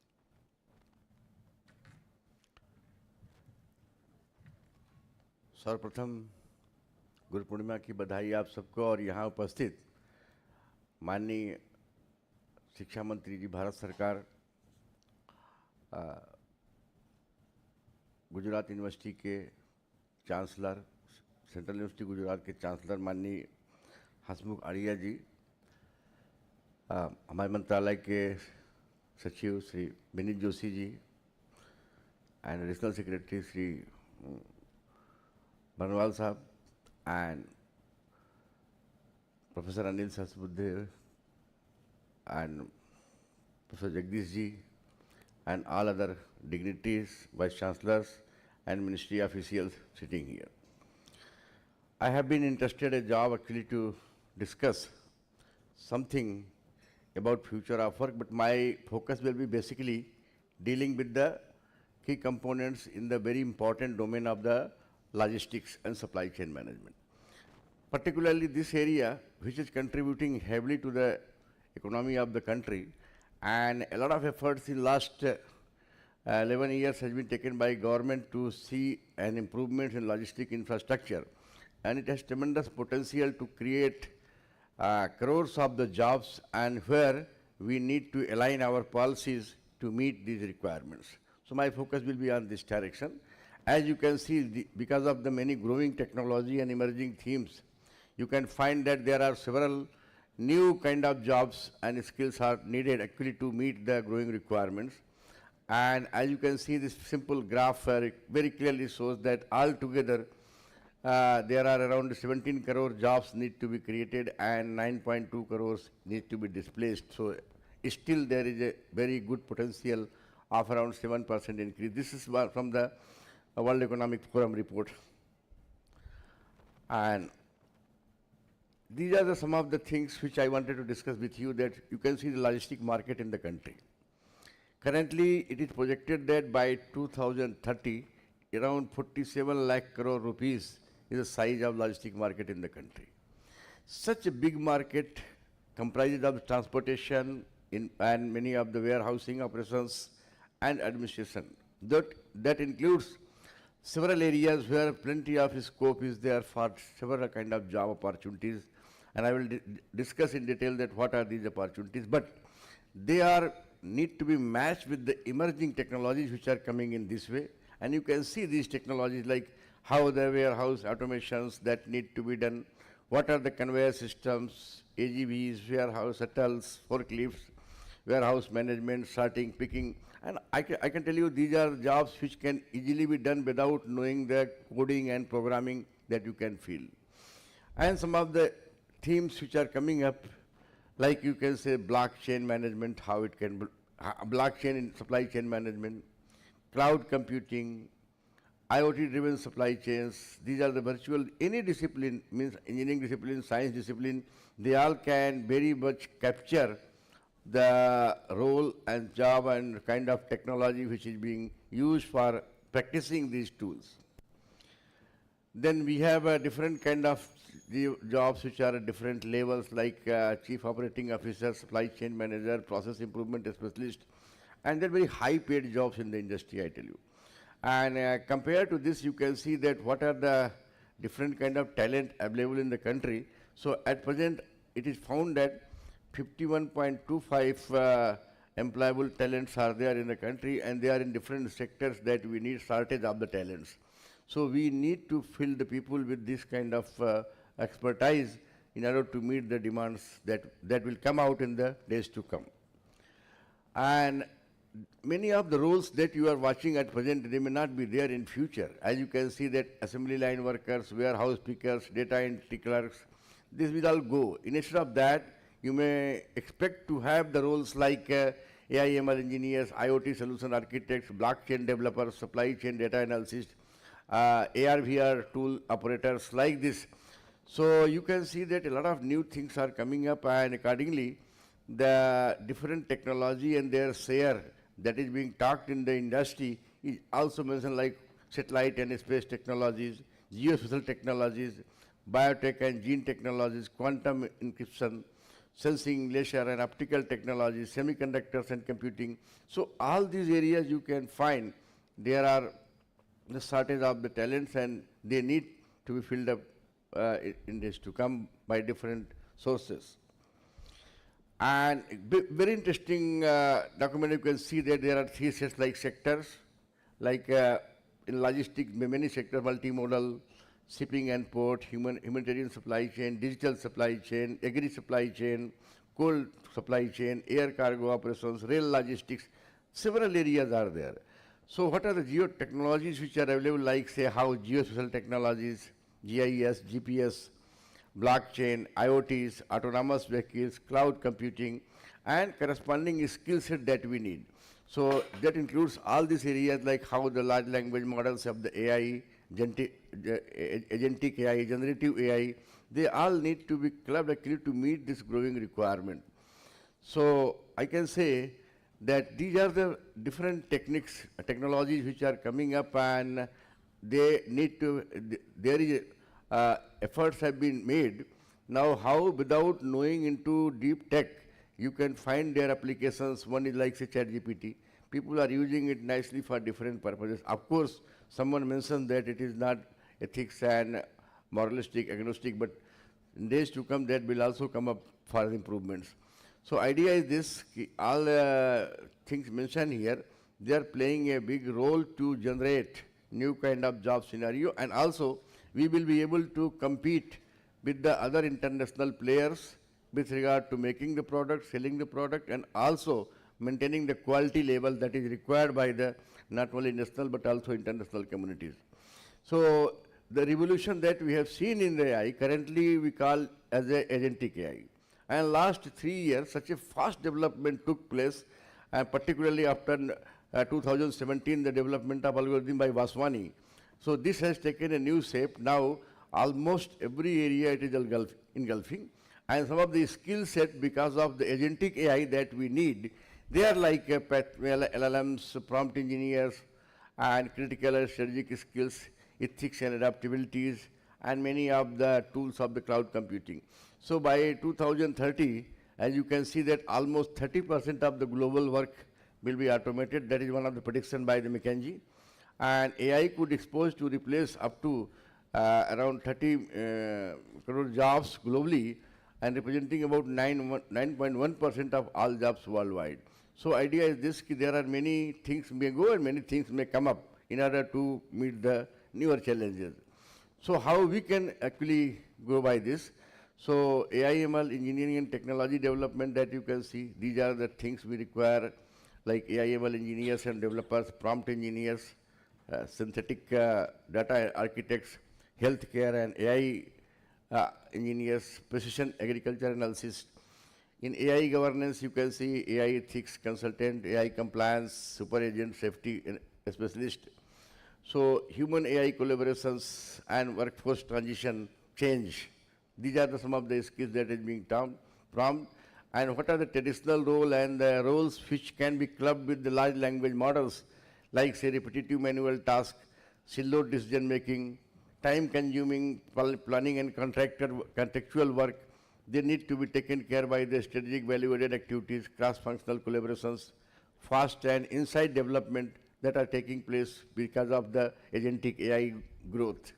So as you can see that Microsoft has built up their own particular advanced AI tools and adopting AI systems, particularly the autonomous workflow, where we can easily see the different kind of bank operations. And Netflix, a lot of engines are there for different kind of suggestions which are coming up. So many of the operations in the finance, marketing, and everywhere, you can find applications of these tech that we have very clearly mentioned. And some of the information and analytics like business intelligence, IT, project management, and data science, cyber security, and talent acquisition, compensation and benefits, they are also being now talked about how they can find new applications actually. And another area which is very much talked about all this care economy, that also needs service and they have plenty of potential for the new job. So I can say that basically going by the transformation of the workforce and digital innovations, we can see that these are the digital skills, diverse and inclusive initiatives, and industry academia collaborations leading to the newer kind of jobs which may fill the vital sector of both manufacturing and logistics actually.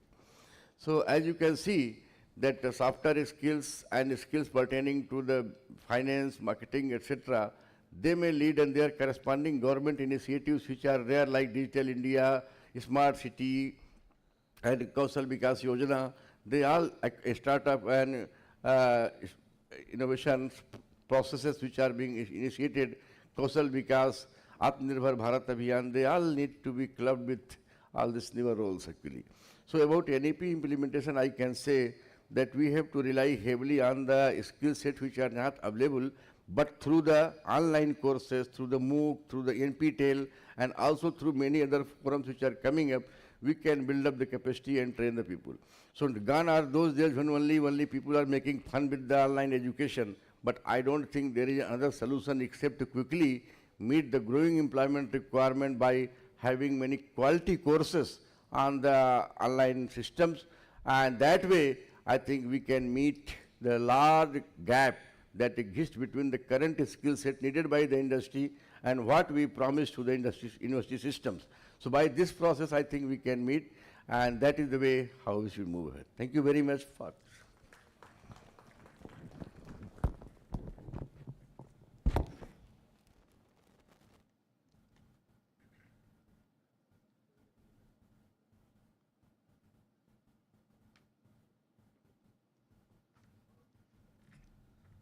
Thank you, Professor Tiwari, for providing very thoughtful insight into the future jobs and how we can align our courses, pathways that we can adapt to align our courses on continuous basis. Now we can take some questions from the audience.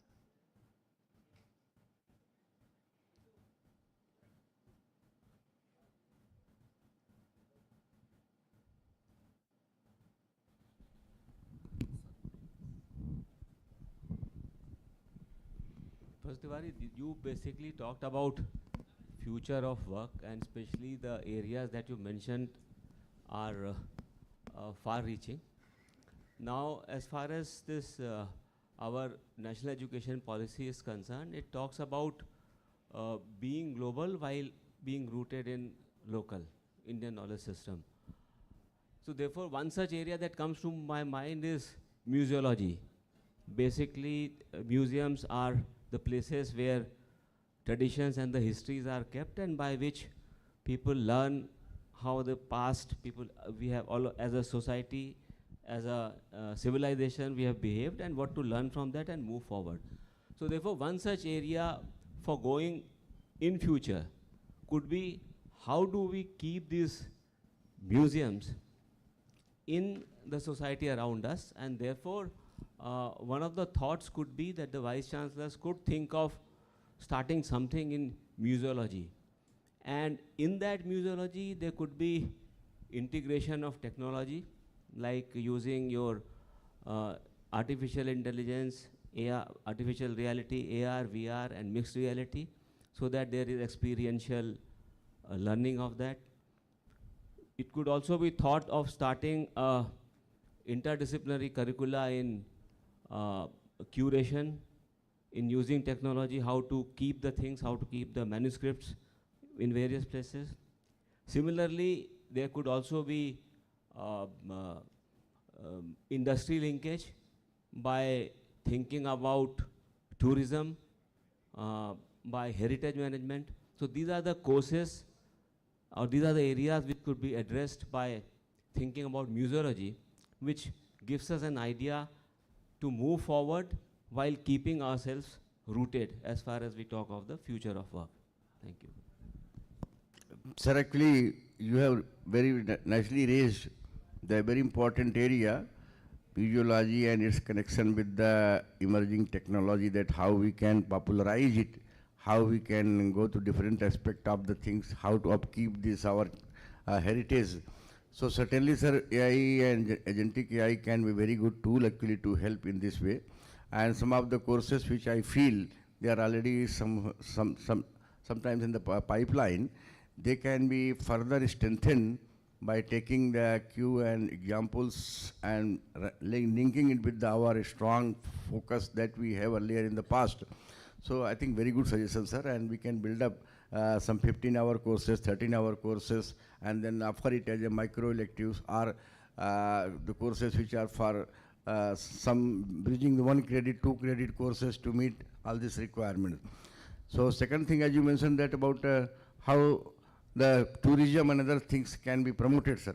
So this is one of the another area that can be very nicely growing up, and a lot of information that we can provide through social media and all those things, they are also helping to promote these two tools. So certainly, sir, I think universities are also in line to build up the curriculum, revising their way to improve many courses to accommodate all such things. Thank you, sir, for it. Thank you, sir. My observation is something related to the Honorable Secretary who made it. In the future of workplace and emerging roles, I hardly saw any reference to IKS. On the one hand, right now, most of the universities in our restructuring, rethinking, and redoing the pedagogies in line with adding some IKS to wherever is relevant, does that addition in any way add to the working space and the future of the working space in terms of influencing the working space, or maybe certain roles, including the micro pathways? Probably, I think this is a wonderful presentation by both the experts. Maybe a thought in that direction would help the universities in. Thank you. Sir, one small thing I would like to point out, that the skill education which is being practiced in some of the like this is actually, it can be one of the solution to meet that what are the our traditional knowledge, newer knowledge, both can be mixed up actually to create many degrees and requirements and diploma which will help us to flow with the current trends. We can't ignore the emerging things, and also we have to preserve our own knowledge base, so that mixing up both can lead to the path of Viksit Bharat actually. So that is solution, sir. Moreover, I think Rao Sahab also. I just want to add one point that Bharatiya Jnana Parampara is a philosophical inner thinking. If we bring this philosophical inner thinking while we are running through the technology, I think we will be able to sort of temper the aggression of the technology and bring in humaneness. I think it is India that balancing act can be shown. So this is our, inner training through Bharatiya Jnana Parampara that will do the balancing act. I hope. Sir, excuse me. Today, the whole world is looking towards Bharat for many of the aspects.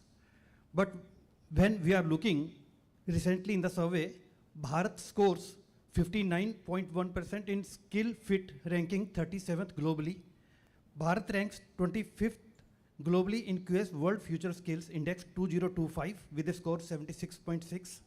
और जब अभी हम देख रहे थे global talented competitiveness का, USA first है, UK second है, चाइना 42nd है और भारत 72nd है. अभी हमारे ऑनरेबल मंत्री जी ने एक बहुत अच्छा सुझाव दिया था कि जब हम जीआर की बात करते हैं तो जीआर 2035 का जो हमारा एनईपी का टारगेट 50 है, उसको एनहांसमेंट करके मुझे लगता है कि for every higher educational institutions 55 पत्थर का लकीर ले लेना चाहिए. लेकिन मेरा एक इसमें एक सुझाव रहेगा सर कि इंस्टेड ऑफ जीईआर अगर हम इसको कन्वर्ट कर दें अपने डॉक्यूमेंट में ग्रोथ एम्पावरमेंट रेशो, तो जो हम स्किल की बात कर रहे हैं, मुझे लगता है कि हम कहीं ना कहीं 2035 तक जब हम 55 का टारगेट रख रहे हैं तो कहीं ना कहीं स्किल एनहांसमेंट में ग्लोबल रैंकिंग में हम कहीं ना कहीं पहुंच पाएंगे. और इसके लिए I have always suggested one strategy, AGR approach, AGR strategy that is attracting talent, growing talent and retain talent, because retaining talent is a major challenge and that's the need that we need to create the best minds instead of best brain to stop the brain drain. Thank you very much. Sir, I have a small addition to what Professor Rao said. Some years back, some industrialists say only 10% of the Indian graduates are employable, and now it is around 55%. It is a very good trend, sir. But one aspect of our youth, around 24% of our youth in the age group 15 to 24, they are neither in education, nor in employment, nor in any training. That particular component, if we can bring them to, if we can impart some training in this particular age group, then I hope our gross enrollment ratio will increase. Side by side, we can achieve many more things, what our national education policy aims at. Thank you, sir. Thank you, sir. You actually point out exactly where the shoe pinches. In the pyramid system, the bottom of the pyramid hasn't still joined the mainstream higher education. We need to bring them. Only then gross educational ratio will increase. In fact, NEP philosophy, by being inclusive, means to bring the bottom of the pyramid into the mainstream. That has to be done, and that has to be done fairly quickly. Otherwise, one part will move on, the other part will not even join. So therefore, that harmonization has to happen. We would take only one more input and then we would conclude. Thank you. Thanks a lot. I think I must congratulate both the presentations, extremely comprehensive. As we heard this morning, the idea of future preparedness of the country is extremely important. And from that point of view, two sectors that government has pushed in, and I think in near future we would require trained people to take that forward. First and foremost, which got partially covered in your presentation, Professor Tiwari, is in terms of how we are connecting finance and banking. And that part I think is extremely important, because with RBI and with digitization of banking, we are seeing a huge potential for all banks. And unfortunately, we don't have too many institutions to train people in the banking and finance, where convergence is happening. Fortunately, with consistent efforts in economic reforms, digitization through NBFCs and other dimensions are also taking shape. So we need immediately a huge manpower in next 5 to 6 years. And this is also largely because the size of economy is also expanding. So future preparedness is necessary. Second, which is in terms of a huge coastal line, the emphasis of this government in last 10 years or so has been to evolve the Sagarmala, and that has given a major push to ports and also to blue economy. So the blue economy related courses, 1 or 2 institutions cannot do. I think universities, particularly having coastlines, would have to take that up. So they, Professor Tiwari, I think more of our convergence on lines of the excellent work you have done on Gati Shakti, that would be required. Thank you. Yes, sir, adding one few lines to what you said.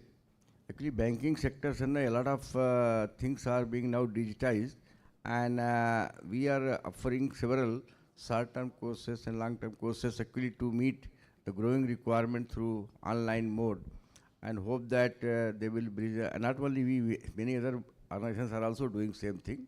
So that way partially it will be covered, sir, and hope that the coming version of the large language models that will also help to fill all those gaps which you mentioned in the financial sector as well as the maritime preserving resources sector also.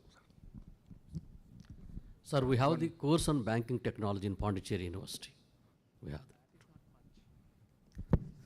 Thank you. With this, we come to conclusion of this second session of this conference, and we thankful to everyone for participating in this new thought-provoking session. Thank you. I just want to make one summary statement. All the growth trajectory, future trajectory that Professor Tiwari ji showed requires very well-trained master trainers in the university ecosystem. Now, we rarely have this kind of master trainers in these futuristic areas. We need to develop those master trainers in our university ecosystem very quickly so that the students can become highly skilled. So that's a very urgent job, and I think we need to realize the urgency of that. Prepare the teacher first. Thank you.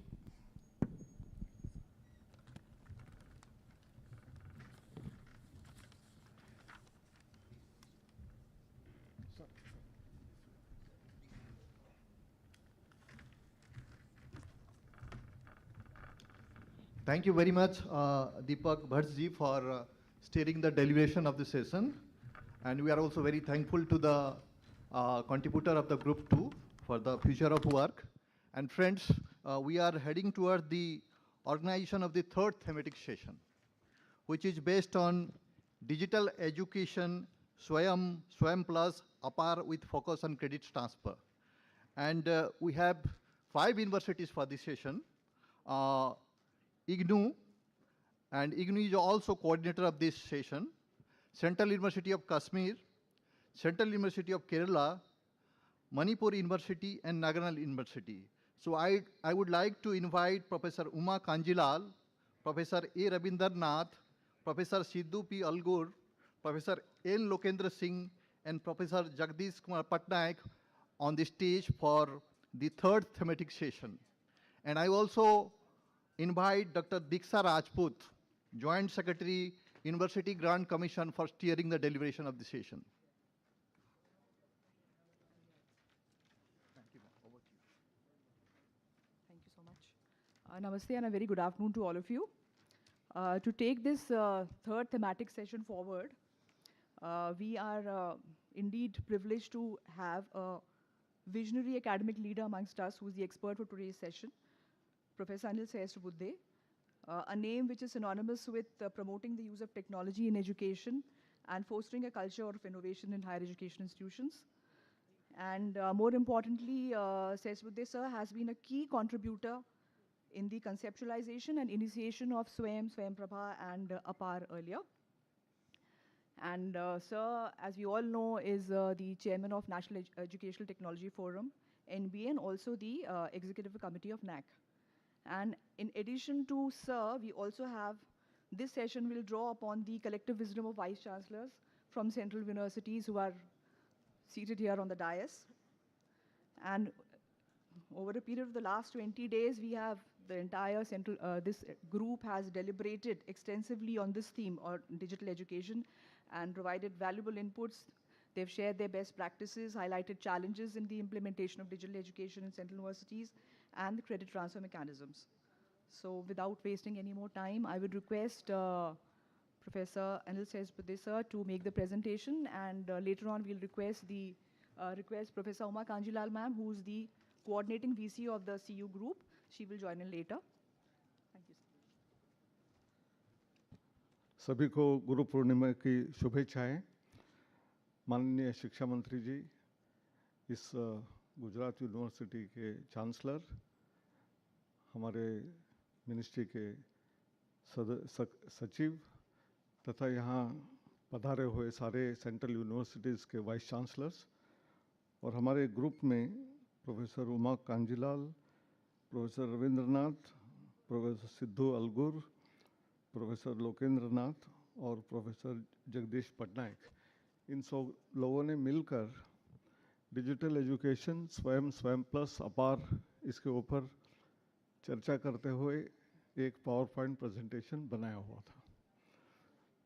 ये session मुझे लेना नहीं था, हमारे कार्यक्रम में कोई बदलाव होने की वजह से मैं इसमें कुछ चीज़ों को बताना चाहूँगा।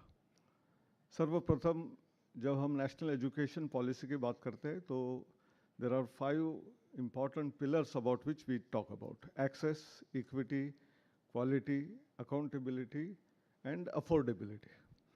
और ये यदि पांचों को ठीक तरह से चलाना है और जैसे कि NEP में जैसे बताया गया 50% या 55% तक यदि ग्रॉस एनरोलमेंट रेशो को बढ़ा के ले जाना है तो हमको कुछ प्रॉप्स की ज़रूरत है। तो इस प्रीवियस 2 सेशंस में जिसमें हमने नेशनल क्रेडिट फ्रेमवर्क की बात की, उसके बाद फ्यूचर ऑफ एजुकेशन की बात की, ये दोनों में भी जो ज़रूरत पड़ने वाली है वो है हमारे teacher education. This is one important aspect, उनका प्रिपरेशन होना बहुत ज़रूरी है। हमको डिजिटल एजुकेशन और ऑनलाइन एजुकेशन का सहारा लेना पड़ेगा, वो दूसरा प्रॉप है। तीसरा प्रॉप है मल्टीलिंगुअलिज्म इम्पॉर्टेंट है, अपनी अपनी मातृभाषाओं में भी उच्च शिक्षा को देने की कैसे हम उसे बढ़ावा दे सकते हैं उसकी बात करना बहुत ज़रूरी है। उसके अलावा भारतीय ज्ञान परंपरा का भी विषय है, इसको भी कैसे हम जोड़ सकते हैं। सारी चीज़ों के लिए डिजिटल एजुकेशन स्वयं प्लस ये महत्वपूर्ण बात है। NEP में जो एम्फेसिस किया गया उसमें सेक्शन 24 में कैसे हम dedicated online and digital education को बढ़ावा देना चाहिए इसके बारे में कहा गया। और हमने जो प्लेटफॉर्म NEP आने के पहले से ही तैयार किया हुआ था वो है स्वयं platform, which is an open system which has been made available to the public at large from 2017-18 onwards itself। तो इसमें focus on developing engaging E content ज़्यादा नहीं है, it is sort of offline है, कभी भी आप उसको एनी टाइम लर्निंग कर सकते हो, लेकिन स्टूडेंट के साथ स्ट्रॉन्ग एंगेजमेंट जो क्लासरूम में होता है वो होने के लिए इसमें कुछ ना कुछ बदलाव करना चाहिए, ऐसा भी इसमें सुझाव है। जैसे कि गेम्स हो, सिमुलेशंस हो, जब हम क्लास कर रहे हैं तब उसके साथ साथ ये सब ऑगमेंटेड रियलिटी, वर्चुअल रियलिटी, इनको भी ऐड किया जाए तो कंटेंट इंटरेस्टिंग होगा, तब छात्रों का ध्यान उसमें चले जाएगा। कैपेसिटी बिल्डिंग ऑफ टीचर्स, मैंने कहा one of the important props है। तो डिजिटल माध्यम से हम सारे 15 लाख हायर एजुकेशन टीचर्स के साथ कैसे जुड़ सकते हैं, उनको NEP के बारे में कैसे समझा सकते हैं। Malaviya mission teacher training centres के थ्रू हम जो प्रयोग कर रहे हैं, सबको फिजिकल बुलाना आसान नहीं है, खर्चा भी ज़्यादा है, और लॉजिस्टिक्स जो हम गति शक्ति की बात कर रहे थे तो उसमें गति लाने में हमको ऑनलाइन मोड और डिजिटल मोड काफ़ी तक अच्छा कार्य कर सकता है। Support on online assessments also, हमारी जो असेसमेंट सिस्टम है उसमें भी बदलाव करते हुए कैसे हम ऑनलाइन असेसमेंट का उपयोग कर सकते हैं, ताकि स्टूडेंट ने क्या क्या समझ लिया है, कितना समझा है, उसको और क्या देना चाहिए, इसका AI के माध्यम से एनालाइज करने के बाद इंडिविजुअल या पर्सनलाइज्ड लर्निंग के लिए कैसे उपयोग किया जा सकता है। ये सारी चीज़ें इनडायरेक्टली डायरेक्टली ये इम्प्लीकेशंस ऑफ टेक्नोलॉजी की है, इसलिए टेक्नोलॉजी इंटीग्रेशन बहुत महत्वपूर्ण है। हमने स्वयं के बारे में बात करें तो मैं थोड़ा स्टैटिस्टिक्स देना चाहूँगा। स्वयं में ऐसा प्लेटफॉर्म है जहां आपको कोर्स को करने के लिए कोई फ़ी नहीं है, it is a free platform available. सारे कोर्सेज जो 4000 के ऊपर अभी कोर्सेज हैं अलग अलग डिसिप्लिन में, इसको आप अपने आप जब चाहिए तब आप उसको ज्वाइन कर सकते हो और उसमें से आप सीख सकते हो। लेकिन यदि परीक्षा देना है और सर्टिफिकेट लेना है तो एक छोटी फ़ी है, परीक्षा ली जाती है, परीक्षा के बाद आपको आपको क्रेडिट भी दिया जाता है। उसके अलावा सर्टिफिकेट आपको उसको अपने यूनिवर्सिटी में क्रेडिटाइजेशन लिए करना है तो उसके लिए भी प्रोविज़न है, वो भी आप इस्तेमाल कर सकते हो। और यहाँ काफ़ी स्किल बेस्ड कोर्सेज को भी ऐड करने की कोशिश की गई है।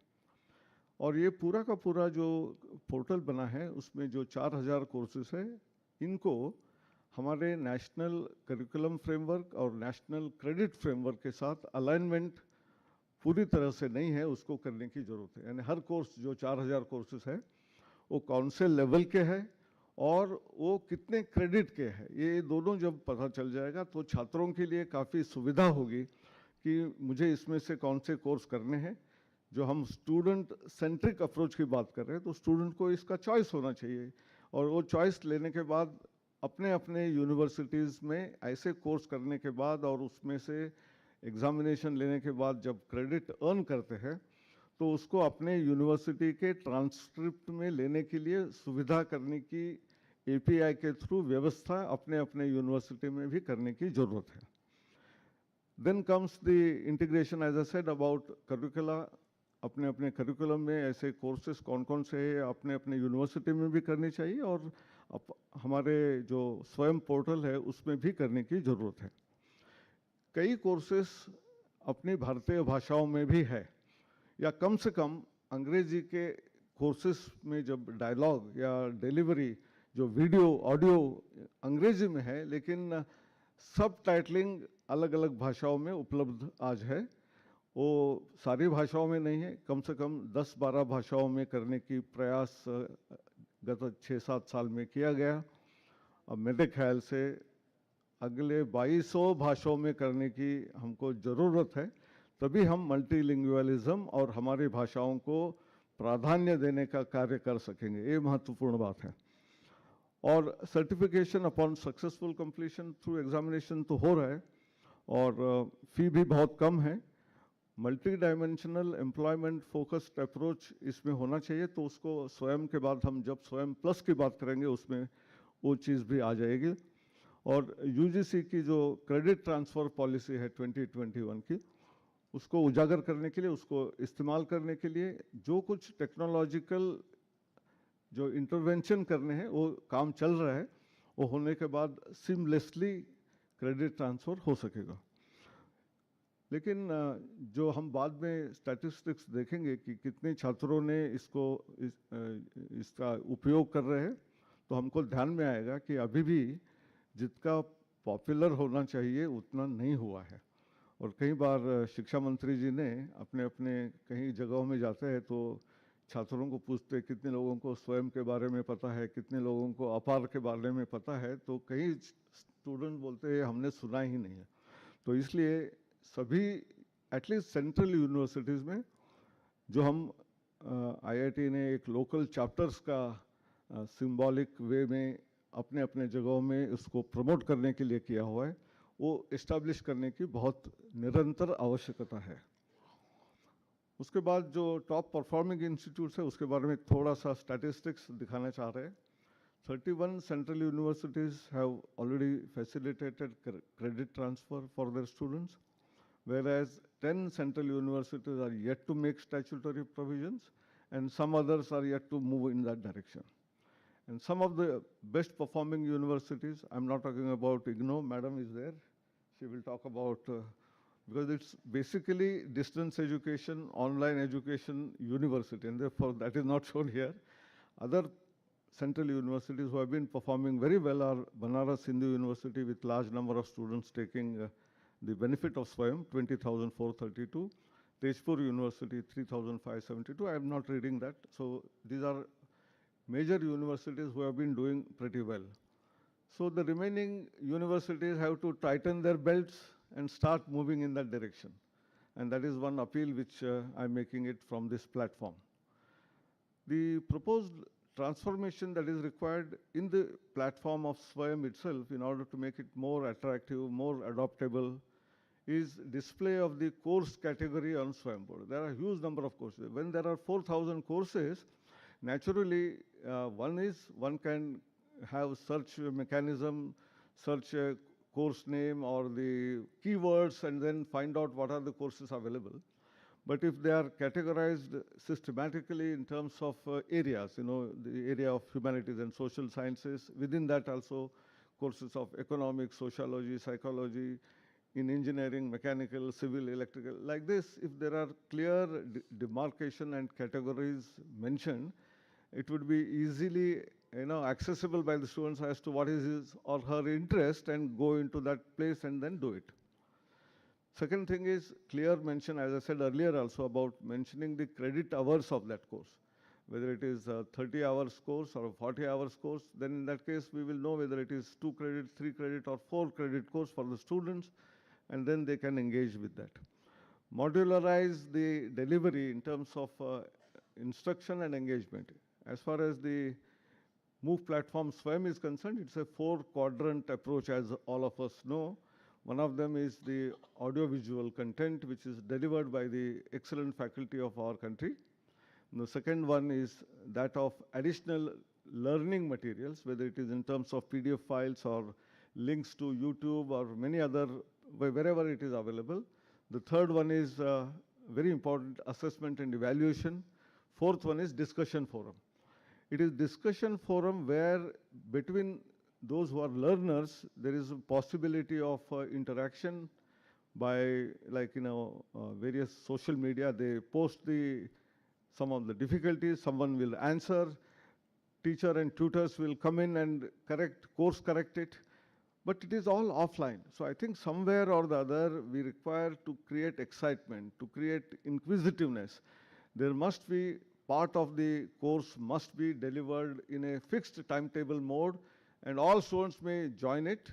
The teacher may not see their faces, but nevertheless, a student will be able to understand much better when teacher is interacting with the student. And then a student may query, raise the hand, some interesting content, as I said, part of that being some tests in between, AR, VR, asking some queries, animations. If they are shown, rather than one-way traffic of lecturing, the content will become more standardized and more interesting. So that is an attempt which is being done. I will come to Guru Setu committee, which has been looking into this aspect as well. Standardize the e-content by UGC, otherwise different people deliver the courses in different manner. That is another part. May directly be done by UGC or involve institutes like CEC or IGNOU for that purpose.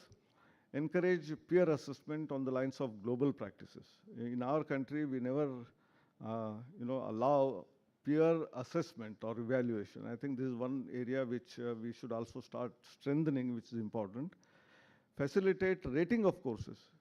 Many times when the course is completed in a normal curriculum and coursework, we have what is known as student feedback system for the teachers as well as the course content. But in the MOOC course also, we must have that. Also probably rating on a scale of 5, whether it is like for hotels and for various facilities. When we have that, why not for the course? This is 4.8 level course, means that is the acceptance level of the stakeholders, 4.3 or 4. And someone who is going below some level of 2.5, I think that course doesn't deserve to be there actually. I think something like this for adding new courses and taking off some of the courses may also have to be evolved in the process. We are facilitating of the entire course program when a student who has done it gives the testimonial, and that becomes a better way of judging how good the course is. So this is another area. We may have short videos of the students who have undertaken the course.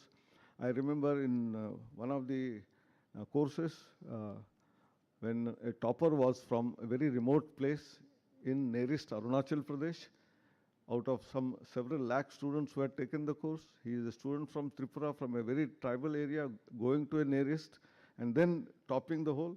Then he got encouraged and he must have done at least 17, 18 courses. Although he was a student of mechanical engineering, I know he did computer science courses and became an expert in that.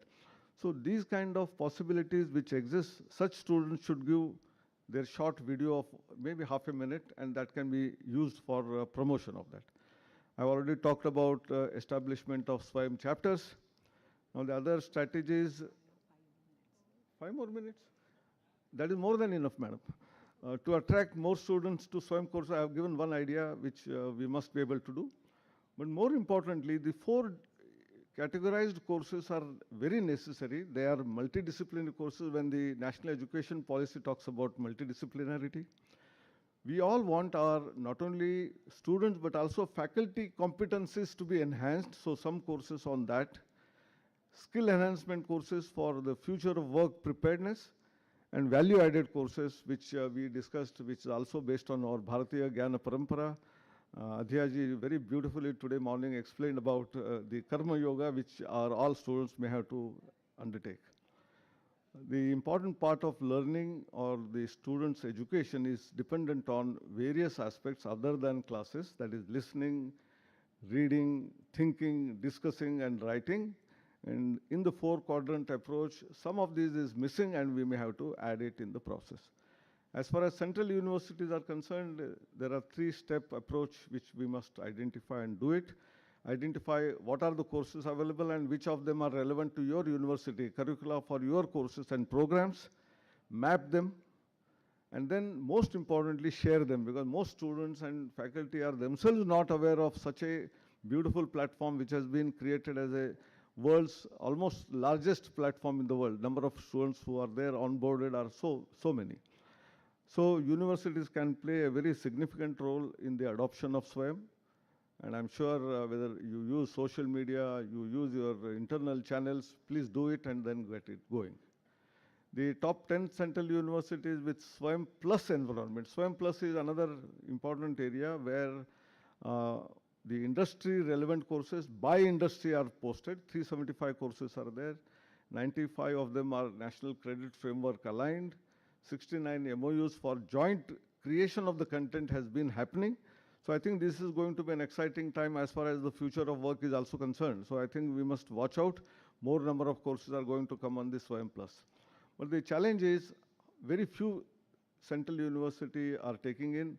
Although more than 3 lakh students are taking this course, as far as the central universities are concerned, the registration is as low as 2,668. I think here is another area where for employability enhancement, our central universities have to start acting. The proposed transformation for SWAYAM Plus adoption is ensure SWAYAM Plus also is aligned with our curriculum, with the credits, both for minor degrees as well as far as electives are concerned, in for both the places. Facilitate industry internship embedded courses, employment generating courses, pursue the upskilling and reskilling, because this is also important.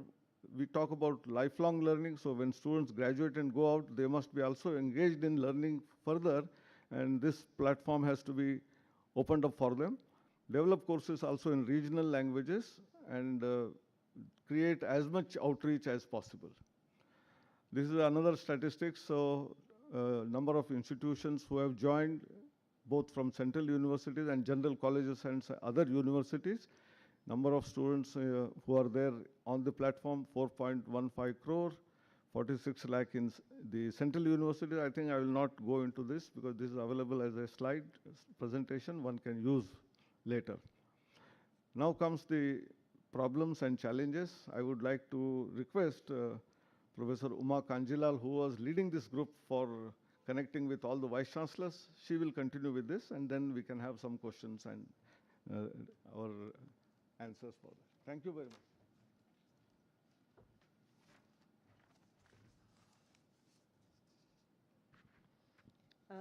Thank you, Professor Sahasrabudhe.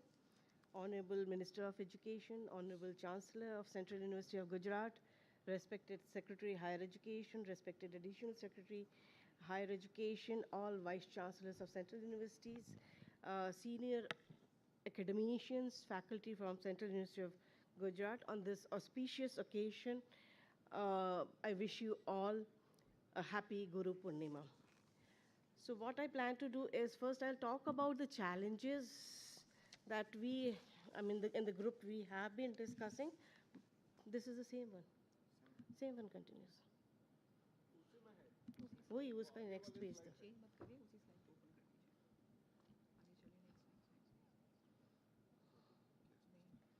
नहीं 11. Next, I'll take care. I'll take care. Presentation mode.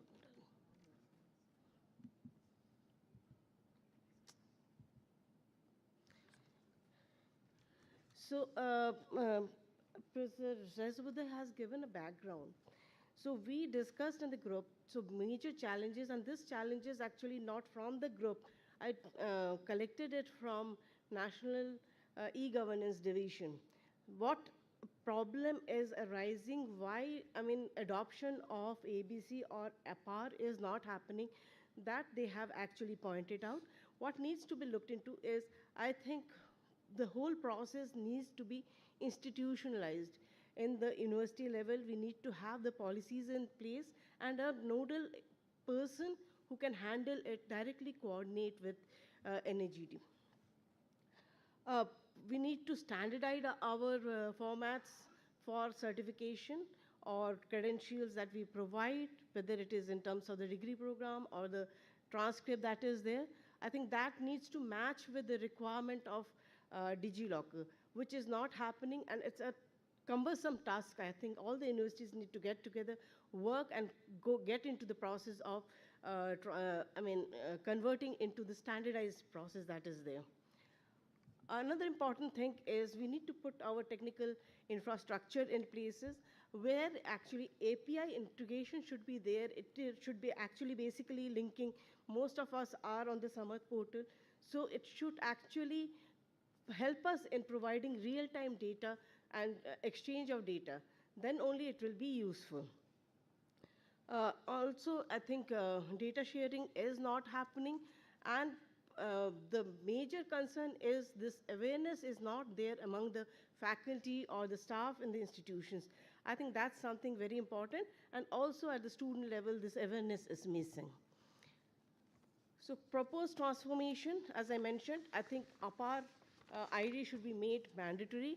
Direct integration with Samarth should be there, and it should be actually integrated with the complete learner life cycle that is there. So, data synchronization should be put in place, awareness campaign should be put in place, alignment of APAR with institutional learning management systems and ERP platforms, that's very important, and stringent data privacy measures to be adopted to protect student information. Now, before we go forward to this, looking into the short-term goals and long-term goals, the way forward that we go into, I think we need to actually introspect. We have glorified numbers, but adoption is not happening. What is the problem that we need to look into? I think we need to change our approach. What at the moment we are doing is our approach is just in case. We are developing courses thinking that it will be useful for the learners.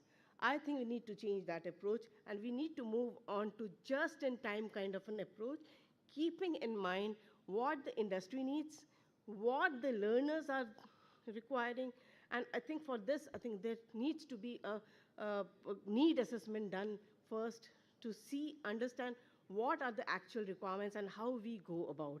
This is very important. If you look into the number of courses that are there, 90% of the courses are in the area of science and technology. Humanities, social sciences, practically not there. And we did some exercise of mapping of courses, and we found at the NME-ICT level it was done. We found that 80% of the courses do not match with national curriculum framework. Whatever had been developed earlier, they were based on the CBCS curriculum.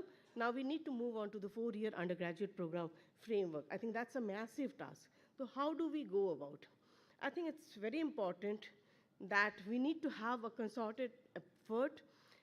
The way NPTEL has been working, a consortium of IITs and ISC working together, I think it's high time all the central universities, we get together, have a consortium in place, and target to develop humanities and social sciences courses, which is the need of the hour. That's the most important thing. Already Professor Subodh mentioned about categorization is missing. Metadata needs to be enhanced for, to actually facilitate the learners to search for appropriate courses. That's very, very important. Another thing we should think on, are we just for SWAYAM or SWAYAM Plus being used as micro-credential courses, just as add-on courses, or are we going to think in terms of completely integrating with the curriculum at national curriculum level, in fact? So in that case, I think we will require to work together, map together, and see how best, and categorization will play a very important role. Now, I'll just move on to the short-term goals that we need to look into. I think it's very important that we fix, there are some technical issues, glitches are there which need, on the SWAYAM portal that needs to be looked into. Expand the availability of multilingual content. Process started long back, but the process is very slow. I think we need to target this in a big way. Use AI tools for assessment and personalized learning. SWAYAM Plus courses to be aligned with the semester systems of central universities. At the moment, it's not there. I think that's one area we should target. Streamline the process of online credit transfers by integrating it with ABC and APAR. Central universities need to restructure curriculum to integrate 40% of SWAYAM and SWAYAM Plus courses, course credit per semester. I think this is not happening, and individual universities need to work towards that. That's very important. And establish efficient grievance redressal system, in fact. Further, create local chapters in all central universities. I think the local chapters work should not be just limited to building awareness. I think they need to be facilitators. If we need to reach the last mile, we need to facilitate the learners. I think that's where, in fact, facilitating the learners is going to be a major challenge, and I think this SWAYAM chapters can play a very important role. Already I mentioned about mapping, I will not go into it. We need to foster academia industry co-creation, which is not happening. We have on the SWAYAM Plus, but on the SWAYAM also portal, we need to see how best we can go in for that. Perhaps we need to think in terms of also adopting blockchain technology for implementation of SWAYAM Plus, and APAR for seamless credit transfer, which is not happening at the moment. We need to build mass-scale programs to be conducted for administrators, faculty, staff, and students, and central universities level at national and institutional level. I think that's very, very important, which we need to look into. I'll just run through the long-term goals that are there. First and foremost, I think it's almost 8 years that the SWAYAM portal has been built in. I think we have adopted the 4-quadrant approach, which is more kind of a flipped classroom situation. I think we need to go deeper. To engage our learners, I think we need to look into more tools and other facilities need to be added on the SWAYAM portal. So that we are state-of-the-art technology is adopted and AI-based tools are also put in. As I mentioned earlier, in case of short-term goals, I think the long-term goal should be translating all the courses that are available on SWAYAM into 22 scheduled languages. Metadata to be expanded, already mentioned about it. Most important thing is we need to have infrastructure in place in the central universities. One and most important thing is, do we really have studios and multimedia labs? We are already talking about AVGC-based content, that is animations, visual effect, gaming, comic. But do we have such kind of a infrastructure in the central universities? I think it's very important that we have in place in all the central universities this kind of a facility. And also I think we should go beyond that, thinking in terms of integrating AR, VR, mixed reality labs to be put in place. And also work towards establishing formal industry academy certification pathways, where especially we are talking about vocational education and skill-based education. So as a concluding remark, I would like to state that the comprehensive approach of NEP 2020, augmented by technology through initiatives like SWAYAM, SWAYAM Plus, and APAR, sets the stage for transforming India's education system. The strategic implementation of these measures aims to foster an equitable and high-quality educational environment that prepares students for future challenges in rapidly evolving world. I think this will pave the way for the establishment of a robust National Digital University envisaged by the Ministry of Education, Government of India. Thank you very much. Thank you so much, Anil Sehjabudde sir and Oma Madam, for this insightful presentation. Maybe we could have a round of applause for both of them. Thanks. So we still have 7 minutes left. So Banwal sir has, I think, said that we could take a few, the Vice Chancellors on the dais who were a part of the team. Sir, would any of you want to make any observations?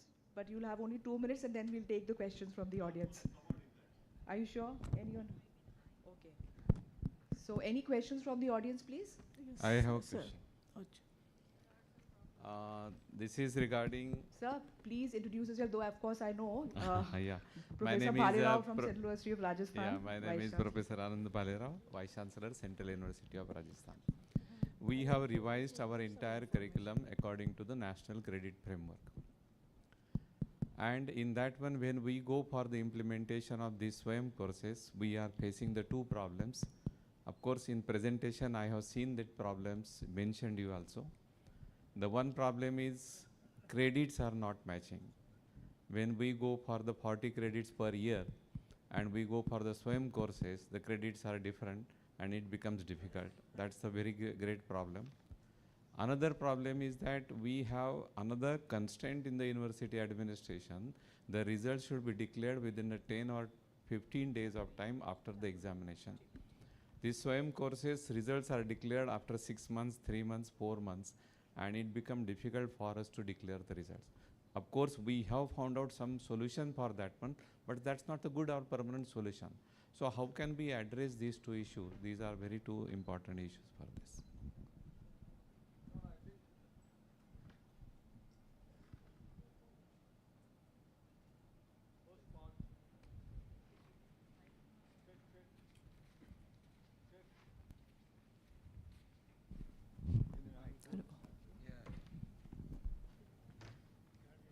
The first problem which you said we have identified and we are going to work on that. We request all the faculty who have created MOOC course to tell about how much hours of learning it takes. National Credit Framework very clearly says 30 hours of learning is equivalent to 1 credit.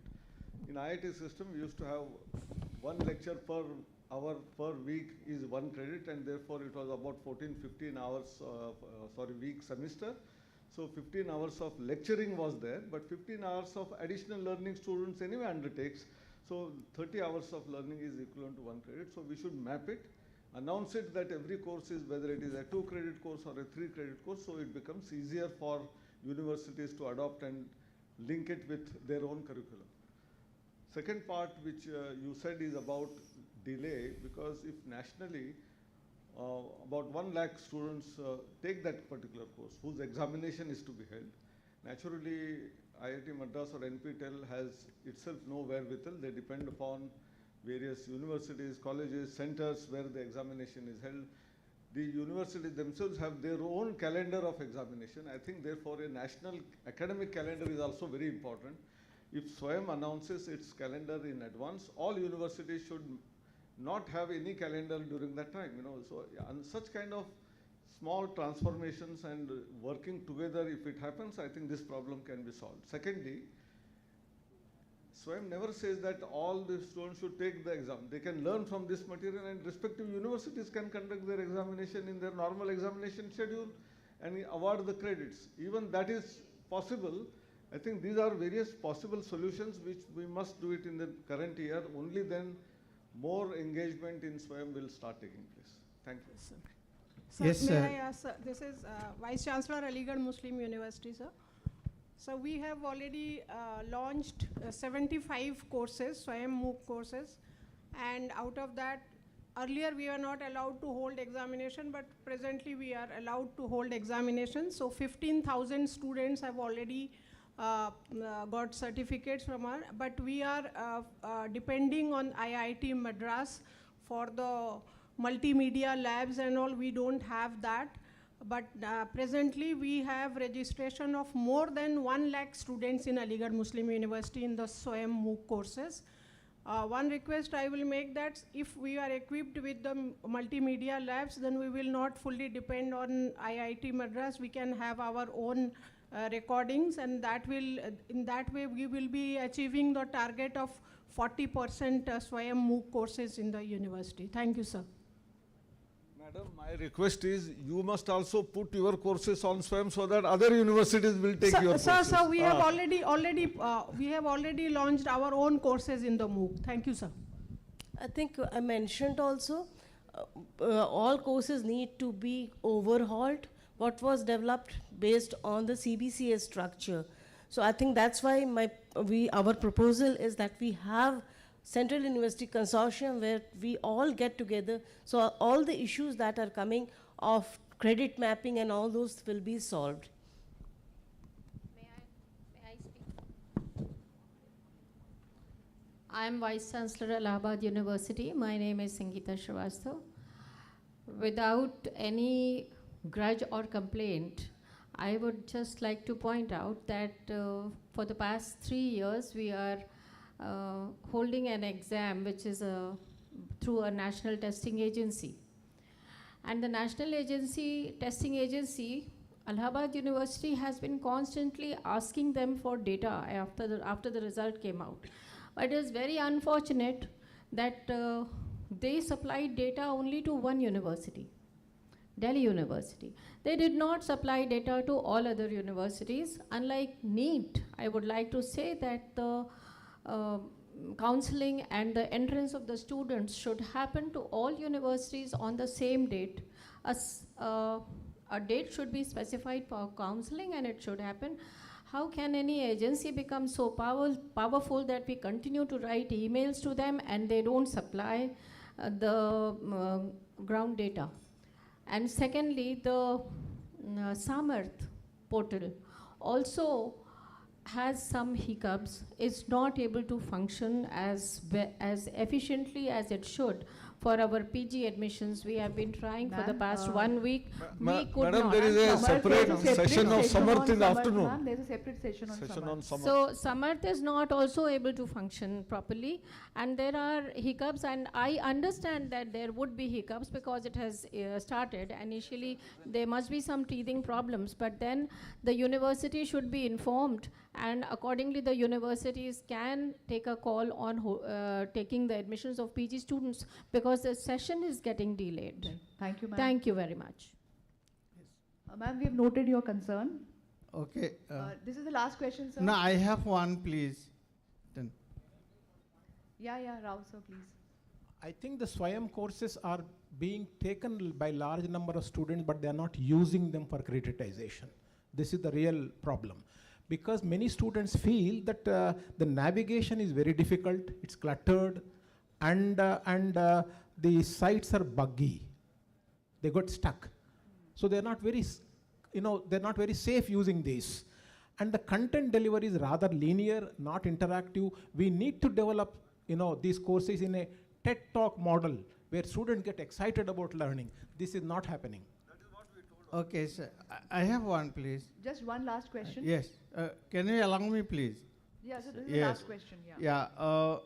Sahasrabudhe sir did mention in his presentation that some universities are really doing well using the SWAYAM platform, and some are yet to get into that platform. So they need to tighten their belt. So in that context, I feel that SWAYAM courses are alternative or option for the students to replace the physical classes. So they are option or they are alternative. So can we make a mandatory that SWAYAM courses student must do? Because some students are coming to me that it is not mandatory, it is an option or alternative. Can you make it mandatory on us? We are happy with physical classes. I think it is certainly an option. Yeah.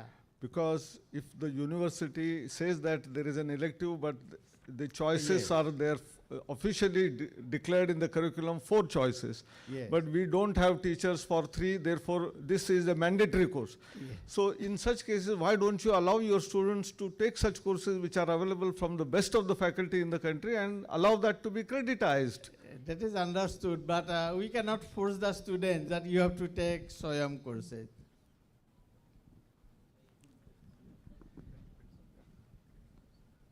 Right, sir. Thank you. एक जी sir.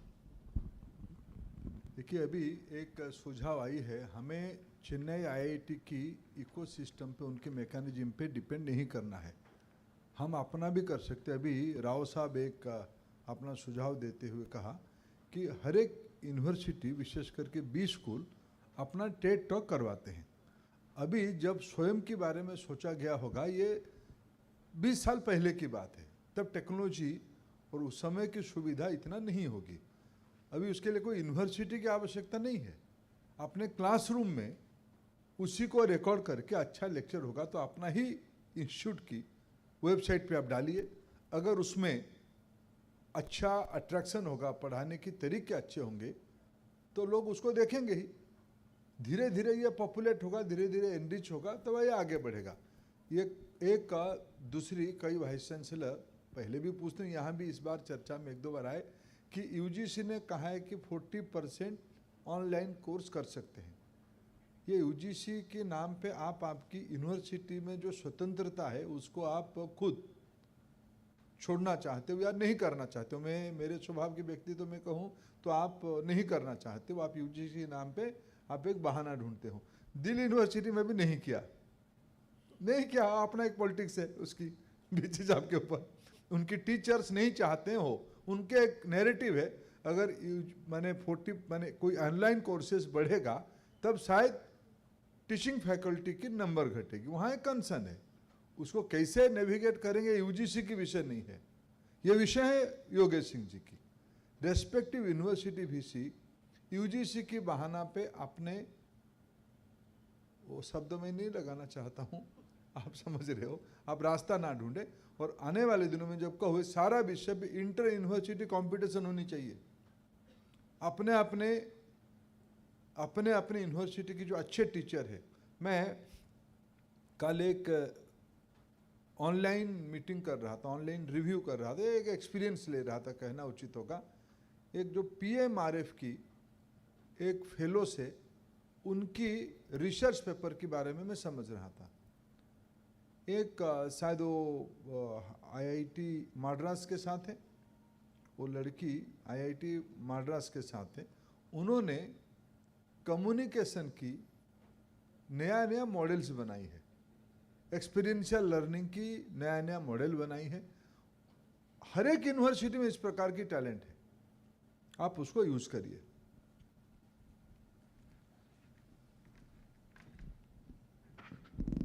Thank you so much for your valuable inputs, Honorable Minister, sir. Thank you all for your patient hearing and to listening to the presentation. And once again, thank you to all the experts on the dais. I think we'll break for lunch now. Thank you all.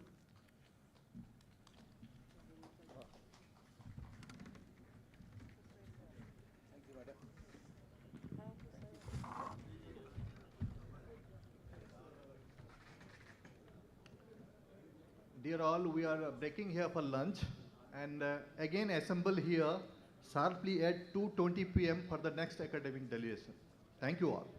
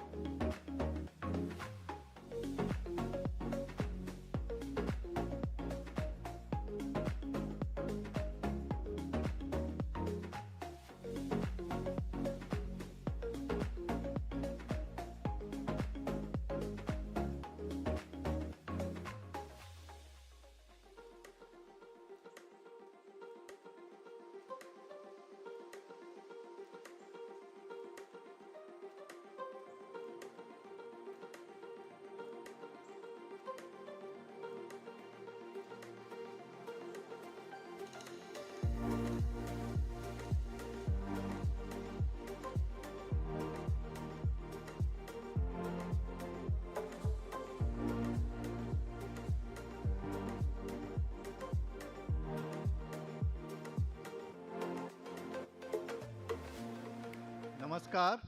A very good afternoon to all of you. I request all the dignitaries to please settle down. We are going to initiate the fourth thematic session.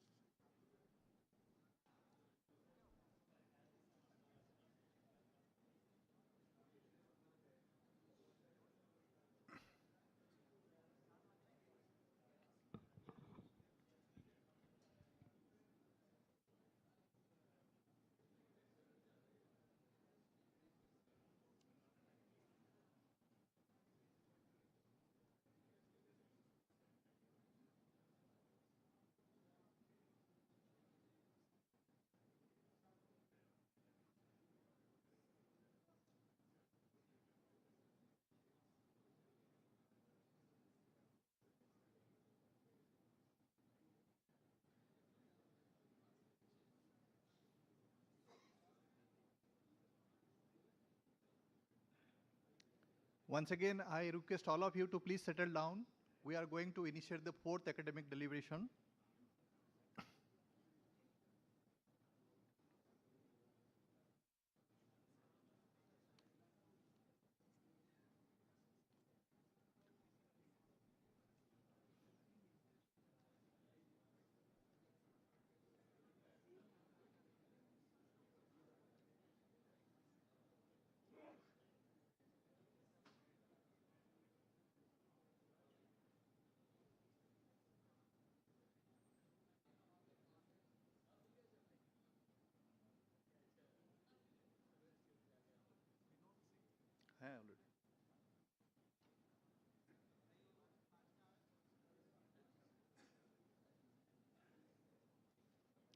Namaskar.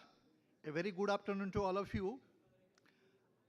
We are initiating the deliberation of the fourth thematic session, and the topic of the fourth thematic session is University Governance System, Samarth. And we have with us Professor Sanjeev Singh from Institute of Informatics and Communication, Delhi University, is our expert for this session. We have the Central University of Rajasthan as the coordinator of this session, and the other university are Dr. Hari Singh Gaur University Sagar, Sikkim University, Tripura University, and Central University of South Bihar. So I would request Professor Sanjeev Singh, Professor Anand Bhalerao, Professor Niniba Gupta, Professor Abhijit Datta, Professor Ganga Prasad Parsai, and Professor Kamleshwar Singh to join over the dais for initiating the deliberation of the session. And also I request Shri Binod Singh Yadav, Deputy Secretary, University Grant Commission, for steering the deliberation of the session.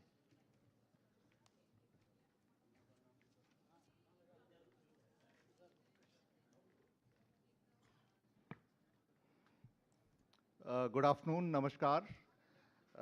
Welcome to this first post-lunch session of day one of this 2 days Vice-Chancellors Conference.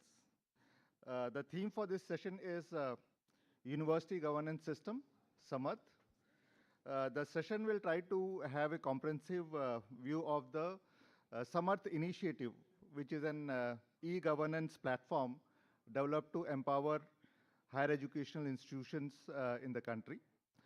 The group which has prepared the theme paper as well as the PPT comprised of 5 central universities, namely Sikkim University, Central University of South Bihar, Tripura University, Dr. Hari Singh Gaur University, Sagar, Madhya Pradesh, and Central University of Rajasthan, which was the coordinating university for this group.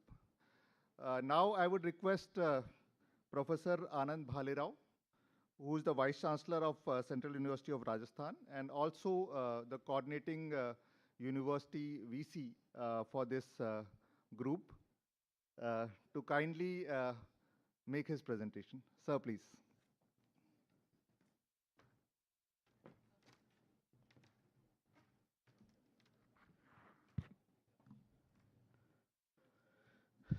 Very good afternoon to you all.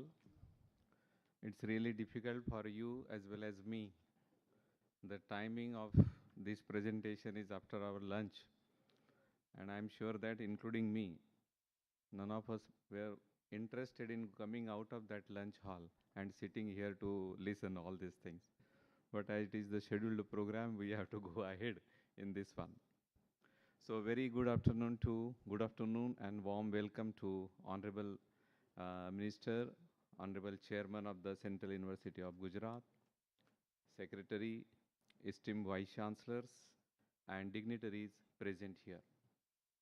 It is really a privilege for me. I'm not able to see the cursor.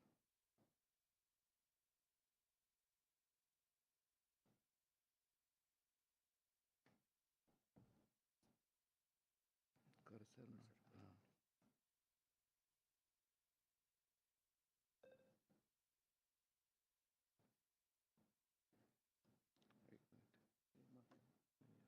हाँ से disconnect किया ना फिर इसको present आ गया हाँ अभी आ गया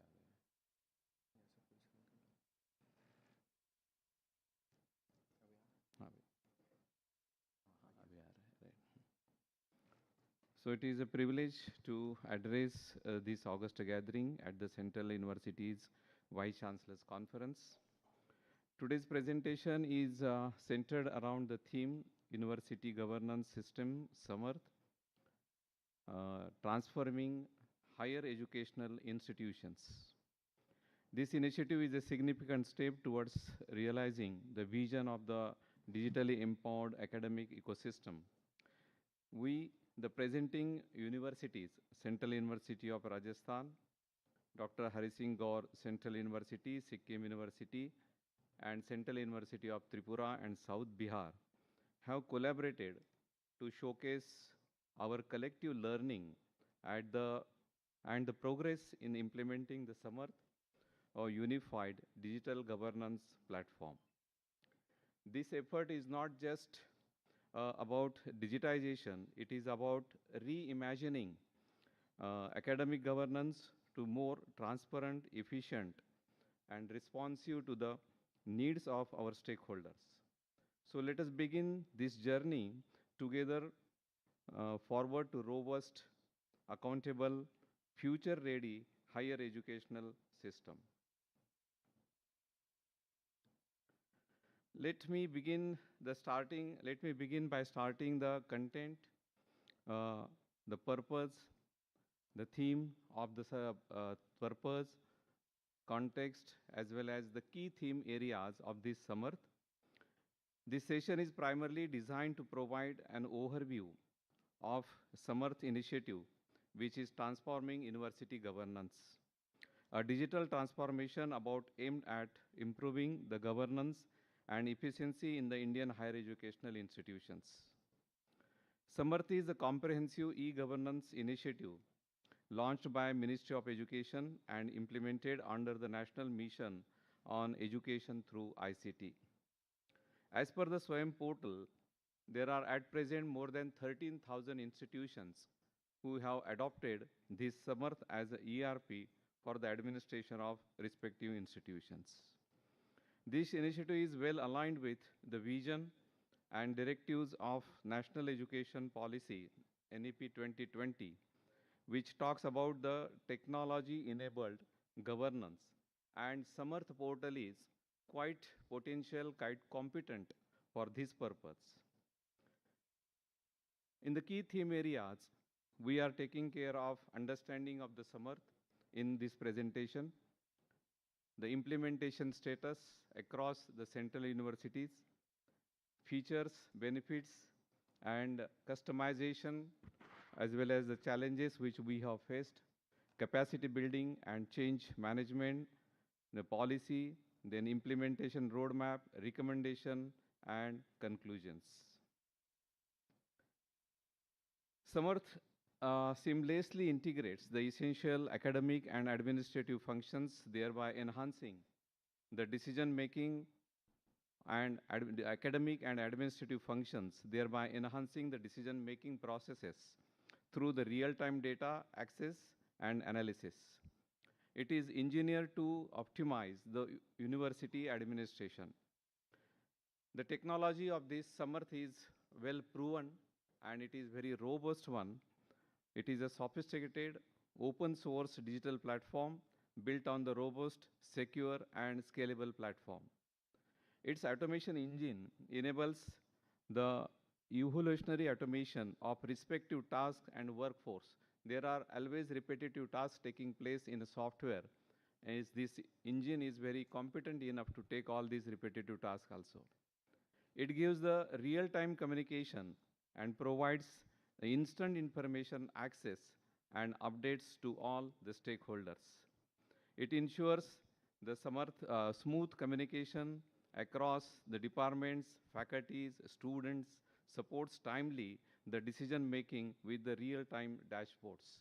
Here are the various sections in the Samarth. And this is the beauty of this Samarth, that it is quite flexible. You can make the sections as per your need, as per your requirement. For example, Central University of Rajasthan has made 138 sections, different sections which are shown it here. Few universities I have checked, they have made it 132, 135. As per their need, you can make such sections. Samarth platform significantly enhances the transparency and institutional efficiency by transitioning university operations from paper-based procedure to a comprehensive digital environment.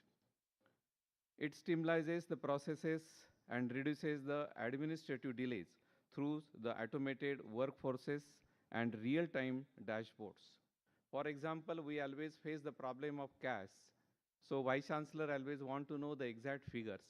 If you click on the Samarth, you will get how many applications you have received, how many applications are processed, to how many applications we have given the letters of promotions. All this is available on click. Sometimes we experience that we get a mail from Ministry of Education at 11 o'clock and we have to give the report by 4 o'clock. The Samarth will now help us in this one. We need not to worry, we need not to take the stress of that one. All data will be available in a click if you utilize the Samarth modules 100%. It minimizes the dependability on physical documents, reduces the human errors, as well as the decision making is expedited, which I have explained it now. It's a self-service feature, empowers all other stakeholders such as staff, student, and they can use it independently, manage applications, request independently, promoting the responsive and accountable administration culture.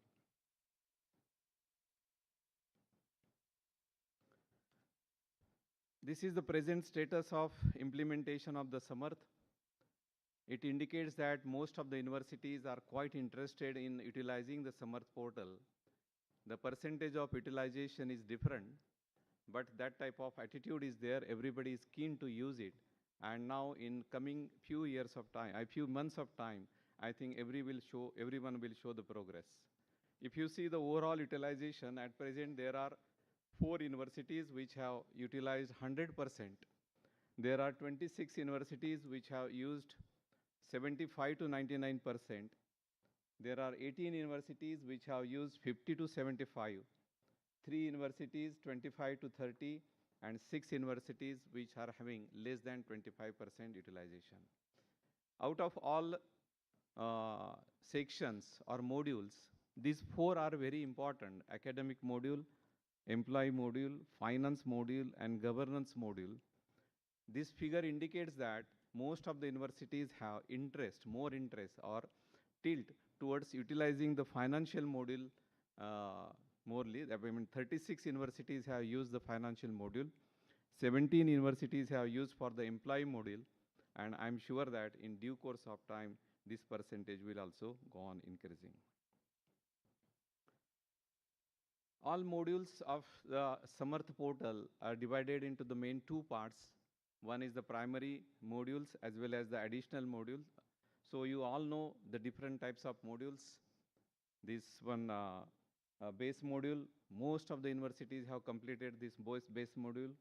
Employee related, finance related, academics and student related, And all these modules are there. You all know this one, so I'll not go in details about this one.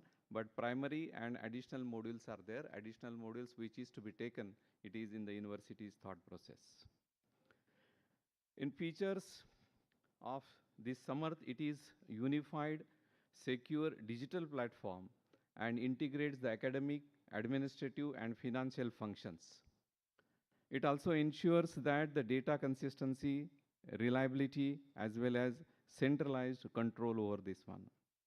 It gives the real-time dashboard, MIS reports for the decision making. This MIS reports, once we start using, I am definitely sure it will be very, very useful to the all vice-chancellors as well as the administration of the university. Another very important thing is that there is a role-based access. As we can make the section heads or module in charges, the module in charge will have access to the Samarth related to that module only. So that's the security of this particular software. The Samarth platform addresses the long-standing inefficiencies in university administration caused by disjointed systems. We know that many times there is no communication between the two departments. There is no communication between the two faculty members, communication between the two sections. It creates the problem for the Vice-Chancellor as a whole because he has to look after the entire university. This problem can be overcome through this Samarth. And the best use of this Samarth, which I liked it more, is that it is systematically integrates the academic and administrative system as well as entire data with the National Academic Depository, that is NAD, as well as Academic Bank of Credit, DigiLocker, as well as Central University Entrance Examination Test, CUET also. Out of these 4 portals, somewhere we have to push the data. In other portals, we have to pull the data, but it is easily available. As a result of the CUET is recently declared, only I think Professor will tell us why this data is not available for the universities, but that system is available on the Samarth also. Another beauty of this Samarth is the customization. Let me share with you the example of my university, Central University of Rajasthan, and other my colleagues also have followed similar type of methodology for this one. We have appointed, or we have given the in charge for the each module, each section head is there. Every Friday we were meeting at 4:30, and every section in charge, registrar, finance officer, each one of us has to present it, what they have learned in the Samarth in the last week, what they have uploaded the data, what are their problems, what changes they wanted, and by 6:30 we were preparing the list of this one, and this entire list we were sending it to our Sunil Barnawalji, and we were troubling him, sir, these are our issues. But I must tell you that so efficiently he has done all this work. He immediately calling to the Samarth, getting them on the board, and next 2 or 3 days of time, or till next our meeting, all our issues were solved. This is the way lot of customization is possible.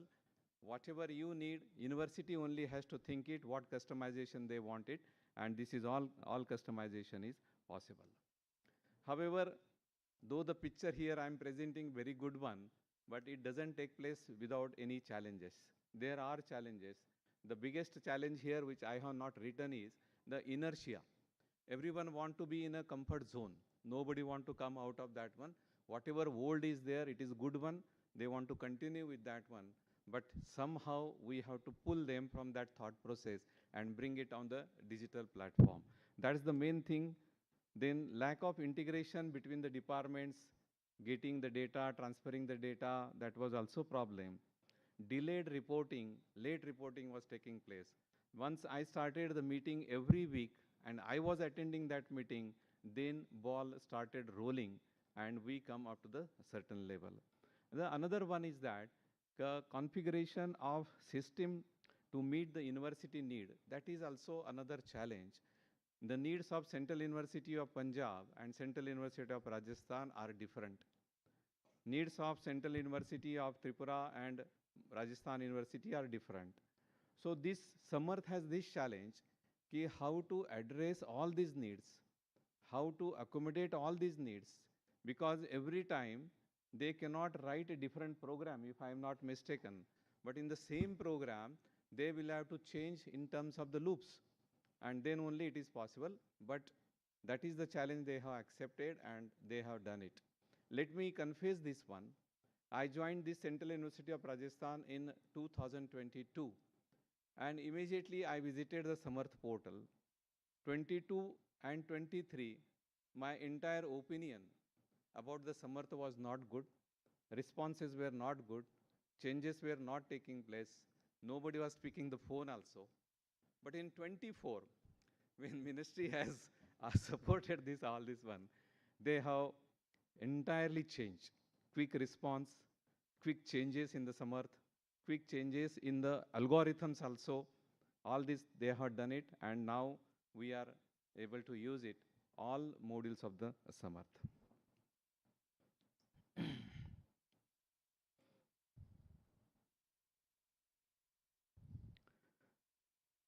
This slide will outline the strategic approach which we have adopted for the capacity building and ensuring the effective changes management during the implementation of the Samarth initiatives. This can be taken as the best practices also.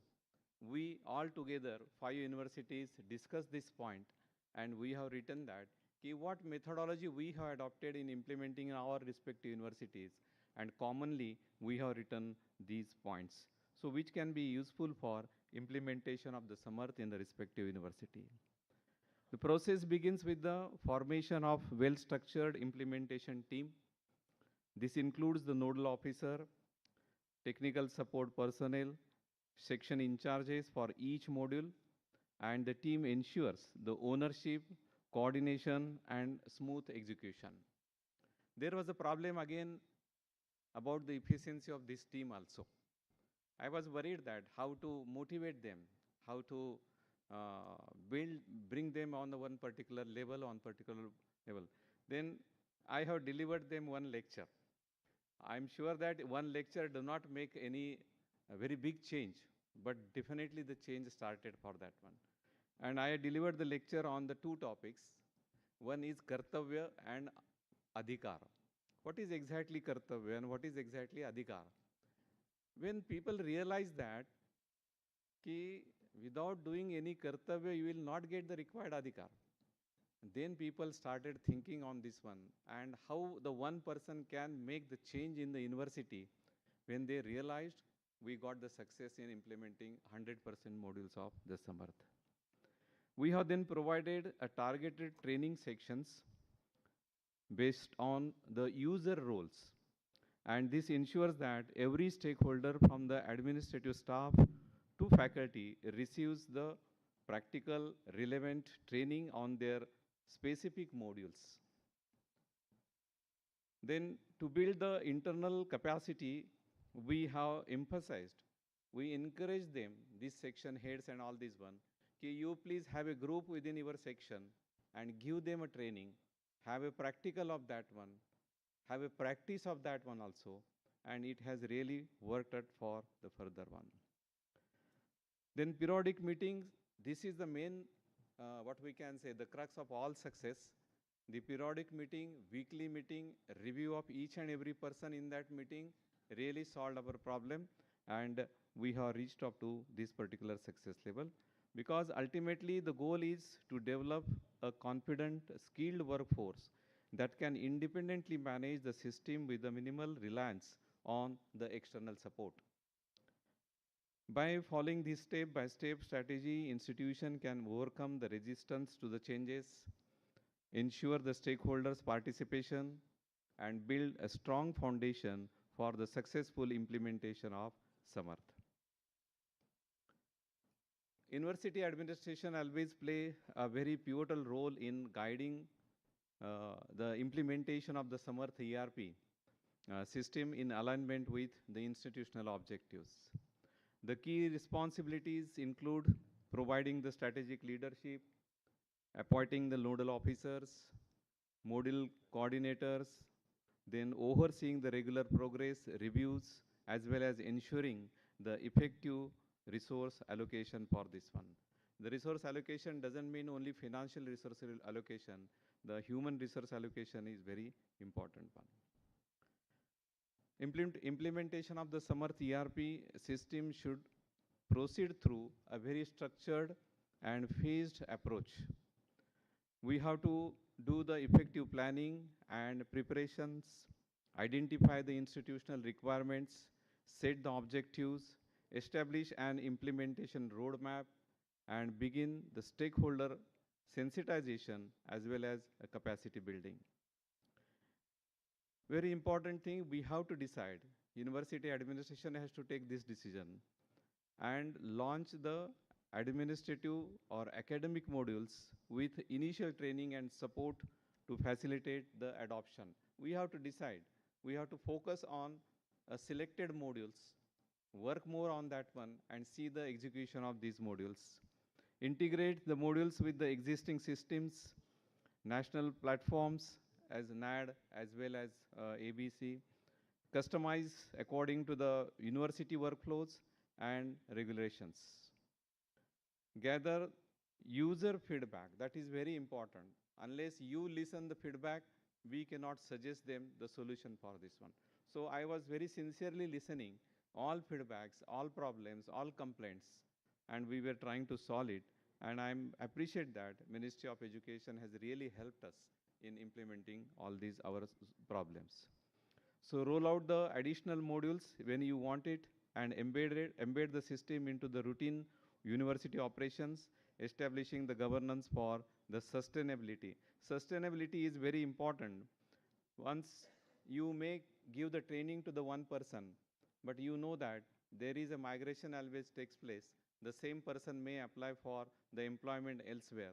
So we have to keep in that thinking, and plan B should be ready. Second generation, or what can say, the second layer should be kept in ready. So keep on giving training again and again for all, and keep everything ready to use this Samarth one. Sorry, I'm finishing. Out of 13, 11 slide is going on. So planning, monitoring, and recommendations. Effective planning for implementation of Samarth with the clear timelines, milestones, and responsibilities which will align the digital goals, institutional priorities is essential. Strategic budgeting plan is important from the allocation of human resources, infrastructure, as well as training and support. Performance monitoring is very important to track the progress through the KPI and review meetings.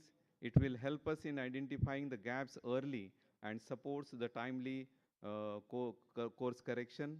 Continuous improvement will facilitate the data-driven decisions for the module upgrades, enhance user satisfaction, and long-term adoptions.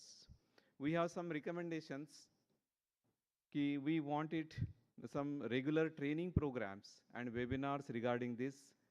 Create a standardized learning material, user manuals for this, establish a national help desk for the troubleshooting, provide the access to the implementation of toolkits and frequently asked questions, support the module customization and staff training, as well as I wish there should be a periodical audit of the universities on the basis of the Samarth also. Universities also can take some of the recommendations. So ensure our institution's readiness. We have to make all staff and faculty members in that state of mind. Now there is no alternative. We have to go for utilization of the Samarth. So appoint a dedicated nodal officer and empowered task force. Then conduct the regular internal reviews, meeting and feedback. Use the platforms, metrics to refine the workflows. These all things we have to do it continuously to help to implement this Samarth. This is out of the Samarth. This slide is out of the Samarth actually. I thought that what should be the vision of digital governance. So digitally empowered institution is not just an aspiration. It is a necessity for achieving the academic excellence and meeting regularly mandates. Samarth offers the structured, scalable, and transformative solution to achieve this by enhancing the transparency, operational efficiency, as well as accountability. We must learn from the success stories. As few of the universities have used 100% modules, let us sit with them, understand how they have made their challenges, how they have found out the solution. Definitely it will be useful for them for implementation of the Samarth. So challenges are there, as already we have said it. We have to meet these challenges. Strategic roadmap for the sustainability is important, as I have told just now. The second batch, second layer of the trained person, we have to keep it ready. So training program should go continuously. In my university, we have taken 122 training programs, repeated training programs. And I'm happy that Samarth was very quite happy to give all these trainings, and we are thankful to them for this one. Lastly, aligning the Samarth implementation with the national frameworks like NEP 2020, NAC, NIRF. You all know NIRF will change in few days of time. NAC is changing now, and now Samarth also has to take that call and align all their modules, align their all resources, their thought process in new changes which are coming in the accreditation and quality processes. So Samarth is not just a tool, it is a vision for transforming governance in higher education with strategic efforts, shared ownership, as well as aligned policies, and we can make that vision a reality. So thank you very much for your patient listening and active engagement throughout this session. As we conclude this presentation, I would like to reiterate that the digital governance is not merely a technological shift. It is a crucial cultural transportation in how our institution functions and serve. So I express my sincere thanks again to you all. I express my sincere thanks to UGC. I express sincere thanks to Ministry of Education, as well as all the 5 universities. We have worked together. We had a lot of discussion, deliberation, sharing of knowledge, sharing of experiences with each other, and this presentation is outcome of all our discussion. So it's a teamwork. Thank you very much.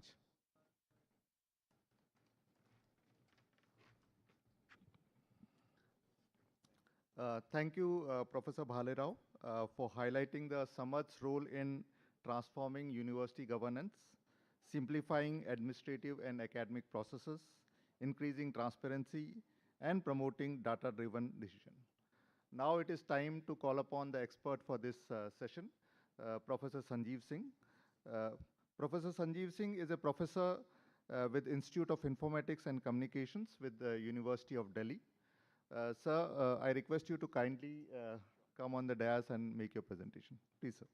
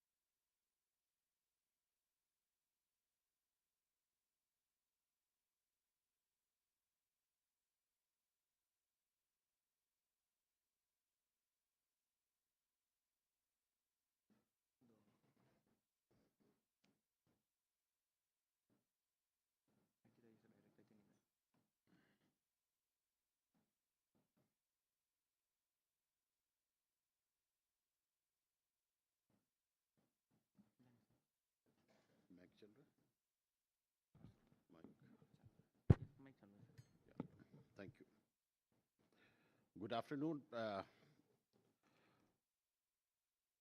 It's a very interesting session because post-lunch sessions are normally very lazy, and I'll promise that I'll make it so short, and because of Professor Bhalerao has gave us a beautiful introduction and the success stories around it.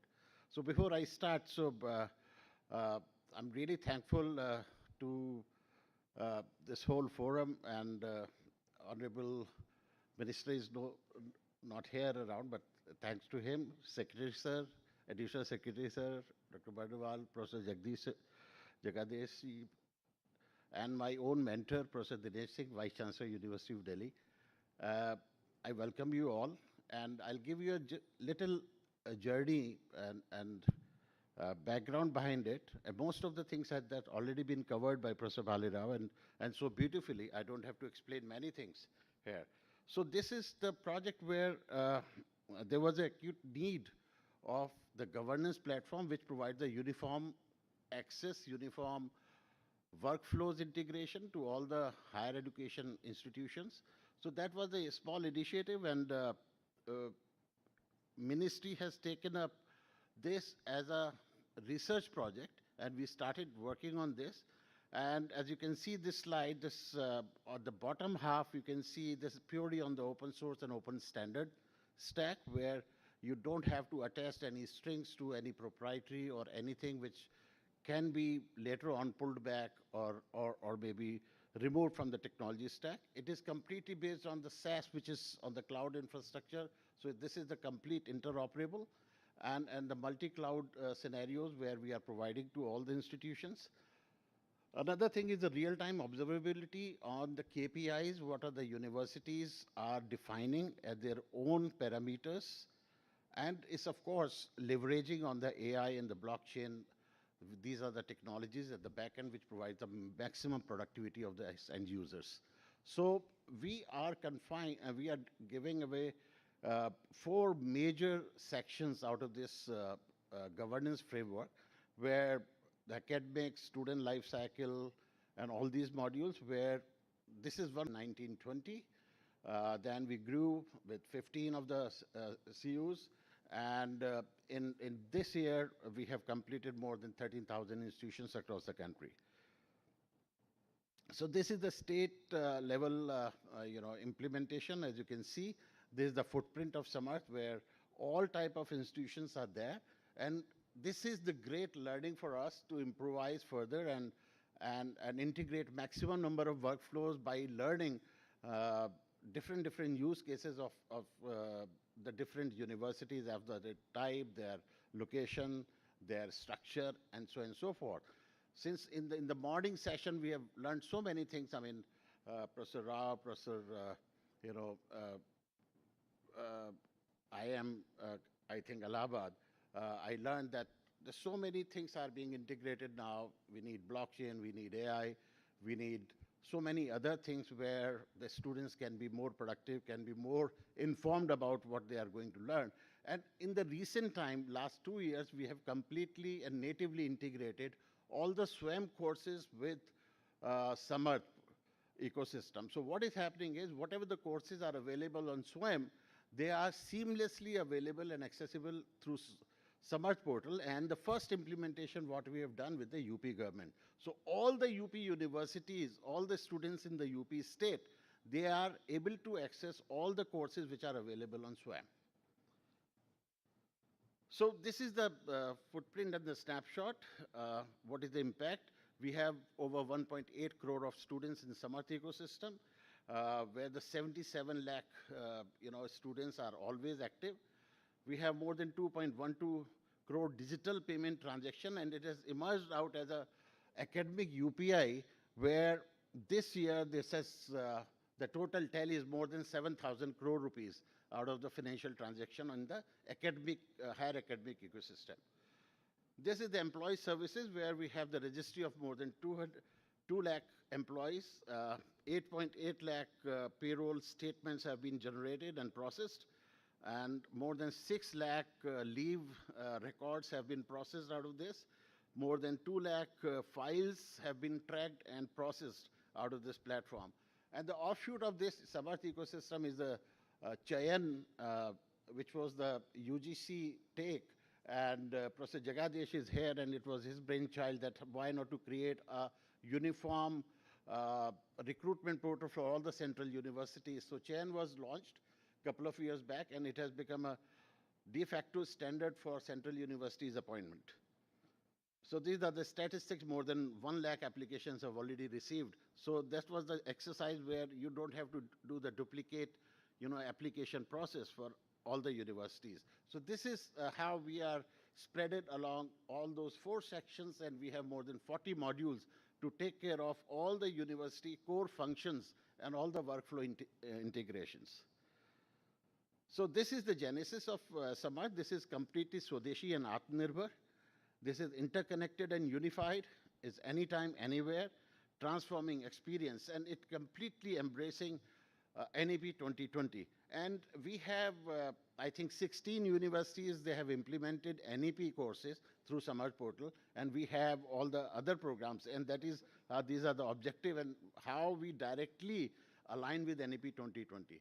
So because it provides the digital interface to all the academic institution and higher education, it provides evolutionary system, aligns with the goal and open, interoperable, evolvable public system. Then I'll just skip that because paucity of time. These are the KPIs a university can think of, and these are known and more important one like the HR, payroll, students, evaluation and grading, file management, inventory management system, leave, state management, bill tracking, and so on and so forth. These are some specific modules for Ministry of Education, where the subordinate designations, statutory positions, annual reports, and annual accounts. Even the post-creation has to be done through this. Now, the visitor nominee requisition, VC recruitment, statutory meetings, and everything can be done from here. So this is the implementation states where the Assam, Uttarakhand, Uttar Pradesh, Jammu and Kashmir, Maharashtra, Goa, Bihar, Gujarat, Tripura, Jharkhand, Odisha, and Chhattisgarh. And now next in pipeline are the Andhra Pradesh, Chhattisgarh DT, Uttarakhand DT, and Madhya Pradesh. So these states completely, they are coming onto the Samarth ecosystem. These are some of the MOU ceremonies which we have signed with all the states.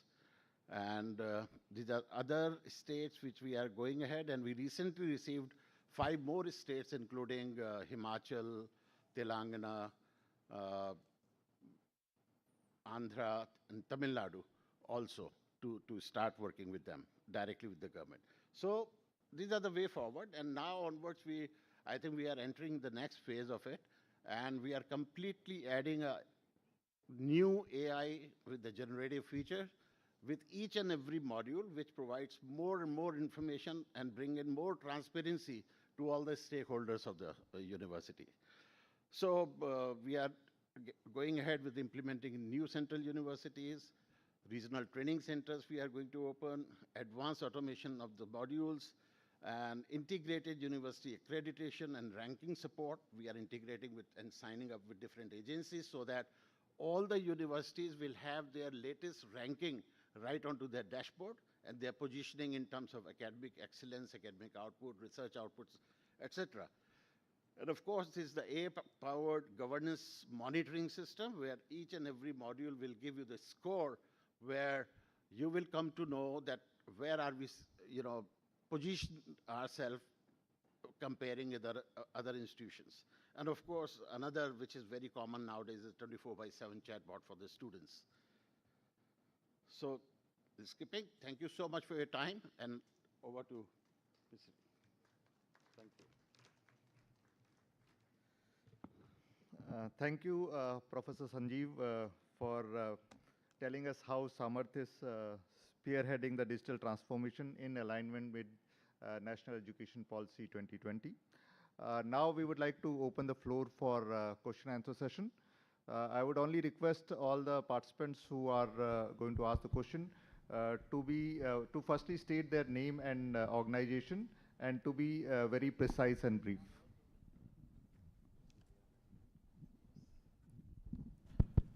Yes, Srinivas Varakhedi from Central Sanskrit University.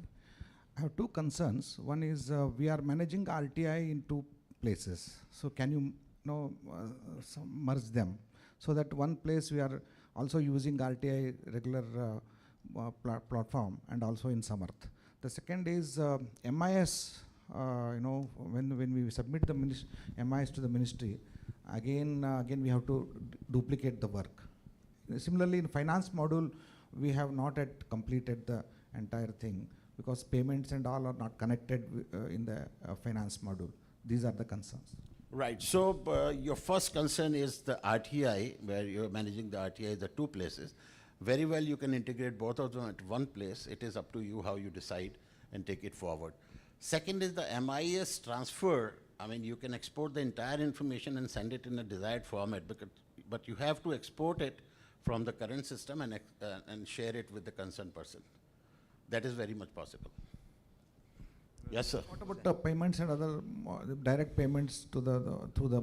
Yes, so you have to finance integrate module? with the PFMS. Yes. You please complete your finance module, implement it in your university, then it will be done. Sir, myself, R.S. Lube from Central University of Gujarat. Sir. Sometimes it so happens that, for example, cases are less than 10, so it does not reflect. For example, let us take off legal cases. If 3 or 4 legal cases are there, so it is not reflected. So it leads to the sense that 100% implementation is not there. And likewise, there are many aspects like that. For example, housing allotment, staff quarters. For example, university doesn't have staff quarters. So, I mean, obviously, it will not reflect there. So, like some other also, I mean, some other systems are also like there, where cases are very less. A student grievance redressal cell, for example. We don't have, I mean, that number of cases more than 10. So less than 10 it does not reflect. So how to deal with those things so that we can also go for 100% implementation, we can say. Right, so I understood your point. As you say that if the number of cases are less in any of the module which are not reflected, but this is something unusual. I mean, it should not happen. Even a single case should be reflected and should be communicated properly. I'll get it checked it personally that why it is happening, but it should not happen, I'll assure you. Yeah, there's another observation. Sometimes few modules or part of the module, it is not required to us. Yeah. But unless we communicate to the Samarth, they will continue to consider it that it is not utilized. We have to inform them that this is not useful to us, don't consider in that one. And that's why they remove it then. For example, earlier we were not using the examination for the ODL, that we were not using, and our percentage unnecessarily it was showing 92-94%. Then we said that we are not using it, and whenever we want it, we will start using it. Then our percentage has gone to 100%. Now we are using that ODL also. So we have to communicate. Professor Bansal, please. Sir. SP Bansal, Vice-Chancellor, Central University. Our next future main threat is the cyber security. My question is that how to ensure, because Professor Sanjeev has done a wonderful job in implementing the this Samarth there in the country. Professor Sanjeev, my first question is that how to ensure the cyber security and data privacy. That is the main threat in the time to come. And second is how to collaborate, because we are facing one problem, that collaborating with other universities through Samarth. This is also not there. And the third one is that it's a great challenge for every university to building a digital capacity of the staff. This is another challenge. Correct. So these are very obvious, and I think this needs a lot of deliberations, right? Your first point is how we are protecting the data and how we are taking care of the cyber security. That is why we have the complete security framework around it, and which we are complied with all the certain guidelines, 100%, and all the DPDP guidelines, the act which have been passed last year. So we are in compliance with all the government regulatory framework along with the certain guidelines. So that ensures that the data is in the safe environment. And also on the top of it, right from the beginning, each of the institutions have the complete ownership of their own data, which they can take data from the cloud and they can retain with themselves, or they can keep at both the places. So it is up to them. Second, your observation was how you can collaborate with other universities, which is very simple. You need to open up your couple of modules which actually allows you to transfer the credit, and also you can assign the different faculty members and the teachers you can invite and onboard onto your platform, and you can initiate research projects through your framework. And there are multiple other ways where you can collaborate with other institutions. One last question. Professor Rao, please. B.J. Rao. Yeah, Professor Rao. 2 points. Yes. It's an open source platform. Yes. Right? Yours is. Open source is good as well as bad, because every time you need to customize, we need to take help. And every time I'm customizing one data, some other parts of the other data keeps changing. I can give very concrete examples in the area of marks entry, which is a dangerous area to change.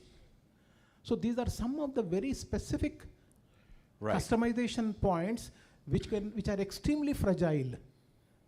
Correct. So this is an area which you need to really fix it hard. Yes. So I'll respond to this observation. This is in a way, I mean, both the sides, and we can debate on this. By saying open source doesn't mean that it can be, customized, or it can be attacked, or it can be manipulated, or is vulnerable. It gives you enough strengths, right, so that you can empower. So open source philosophy is always to empower the user. Why we keep it open source? Because we don't want to attach any, or we don't want to get into the licensing issues, so that any institution can't do any customization any point of time. As you highlighted the case of marks entering, right?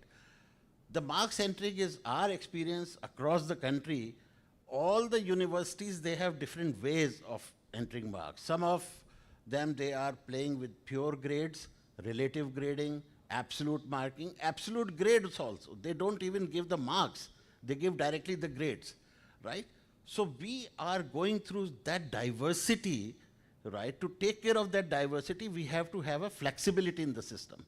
As Professor Bhalirao rightly pointed out, there has to be a configuration management, right? Which ensures that the right configuration is in place. So we are in the process of making it a uniform configuration panel, which seems to be a little impossible in this diversity, right? You agree with me. So we need to fix. Therefore, we are only halfway through and we are stuck. I'll tell you what is the reason of that. You have to pull the data. From ABC, you will have to pull the data. So if any mistake in the ABC, it will be pulled like that only. And if it is mad, it has to be pushed. Sir, we have already exceeded the time. I would apologize for not taking any other questions. Sir, maybe you can ask questions to the expert and the VC. I am having only one question. At least a token to be generated if problem is there. There is no token system. So that's why we have to talk or write many mails for any of the thing which is happening. One thing is there. Second thing is there, LMS. We are using the LMS, that is the Moodle. Worldwide is the most popular LMS. And I'm asking the Samarth for integration of that LMS, but it's not done for last 1 year. Please look into it. Correct. I'll respond to it quickly, because our mandate is to just look at the governance part. Because the LMS and the content is being disseminated through SWAM portal, and we have integrated SWAM. No, nothing to do with LMS with SWAM. First thing is there. It is an independent, worldwide most popular platform that we are using in Jammu University. I know. Okay. But we are not doing it. Sir, maybe we get your question and आप we'll accept get कर back गए to तो you. मैं अपना question अगले सत्र में पूछूंगा। हाँ, अगले सत्र में पूछेंगे। कोई बात नहीं। I sincerely apologize, sir. Token number जरूर जनरेट करिए, प्लीज। Yeah, right. एक प्रश्न लीजिए ना सर का, एक लास्ट क्वेश्चन लीजिए। हम के लिए कुछ बात कह रहा था। एक्चुअली बात ये है कि एकेडमिक बैंक ऑफ क्रेडिट सब जगह लोग कहते हैं, पर एक्चुअल क्रेडिट ट्रांसफर कहीं नहीं हो रहा है, और उसके लिए हम लोगों को कलेक्टिव एफर्ट करना पड़ेगा। और वो कलेक्टिव एफर्ट ये है कि अगर हम ये मैंडेट दे दें कि कम से कम सारी सेंट्रल यूनिवर्सिटीज़ की बात कर रहा हूँ, आप 13,000 इंस्टीट्यूशन चला रहे हैं, समर्थ पे वो अलग चीज़ है, कि भाई हर बच्चे को कम से कम एक कोर्स किसी दूसरे यूनिवर्सिटी से ऑप्ट करना पड़ेगा। और जिस दिन ये कर लेंगे उस दिन हजारों नहीं लाखों की संख्या में क्रेडिट ट्रांसफर होगा, क्योंकि वैल्यू एडेड कोर्सेज हैं, मल्टी डिसिप्लिनरी कोर्सेज हैं, स्किल एनहांसमेंट कोर्सेज हैं, हाँ एबिलिटी एनहांसमेंट कोर्सेज हैं। अच्छा, बच्चों को ऑप्शन भी बहुत सारे मिल जाएंगे। आज बड़ी समस्या ये बनी हुई है, बच्चे कहते हैं हमारे पास ऑप्शन नहीं है, जो कोर्स आता है पैक हो गया, जो कोर्स आया पैक हो गया। तो प्रॉब्लम ये बहुत बड़ा एक सोल्यूशन हो जाएगा। और जिस चीज़ के लिए हम क्राई कर रहे हैं कि भैया आपका ज़मीनी स्तर पर एकेडमिक बैंक ऑफ क्रेडिट का इम्प्लीमेंटेशन नहीं हो रहा है, रजिस्ट्रेशन तो हो गया पर क्रेडिट कितने ट्रांसफ़र हुए, जिस दिन हम ये कर लेंगे तो लाखों की संख्या में क्रेडिट ट्रांसफ़र होने लगेगा, और ये पॉसिबल है। Thank you very much. Right, sir. Thank you so much. Yeah, I think for this, I request our additional secretary to respond to it, because this is directly related to the policy. आप accept कर गए तो मैं अपना question अगले सत्र में पूछूंगा। कोई बात नहीं। Sir, maybe we get your question and we'll So I must thank both the presenter. They did a great job of presenting the success story of Samarth. I know when I started this journey 2 years back, I also felt it's too difficult to implement Samarth. And in fact, every time we were dealing with the university, we realized despite having every control, there were genuine concern. And I think one of the concern has been really mentioned very well. There are many challenges, but my hope has increased very much. Mainly because, as was said, 4 universities have done it 100%. And this 100%, I mean, now they are not doing any physical transaction. And it is not just they are saying. The data which gets collected at the national level, we see now the central universities' number of transactions has gone to millions. And it is happening every day. So this is a very good sign. But now it also reflects a lot of challenges which has been mentioned. And the challenge of the open source is extremely important to address. And Professor Rao did mention very well that every time they need to customize to their requirement, they have to come to Samarth, which is a central team which does it. Of course, this is also because this customization capacity is not there at the university level. Had it been there, we would have given it to the university that you customize to your requirement and make it even more robust. And that is how the open source system works. But somehow that is not there, and that is why the central team at Delhi University has to work for every university. And it will continue to work till we achieve that capacity at the university level. But that is what the solution would be. We will also work the ecosystem, how we develop for Samarth in due course of time. My challenge now I see is the way we reach to the central university and some of the higher education institutions. Now it should not stop here. We have around 60,000 higher education institutions. We have reached to 13,000. We have to reach to everyone. Can this model serve to every HEI? If every HEI start approaching at the central level, we will not be in a position to address them. Addressing 48 central universities is much easier than addressing to 48,000 HEI. So we will have to develop a robust mechanism by which the capacity can be built at the HEI level. Second, for some of the central universities which are also affiliating university, there are very few, but there are. But and therefore, and Delhi University is one of the important university which is affiliating colleges and having also some constituent college. How are we going to take it to the colleges? Because if we don't do it to the colleges, then also we don't complete the journey which we have started. And university is responsible because the whole student life cycle, which starts with admission to the award of the degree, is the university responsibility. It is not the college responsibility. They are teaching as per your curriculum. They are taking admission on behalf of university. They are conducting exam also on behalf of the university. So this is one challenge I see, and I'll request all those central universities who are affiliating colleges, please get their admission in those colleges through Samarth.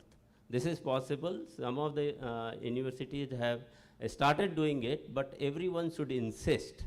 And it will be possible because, if you don't take admission through Samarth, they have no other way, because you have now created an enabling environment by which you have closed all other options but to come to Samarth.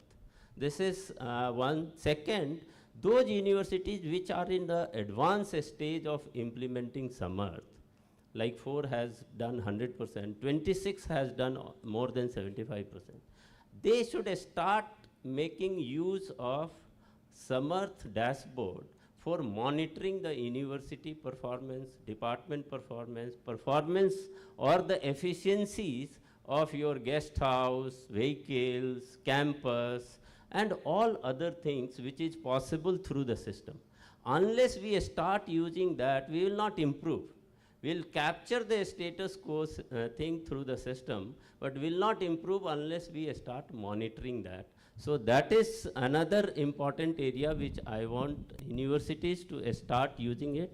And I also asked some of them to develop some KPI, give to us, so that we start monitoring for other universities too. Some are doing, some are not. So we'll request all to come on board on this. But once again, I must congratulate everyone that in very less time they have moved very fast on Samarth. Thank you. Sir, one of our suggestion, they have not implemented mobile application. We have discussed. Thank you so much, sir. We come to the end of this thematic session. I would like to thank the expert for this session, Professor Sanjeev Singh, for his wonderful presentation and patiently replying to all the queries. I also thank all the Vice-Chancellors of this group for the wonderful theme paper and presentation. Thank you.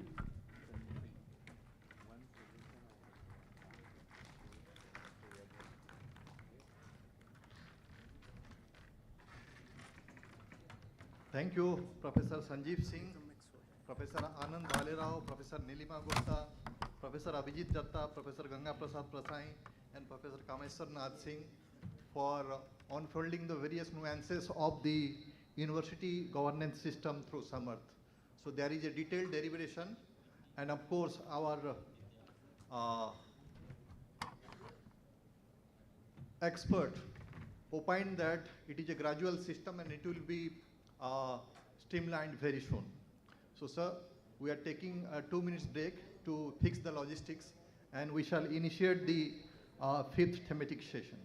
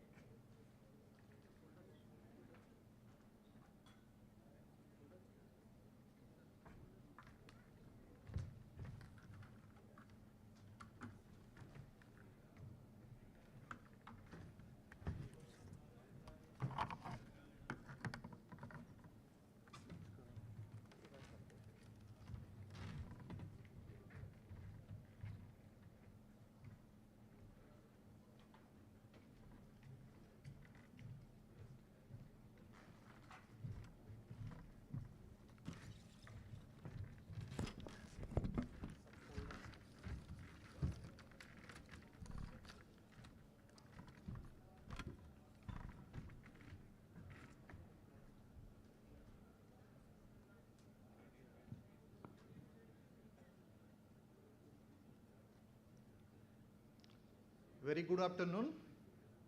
We are going to initiate the deliberation of the 5th thematic session, and the title of the session is Promotion of Equity in Higher Education Institutions, Fostering an Inclusive and Equitable Environment, PM Vidya Lakshmi, and One Nation, One Subscription. And for this 5th thematic session, we have with us Professor Manish Joshi, Secretary, University Grant Commission, Professor P.K. Banerjee, Joint Secretary, Management, Minorities and Scholarship, Ministry of Education. And for this session, the coordinator of the university is Tezpur University. And other universities are Baba Sahib Bhimrao Ambedkar University, Monala Azad National Urdu University, Central Tribal University of Andhra Pradesh, and IGNTU Amarkantak. So I would request Professor Manish Joshi, Professor P.K. Banerjee, Professor Shambhunath Singh, Professor R.K. Mittal, Professor Said Anil Hassan, Professor Tantra Vahi Srinivasan, Professor Bhumkos Tripathi to come over the dais. And I would request Dr. Miginga Sekhar Sharma, Deputy Secretary, University Grant Commission, for steering the deliberation of the session.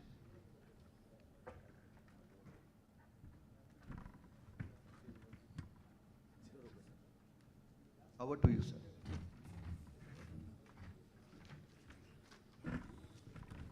Thank you very much, sir. Namaskar and good afternoon to all of you. I welcome you to the 5th session of this conference. The theme for this session is Promotion of Equity in Higher Education Institutions, Fostering an Inclusive and Equitable Environment, PM Vidyalakshmi, One Nation, One Subscription. We have 5 central universities for this thematic session. Indira Gandhi National Tribal University, Amarkantak, Central Tribal University of Andhra Pradesh, Maulana Azad National Urdu University, Babasaheb Bhimrao Ambedkar University, and Tezpur University, which is also the coordinator university for this group. We also have 2 experts with us for this session, Professor Manish Joshi, Secretary UGC, and Shri P.K. Banerjee, Joint Secretary, Ministry of Education. In this session, we would explore how promotion of equity is going to be the key to building a truly inclusive academic ecosystem. First, I would like to request Honorable Vice-Chancellor, Tezpur University, Professor Shambhunath Singh, to kindly make his presentation. After that, Professor Manish Joshi and Shri P.K. Banerjee, our experts, will make their presentations. Sir.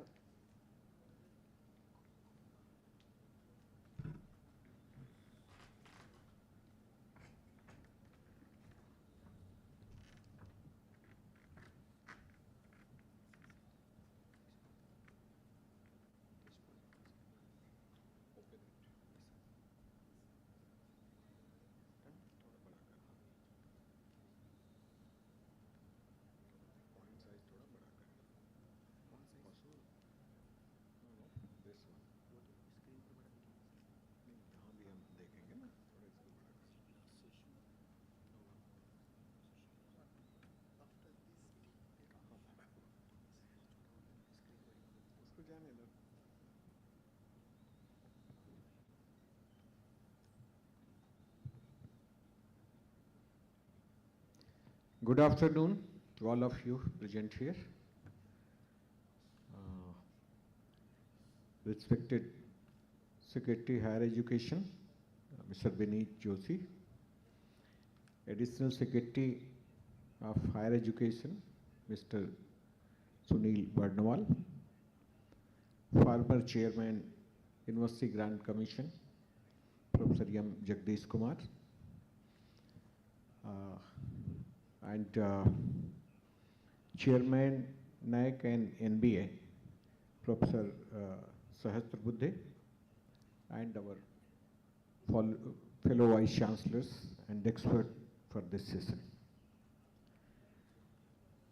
This is indeed very important component of new education policy. The equity is well-defined concept. It's very popular and well-known. And there is several constitutional provision for equitable society and equivalence, equitability and inclusiveness. But new education policy first time make it an important component for educational institutions. In this deliberation, we have 4 partner central universities: Baba Saheb Bhimrao Ambedkar University, Lucknow; Maulana Azad National Urdu University; Central Tribal University of Andhra Pradesh; and Indira Gandhi National Tribal University, Amarkantak. With all these institutional collaboration and deliberation, ideas and everything, we made a presentation that is I'm going to present here.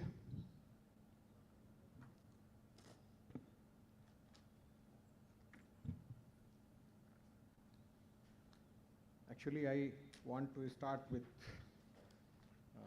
the fault line of this existing scenario. The fault line is regional imbalances of this country. The gross enrollment ratio. National average is 28.4%, and the states doing better in gross enrollment ratio is Tamil Nadu, that is 47%, Delhi 43%, and Kerala 39%.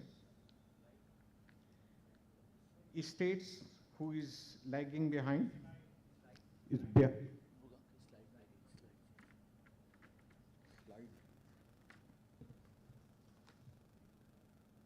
का वो remote, if you give remote or you can operate.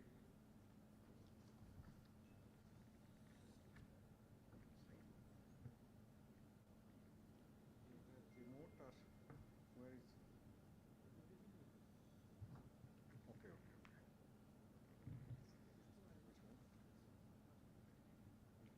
This one? This one.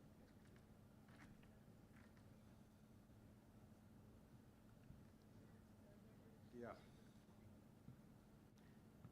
Now I am just describing the state which one is in good position and states they are lagging behind. The low density states are Bihar 7, Jharkhand 9, West Bengal 11%, forcing students to migrate from their regional zone to some other institution and developed zone. This we need to address and we need to understand it. Unequal funding and concentration of premier institutions. There is disparity and unequal funding is also there. That is one of important reason.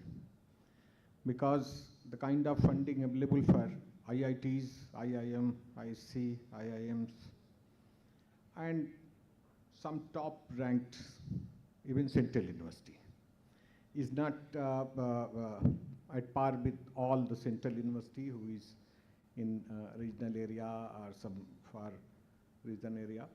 So this disparity is also there, we need to address it. Caste-based discrimination. This is the main hinders and social integration for equitable academic experience. Caste system is still exists, and it's in campuses also we can experience it. There is clear-cut discrimination, and this, I think this, it's long battle. It's mindset and attitude. Attitudinal change is, I think, most difficult change, because we are fighting this evil not only since independence, even before that. And it still exists, it means we were not able to defeat it. Rural and urban disparity. This is also one factor, very important factor. Differences in quality of schooling, information gap, language and financial barrier. These are important indicators. And urban-rural divide. We need to address it also. Urbanization, process of urbanization is little bit faster, but it's still there. We must recognize it first, then we will able to bridge the gap. This is key challenges. Structural and pipeline issues. High dropout rate of the marginalized group at a school that is leading to delayed entry at college. If dropout rate at a school level is high, that will impact college enrollment also. This is very logical. Sociocultural obstacles, prejudices related to caste, gender, and ethnicity create unwelcoming and hostile environment in campuses.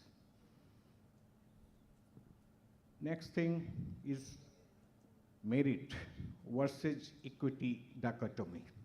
This is also a case because mostly reservation and other affirmative action policies are often considered as a compromising quality, but that is not the case. Next is ableist paradigm. Campuses with inadequate or ill-designed infrastructure, resources, and curricular approaches. We need to think about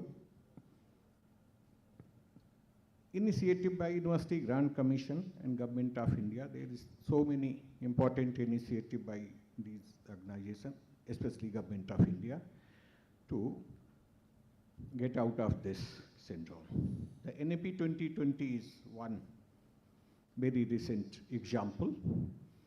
This is shift the paradigm from equality to equity.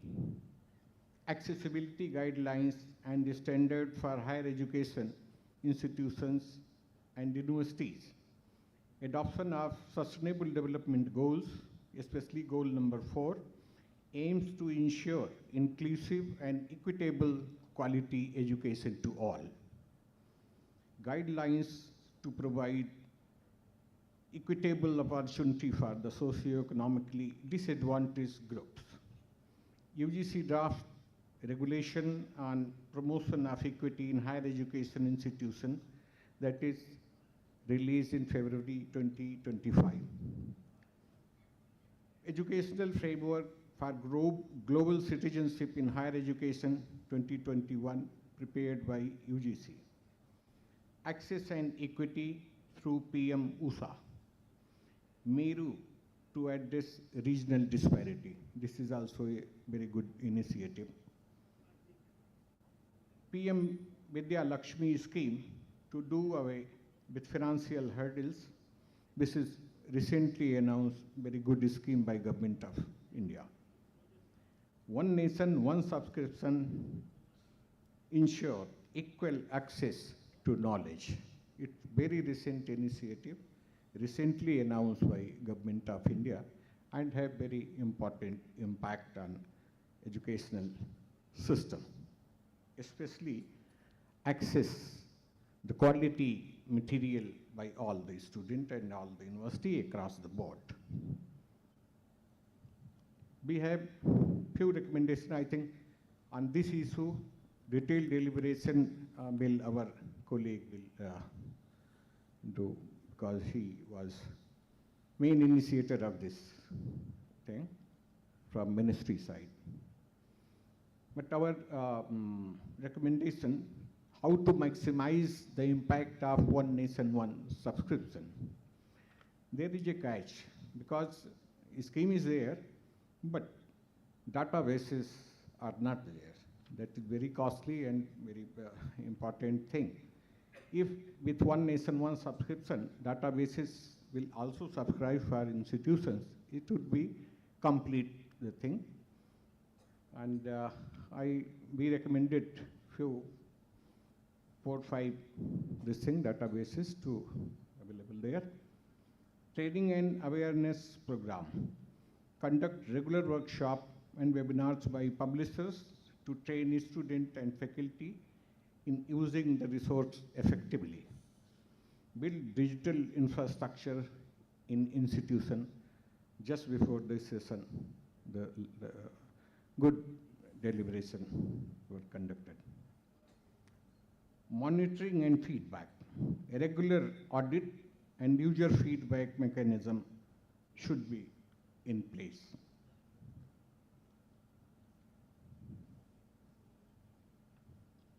Addressing the deep-rooted challenges require a comprehensive multi-level strategy. Macro-level, data-driven policy. Policy making must be guided by robust, disaggregated data An annual equity in higher education report may be published to identify a specific gap and tailor intervention. Targeted funding. Funding mechanism like PMOSA should be strengthened and made more targeted. Status with the lowest GER and colleges density should receive preferential funding. We need to fund more of deprived area and institutions. Regulatory oversight. Regulatory body must enforce equity-related mandate strictly. This includes auditing implementation of reservation in admission and recruitment, the functioning of grievances cell, and support service for the marginalized. And some more framework. Institutional leadership. The Vice-Chancellor and other senior administrators must champion the cause of equity. Their commitment should be reflected in institutions' vision, strategy, plan, and resource allocation. Empowering structures. Institutions must establish and empower bodies looking at diversity, equity, and inclusion. SC/ST, OBC cells, and gender sensitization committees must be active and well-funded and have an authority to take action. Sometimes it's just notional. Campus culture, proactive effort like regular sensitization workshop, celebrating diverse cultural festivals, and promoting student-led diversity initiative. That's why we recommend at least one culture officer to every institutions. Okay. Inclusive pedagogy, student support service, curriculum reform. These are some major. And promote geographical equity, strengthen public universities. This is a strong, affordable, and high-quality public university system is the most effective engine of equity. Monitor and audit institutional compliances. Integrate equity into ranking and accreditation. This should be major component in our ranking system also. Integrate equity and create environment for private enterprise to support for cause of equity. They must accountable for this also. And mandatory establishment equal opportunity sales center of inclusive development.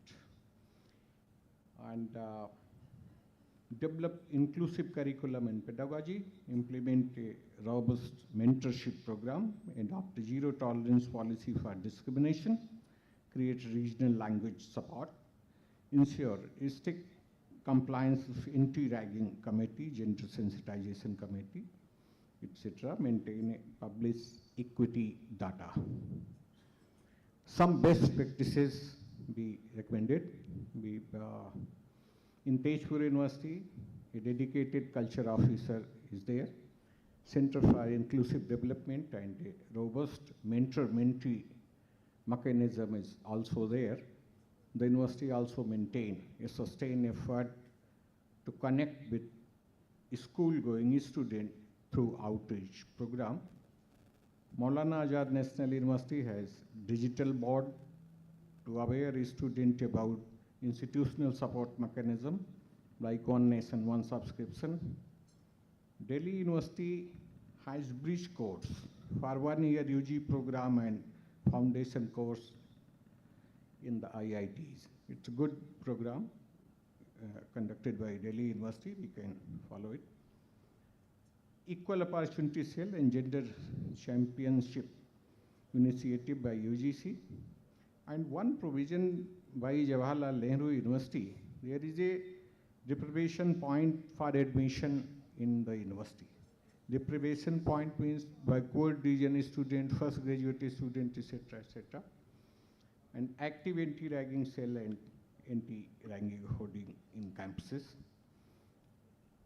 Conclusion, achieving true equity requires a fundamental shift in mindset from viewing equity as a matter of compliance or a charitable concession to recognizing it as a conversion from institutional excellence and national progress.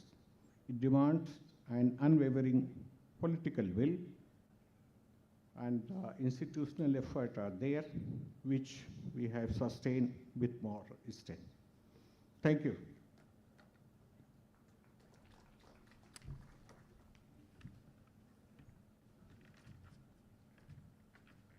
Thank you, sir. Now over to you, sir.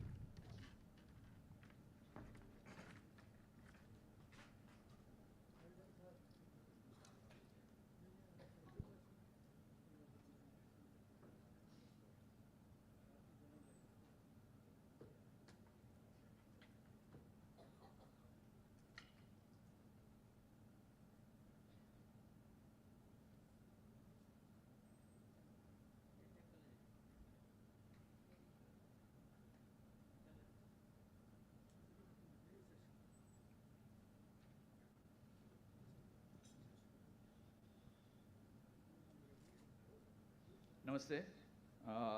आप सभी को गुरु पूर्णिमा की बहुत सारी शुभकामनाएं और एक अच्छे दिन पर आप सबके सामने मैं प्रेजेंटेशन कर रहा हूँ honourable vice chancellors and all officials of the ministry.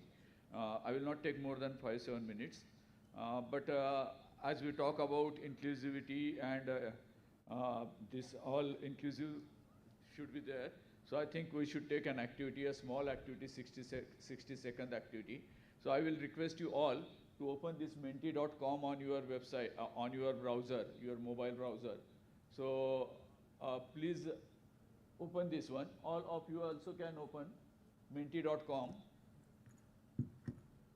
You can go on your browser, type this menti.com, and it will ask you this number.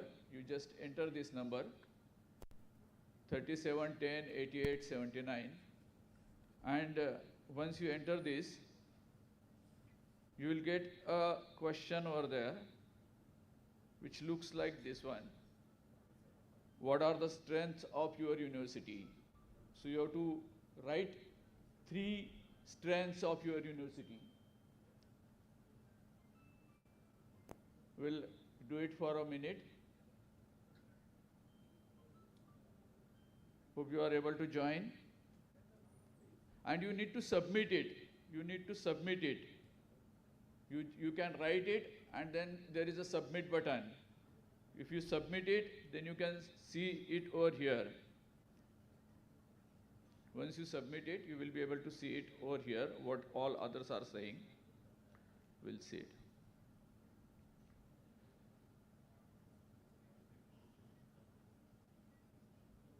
Okay, so you need to submit it, and then we will get a cloud over here. So these are the strength of our universities. Number is there, 3710 8879.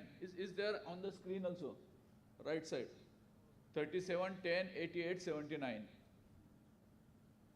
So the strength of our university, as what we are saying, so it is clubbing all this. Out of 35, 36, 8 has submitted. Please submit as early as possible so that we can get feedback from all.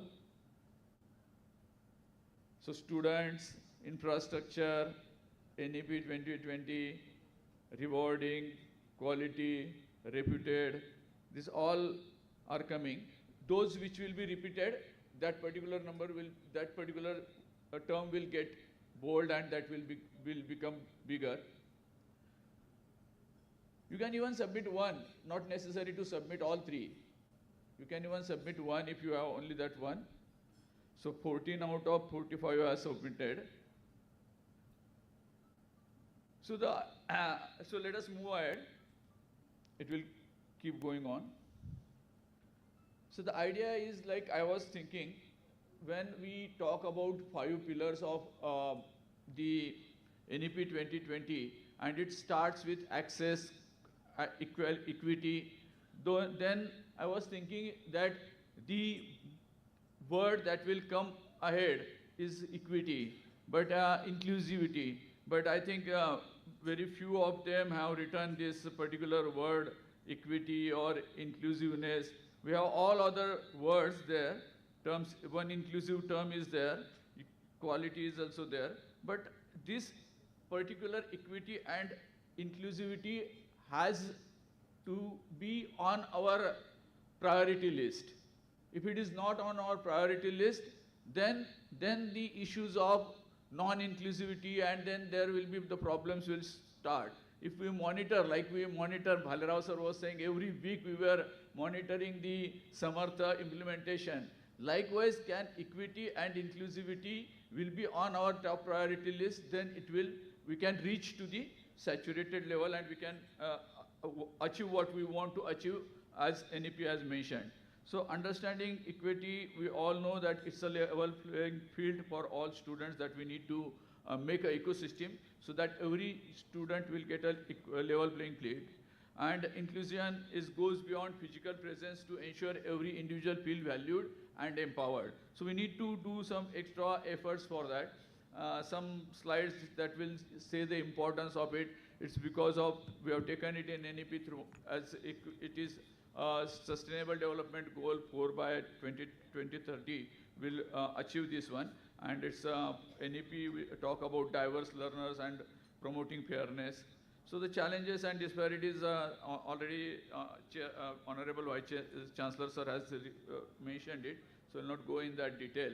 But the challenges, we should know that 28.4 to 50, we need to reach there, whereas we find that many times our seats remain vacant, and what extra efforts we put, that also we need to understand for ourselves, and that we need to answer ourselves.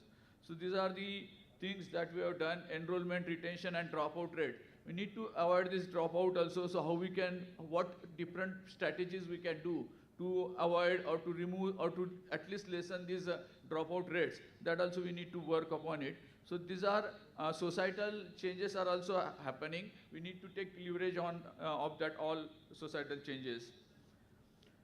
This is one thing that Government of India and UGC is doing, and we need to take advantages of all this enabling provision to ensure that large number of students should be incorporated or included in our system. So this one is, this all systems, all these provisions should be taken, should be considered from the equity point of view or inclusivity point of view. So multiple entry, multiple view, exit, promotion of online and digital education, establishment of special zone, education zone, regional languages, as there will be another session where the importance of these regional languages, as you will include regional languages in the syllabus and in the question paper writing, more and more people will, more and more students will come into the system.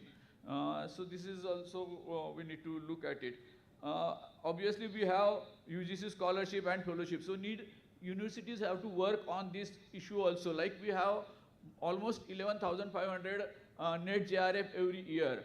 But how many, is it like all 11,500 students come and join to the fellowship? No. So though we have the scheme, but it is not reaching. So we need to motivate those students so that whatever scheme is there, this should be beneficial to the student and they should come into the system. So therefore that particular motivation is also needed, and Vice-Chancellor as or a leader of the education institution system can play a role in it. So same ministry also have these particular different schemes. Obviously, apart from the student, the leadership also should be inclusive leadership. That for that purpose, some orientation on diversity and equity. This type of workshop should be done by the leadership in the university. So that's what I'm saying, that it should be on our priority list. Once it will be in our priority list, we can keep going on and we can keep doing on this particular topic. It's an important topic. Establish clear mechanism, reporting mechanism, so that such incidents happen, it should be reported. This is regional languages, and these are the points that we can take away home. So these are the, I have mentioned 8 points that a HAI leader or academic leadership can do. These are the rigorous implementation. Obviously, if we do that, then it will be helpful. Enhanced resource allocation and funding mechanism for this purpose. Greater stakeholder participation, prioritizing mental health support, localizing this diversity, equity and inclusivity framework. So this one, and these are the 8 things that we can do as a leader of the institution to increase the equity, to increase the inclusiveness and diversity also in the campus. We should ensure set up an equity and inclusive cell, peer mentoring programs, train faculty in inclusive teaching. So these are the different mechanisms that the institution can take. Thank you all, and let us hope that we shall increase the inclusivity and equity with the help of all these mechanisms that are made available by UGC and Government of India. Thank you all.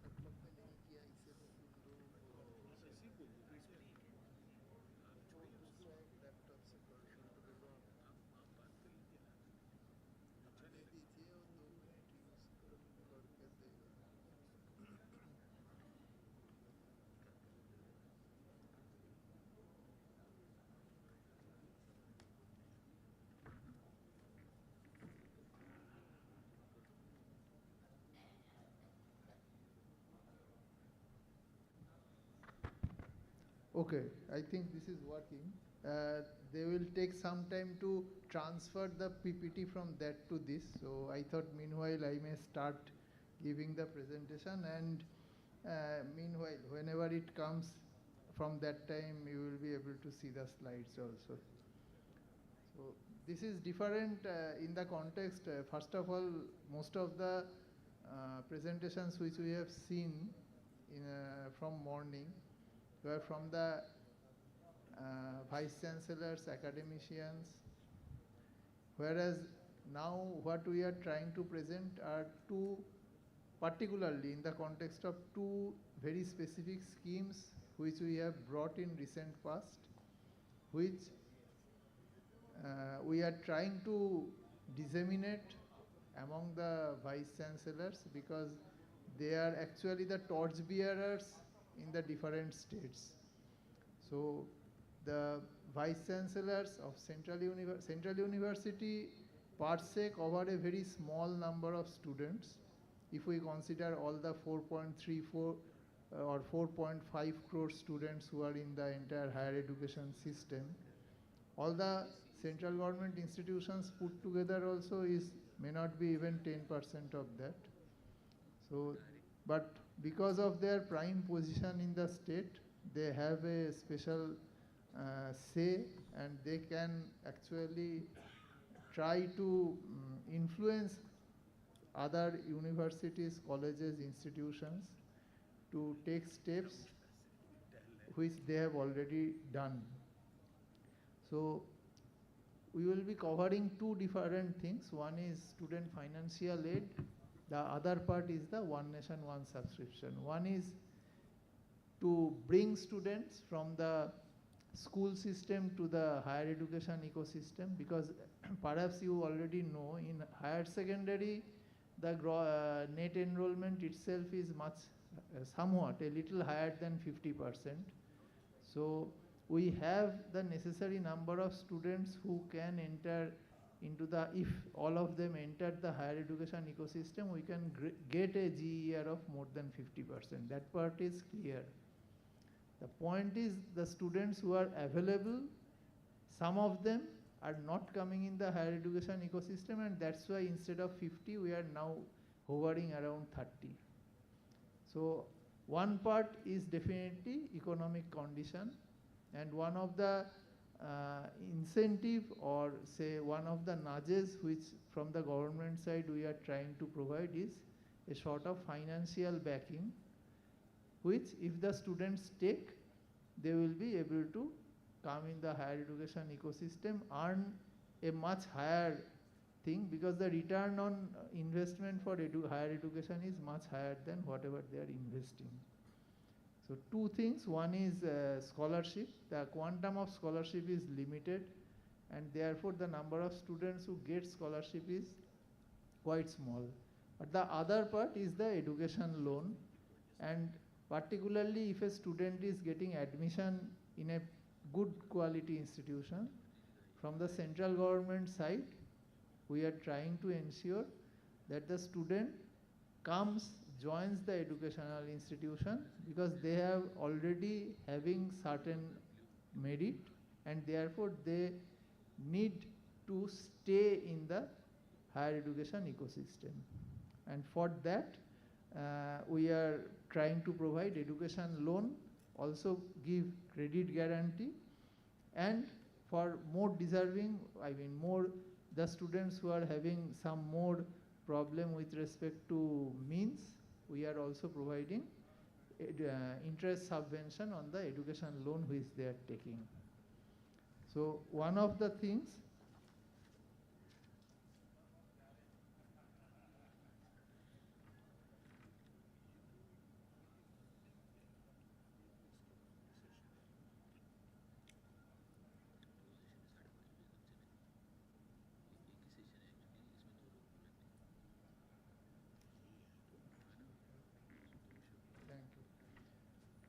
So one of the things which we have launched very recently, that is last year 6th November, is the PM Vidyalakshmi scheme.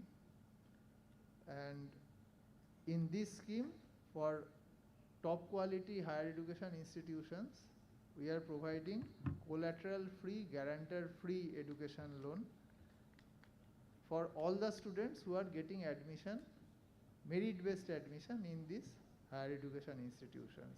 And most importantly, all the central universities, the Vice-Chancellors who are present here, you might be knowing you are actually included, your institution is actually included in this list of quality higher education institutions. And therefore, all the degree diploma courses which are being run by the central universities, the students who are getting merit-based admission there are eligible to get the PM Vidyalakshmi education loan. And subject to annual income criteria, that is 8 lakh rupees.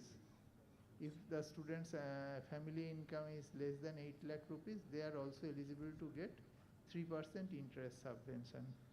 And you probably know that prior to this, there were other schemes, scholarship as well as interest subvention, which we were running. Now, 2 scholarship schemes which we are running, one is central sector scholarship for college and university student. There a student gets 12,000 rupees per annum for undergraduate, postgraduate, both the courses put together. The duration up to 5 years it can go. But the student should be in the top 20 percentile in their higher secondary board. And the slots available is only 82,000. So there we have at the all India level slot that is distributed to different states. And then in the state again it is distributed to SC, ST, OBC, EWS, PWD as per the central government reservation policy. So the number per se is not that big. There is a special scholarship scheme for Jammu Kashmir and Ladakh, that is for students of Jammu Kashmir who go to other universities to pursue higher education. And the AICTE has a particular portal where they invite all the institutions. For this, AICTE has actually in their manual approved to create supernumerary seats. Per course maximum 2 seats can be created, so that students from Jammu Kashmir and Ladakh can join in those courses and get these scholarships. So the institutions get the institutional fee and the students get 10,000 rupees per month. The scholarship amount is quite lucrative here. And if some of you particularly in your technical and professional courses which are self-financing type, if you are creating supernumerary seats and filling it up in the AICTE portal, students of Jammu Kashmir and Ladakh can benefit from that. And the central sector interest subsidy scheme, it is also running for quite some time, but it is applicable only for the professional and technical courses. Here, students up to annual income 4.5 lakh get full interest subvention. So, for when a student is entering into a course, from for that particular course up to course period plus 1 year, we call it a moratorium period. For moratorium period, the student neither have to pay principal nor have to pay interest, and there is no interest on interest for this moratorium period. So therefore, the student, suppose a student is in BTech, the student will not pay anything for 5 years essentially, and for all these first 5 years, whatever principal he has borrowed, on that amount the interest is coming, and bank is directly claiming the interest to us. We pay the interest to the bank, that means to the student's loan account. That way it operates. And there is a credit guarantee fund scheme for education loan. All education loan up to 7.5 lakh rupees. The students don't have to pay any collateral. The central government gives the collateral, and that collateral provides the banks a comfort up to 75% of outstanding credit. So and that happens for the entire lifetime of the education loan. So even if a student is unable to pay, say, after 5 years, that and he defaults, then government will be paying 75% of the outstanding default. So that is how this particular scheme operates. And in the last year, 2024 itself, more than 8,500 crore of credit guarantee we have given. PM Vidya Lakshmi you already know. Now what I will directly go the expectations which we have from you. One is please make PM Vidya Lakshmi a part of the student admission offer letter itself. So in your admission brochure as well as in your admission offer letter, mention to the student that they are eligible for this PM Vidya Lakshmi education loan, and they can get this collateral free and guarantor free loan if whenever as per their wish. The second thing is that designate 2 senior level employees of your institution. Their job will be to upload, first of all, course wise, whatever courses you are running, for every course they will upload the course name and the fee structure for that course. One person will be doing it, the other person will be verifying it, so that the banks know that this is a authentic information coming from the institution. When a student applies for education loan, banks do a number of verification, and when they get this particular information, loan amount is the most important decision which the bank has to take. And when the information goes in an authenticated manner from the institution, the banks are satisfied and they don't harass the student. So that is why we have requested all institutions to make 2 nodal officers. One we are calling them maker, other one is checker. So you one will create the data and the other will verify the data. Then we disseminate the scheme information. Already in the PM Vidya Lakshmi portal, we have created pamphlets at multiple languages. As of now, in 12 different languages it is available. Nobody has to log in. Simply you go to the website, the pamphlet is there. You can actually see this is the first screen of the presentation which you prepared. There is a student leaflet on top, you can see, and these are the different languages under which this leaflet is available. And the maker and checker which I was telling just now, in the login you are having an option of institute login, and in this institute login your maker and checker, once you provide the details, their login IDs are being created.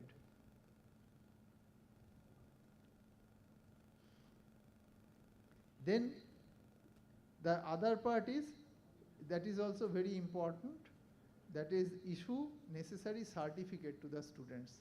The students provide their secondary certificate, higher secondary certificate, caste certificate, income certificate, all this during admission process. And if the banks are again asking for this, then it is an additional task for the student. So what we have told is, whatever certificate the institutions are issuing, they can simply take all of them, make a single one-pager certification and give it to the student. The student can will give it to the bank, and bank will accept the institute certificate as the bona fide certificate for all these things together.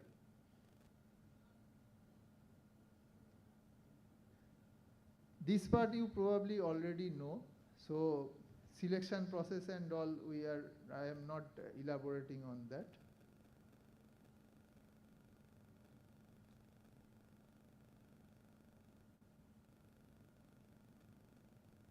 So now I will go to the next scheme of ours. Sorry, before that I would just inform you about 1 or 2 things.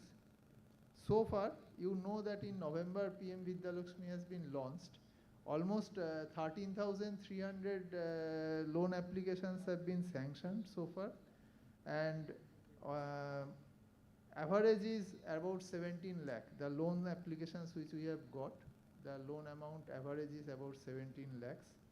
And more than 320 crore actually disbursement also has happened. So this portal is working. Banks are working for this. Earlier the turnaround time was around more than 30 days. That we have brought down to below 11 days now. So you please try to disseminate this information among the students so that we get more and more applications. For One Nation, One Subscription, I understand that all of you have already subscribed and are using. So the participating publishers, etc., I will not go into that. The advantage of ONOS is that now you have more than 13,000 journal titles, and earlier when you were a part of Ishots Hindu, you were not having all these 30 publishers. Particularly Elsevier, very few institutes were having their subscription. Now you have them. Then similarly, Walters Kluwer, earlier it was the forte of only the medical institutions. Now you are having that. So for multidisciplinary education, you can start using, tell your faculty to use more and more of these things. One important thing what we have found, this is the present status. More than 1100 institutions are there who have their IP and using from their fixed IP. But and as of today, almost 3 crore downloads have happened, full text article downloads. But what does it mean? Usually as an individual user, when we try to download an article, we have to pay between 30 to 35 US dollar. Perhaps you know that. And whatever we have paid at the central government level in total, around 1500 crore. If I consider this number of downloads and presume that at the same rate the download happens, that means we are now paying only about 300 rupees for every article download. So that is the power of this ONOS. And if you can be the torch bearer for the other institutions of your state, we can even improve this usage. For example, Central University of Rajasthan VC was there. Central University of Rajasthan is using ONOS. But if we consider all the institutions of Rajasthan, government institutions, what we found is that more than 60% of the institutions have actually not started using it. So the Central University probably can arrange for sessions through which the other government institutions, state government institutions particularly, can be nudged. They can be told, because they need not pay anything. They simply need to register and start using. So if some handholding is done by the central universities, all the states and the larger ecosystem of researchers, students and faculties will actually benefit. So that's all which I have to say. Thank you. Thank you very much, sir. I thank all the SM speakers for their presentations. Now the floor is open for discussions. If you wish, you may please ask questions to our panelists.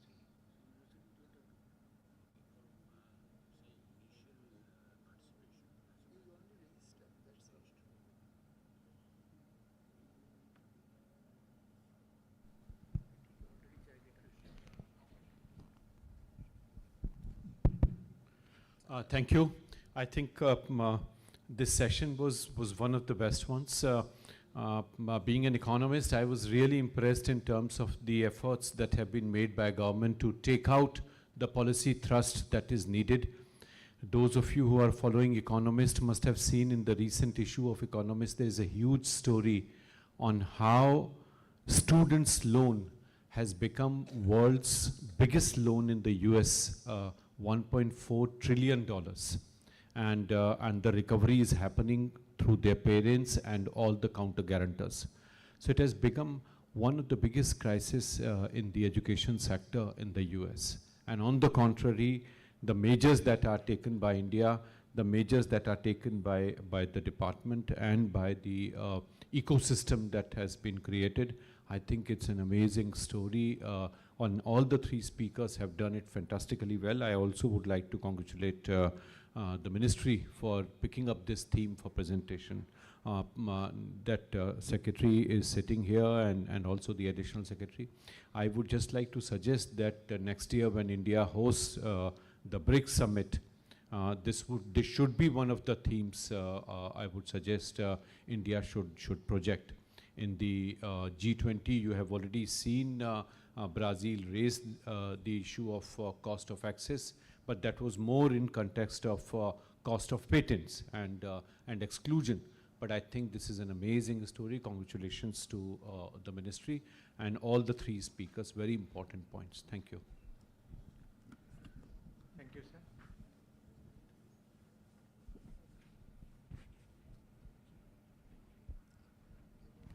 If we do not have any other question, and with this, we'd like to end this session here. Again, we would like to thank all the contributor universities, the speakers and the experts, and all those who are present here. Thank you once again. Thank you very much.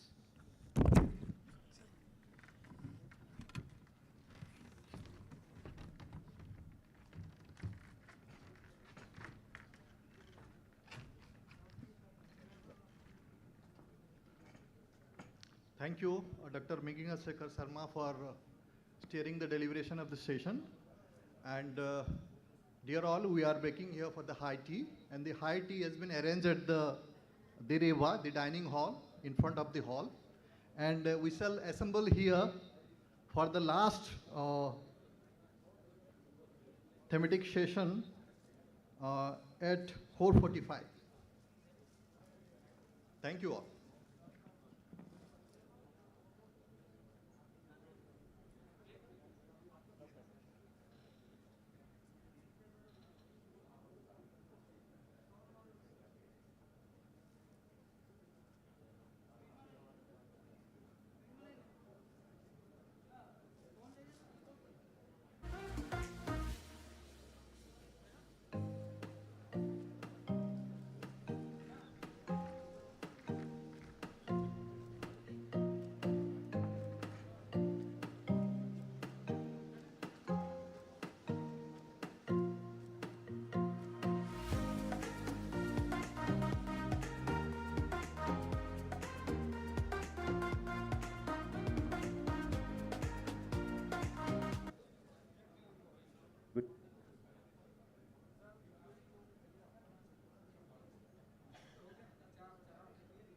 Gujarat केंद्रीय विश्वविद्यालय का शिलान्यास 18 जून 2022 को माननीय प्रधानमंत्री श्री नरेंद्र मोदी जी के कर कमलों द्वारा एवं मुख्यमंत्री गुजरात श्री भूपेंद्र पटेल जी की गरिमामय उपस्थिति में संपन्न हुआ। नवी शिक्षण नीति ने अनुरूप होलिस्टिक एज्युकेशन एप्रोच थी गुजराते शिक्षण क्षेत्रे हरણભાર ભરી છે। વડાપ્રધાન શ્રી રૂપિયા 743 કરોડના ખર્ચે બનનારી સેન્ટ્રલ યુનિવર્સિટી અને રૂપિયા 571 કરોડના ખર્ચે નિર્માણ થનાર ભારતીય ગતિશક્તિ વિશ્વવિદ્યાલય બિલ્ડિંગના ખાતમુહૂર્ત પણ કરશે। આ બે ભવનો ગુજરાતની સેક્ટરલ યુનિવર્સિટીના વિશાળ માળખામાં ઉમેરો કરશે। આજે વડોદરા ખાતેથી મધ્ય ગુજરાતના 5 જિલ્લાઓને પ્રધાનમંત્રી શહેરી અને ગ્રામીણ આવાસ યોજના, રેલવે પ્રોજેક્ટ્સ, ગુજરાત કેન્દ્રીય યુનિવર્સિટી અને અન્ય વિકાસ કાર્યોની ભેટ મળી રહી છે। પુનઃ આપ શ્રીને સાદર વિનંતી કરીએ છીએ કે આપ રિમોટનું બટન દબાવી વિવિધ વિકાસ કાર્યોની તકતીનું અનાવરણ કરશો।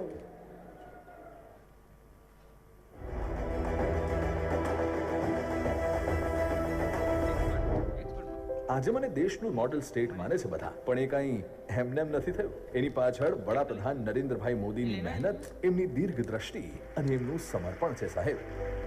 વિકાસ સર્વાંગીણ હોય, વિકાસ સર્વસ્પર્શી હોય, વિકાસ સર્વદૂર હોય, વિકાસ બધા ક્ષેત્રોને આંબી જનારો હોય, એ દિશામાં અમે કામ કરી રહ્યા છીએ। તો વડોદરાનું ગતિશક્તિ વિશ્વવિદ્યાલય રેલ રોડ ટ્રાન્સપોર્ટ સિસ્ટમ અને રિસર્ચને પૂરું પાડશે પ્રોત્સાહન।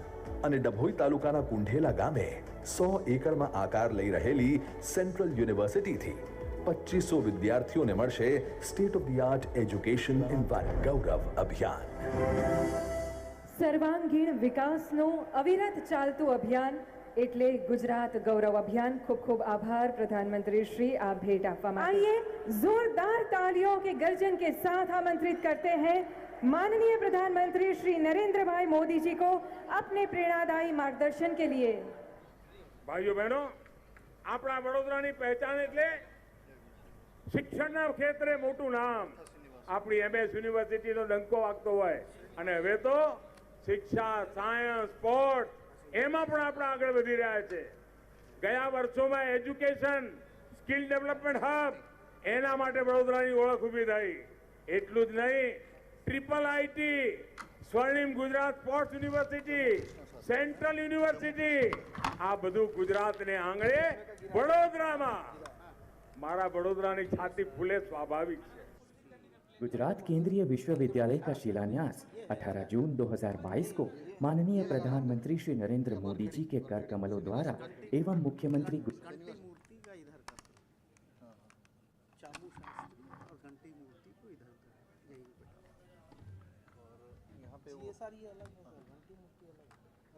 ये सर ये ठीक है ना, ठीक है, ठीक है, घंटी मूर्ति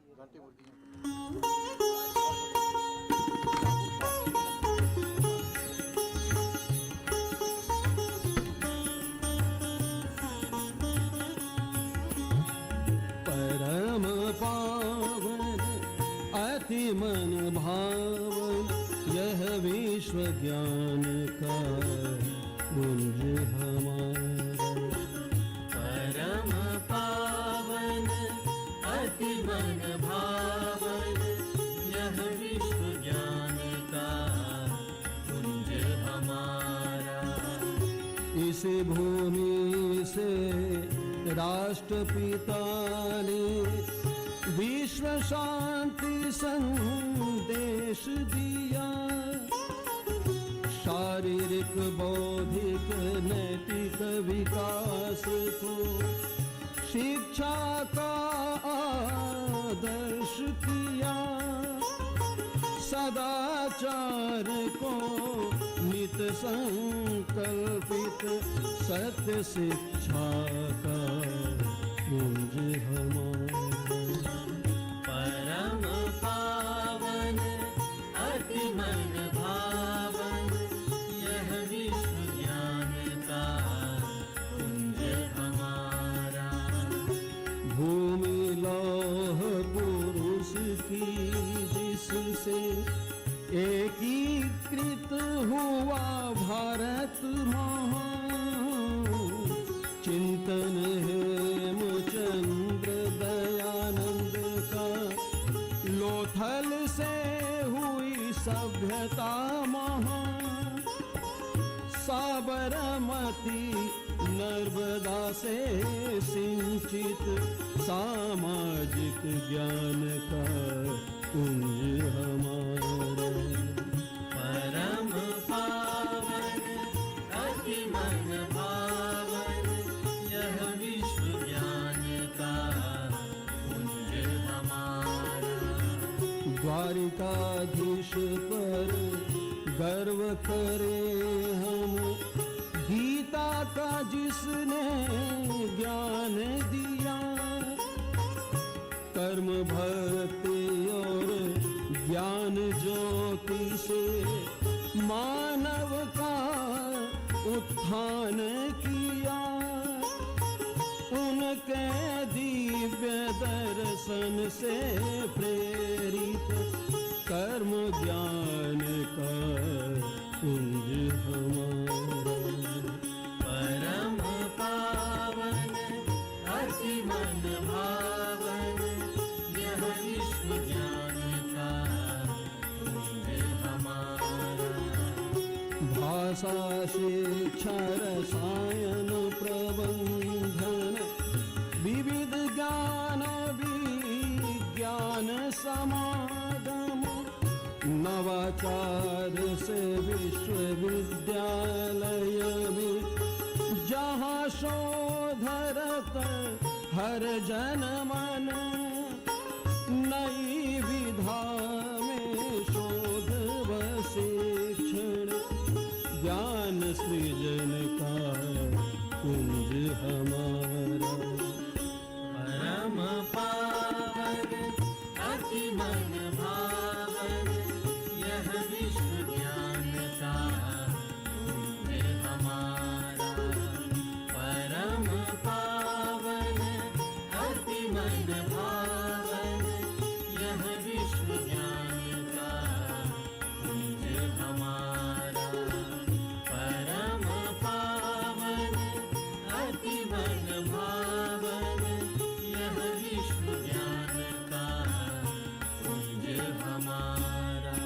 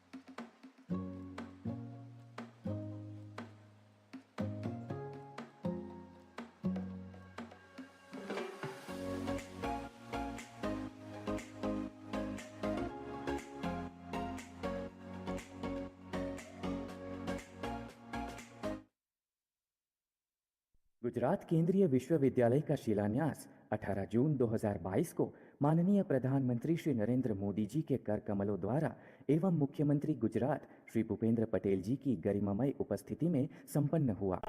नवी शिक्षण नीति ने अनुरूप होलिस्टिक एज्युकेशन एप्रोच थी गुजराते शिक्षण क्षेत्रे हरणभार भरी है।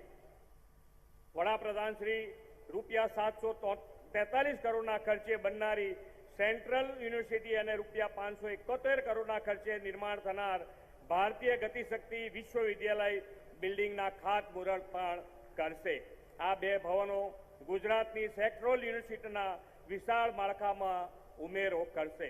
આજે વડોદરા ખાતેથી મધ્ય ગુજરાતના 5 જિલ્લાઓને પ્રધાનમંત્રી શહેરી અને ગ્રામીણ આવાસ યોજના, રેલવે પ્રોજેક્ટ્સ, ગુજરાત કેન્દ્રીય યુનિવર્સિટી અને અન્ય વિકાસ કાર્યોની ભેટ મળી રહી છે।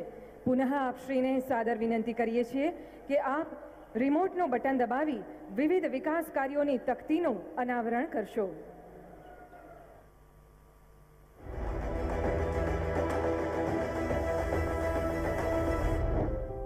આજે મને દેશનું મોડેલ સ્ટેટ માને છે બધા, પણ એ કાંઈ એમનેમ નથી થયું। એની પાછળ વડાપ્રધાન નરેન્દ્રભાઈ મોદીની મહેનત, એમની દીર્ઘ દ્રષ્ટિ અને એમનું સમર્પણ છે સાહેબ।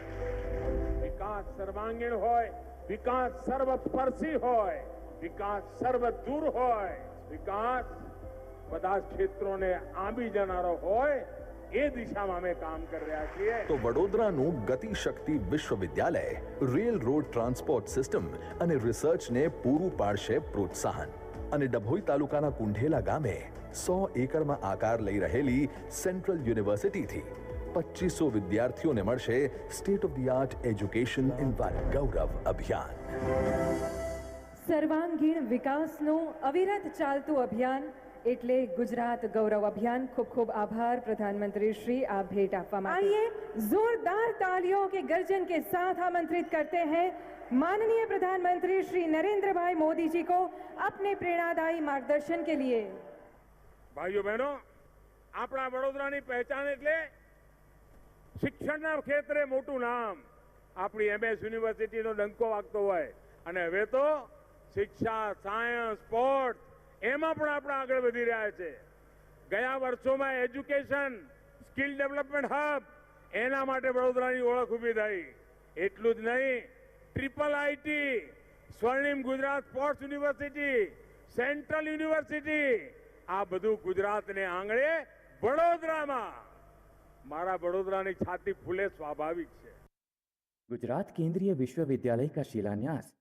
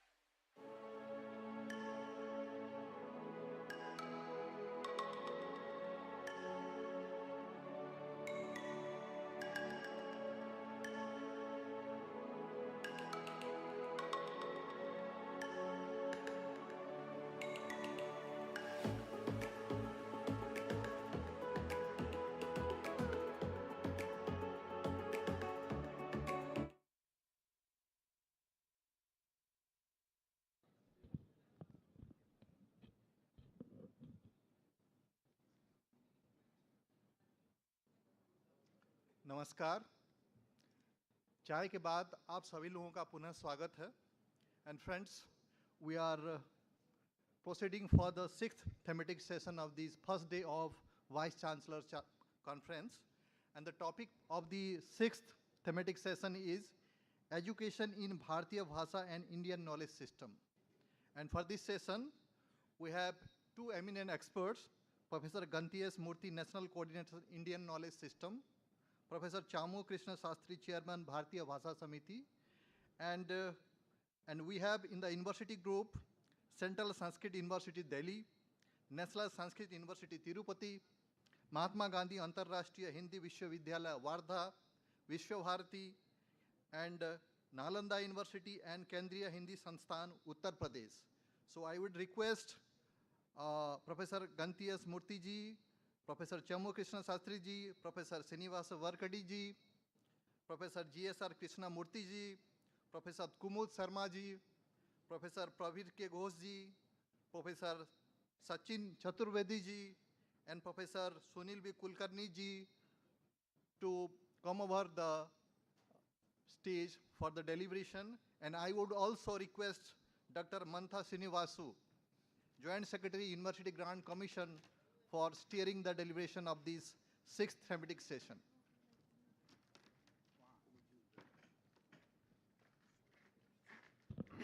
अखंडम सच्चिदानंदम अवांग मानस गोचरम आत्मानम अखिलाधारम आश्रय अभीष्ट सिद्धये। षष्ठम सत्र भारतीय भाषा एवं भारतीय ज्ञान प्रणाली, शिक्षा में भारतीय भाषा एवं भारतीय ज्ञान प्रणाली, इस विषय पर यह सत्र आधारित है, केंद्रित है। इस सत्र के विषय विशेषज्ञ के रूप में पद्मश्री श्री चमू कृष्ण शास्त्री महोदय जी अत्र उपस्थित है। मैं उनको सादर प्रणाम एवं स्वागत करता हूं।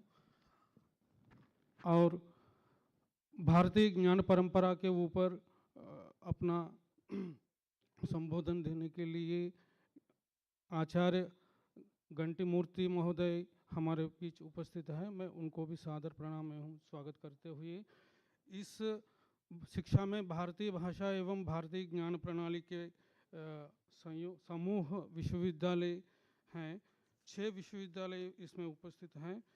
इसमें विश्वभारती के कुलपति उपस्थित हैं प्रोफेसर प्रवीर कुमार घोष जी, नालंदा विश्वविद्यालय के आचार्य सचिन चतुर्वेदी महोदय, महात्मा गांधी अंतर्राष्ट्रीय हिंदी विश्वविद्यालय के आचार्य कुमुद शर्मा महाभागा, केंद्रीय हिंदी संस्थान के निदेशक सुनील बाबूराव कुलकर्णी महोदय जी, राष्ट्रीय संस्कृत विद्यापीठ तिरुपति के आचार्य G.S.R. कृष्णमूर्ति महोदय एवं समन्वयक विश्वविद्यालय के रूप में केंद्रीय संस्कृत विश्वविद्यालय नई दिल्ली के माननीय कुलपति महोदय, मैं आचार्य श्रीनिवास वर्खेड़ी महोदय जी से निवेदन करता हूं कि वो अपना प्रस्तुत करें।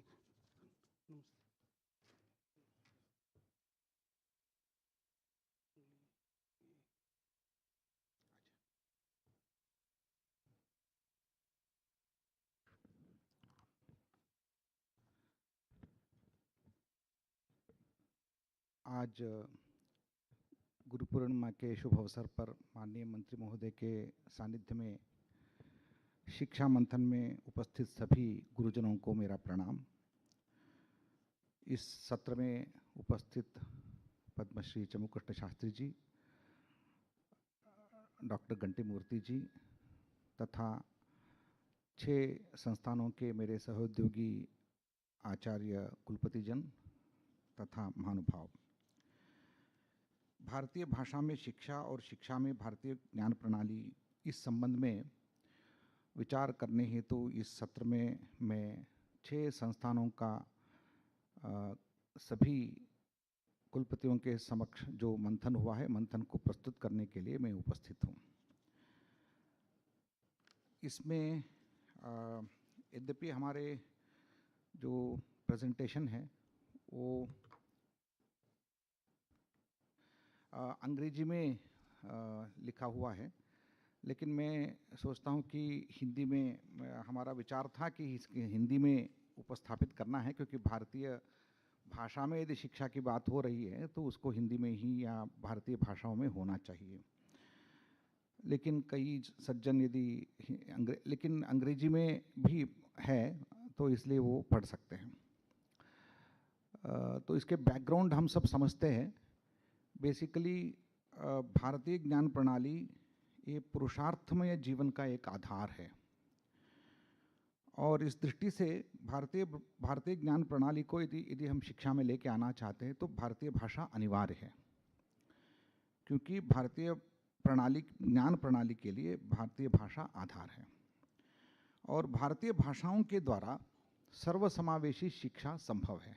तो ये भी एक हमारा डेमोक्रेटाइजेशन ऑफ एजुकेशन की जब बात आती है, इंक्लूसिव एजुकेशन की जब बात आती है, तो भारतीय भाषाओं में शिक्षा देना अनिवार्य है।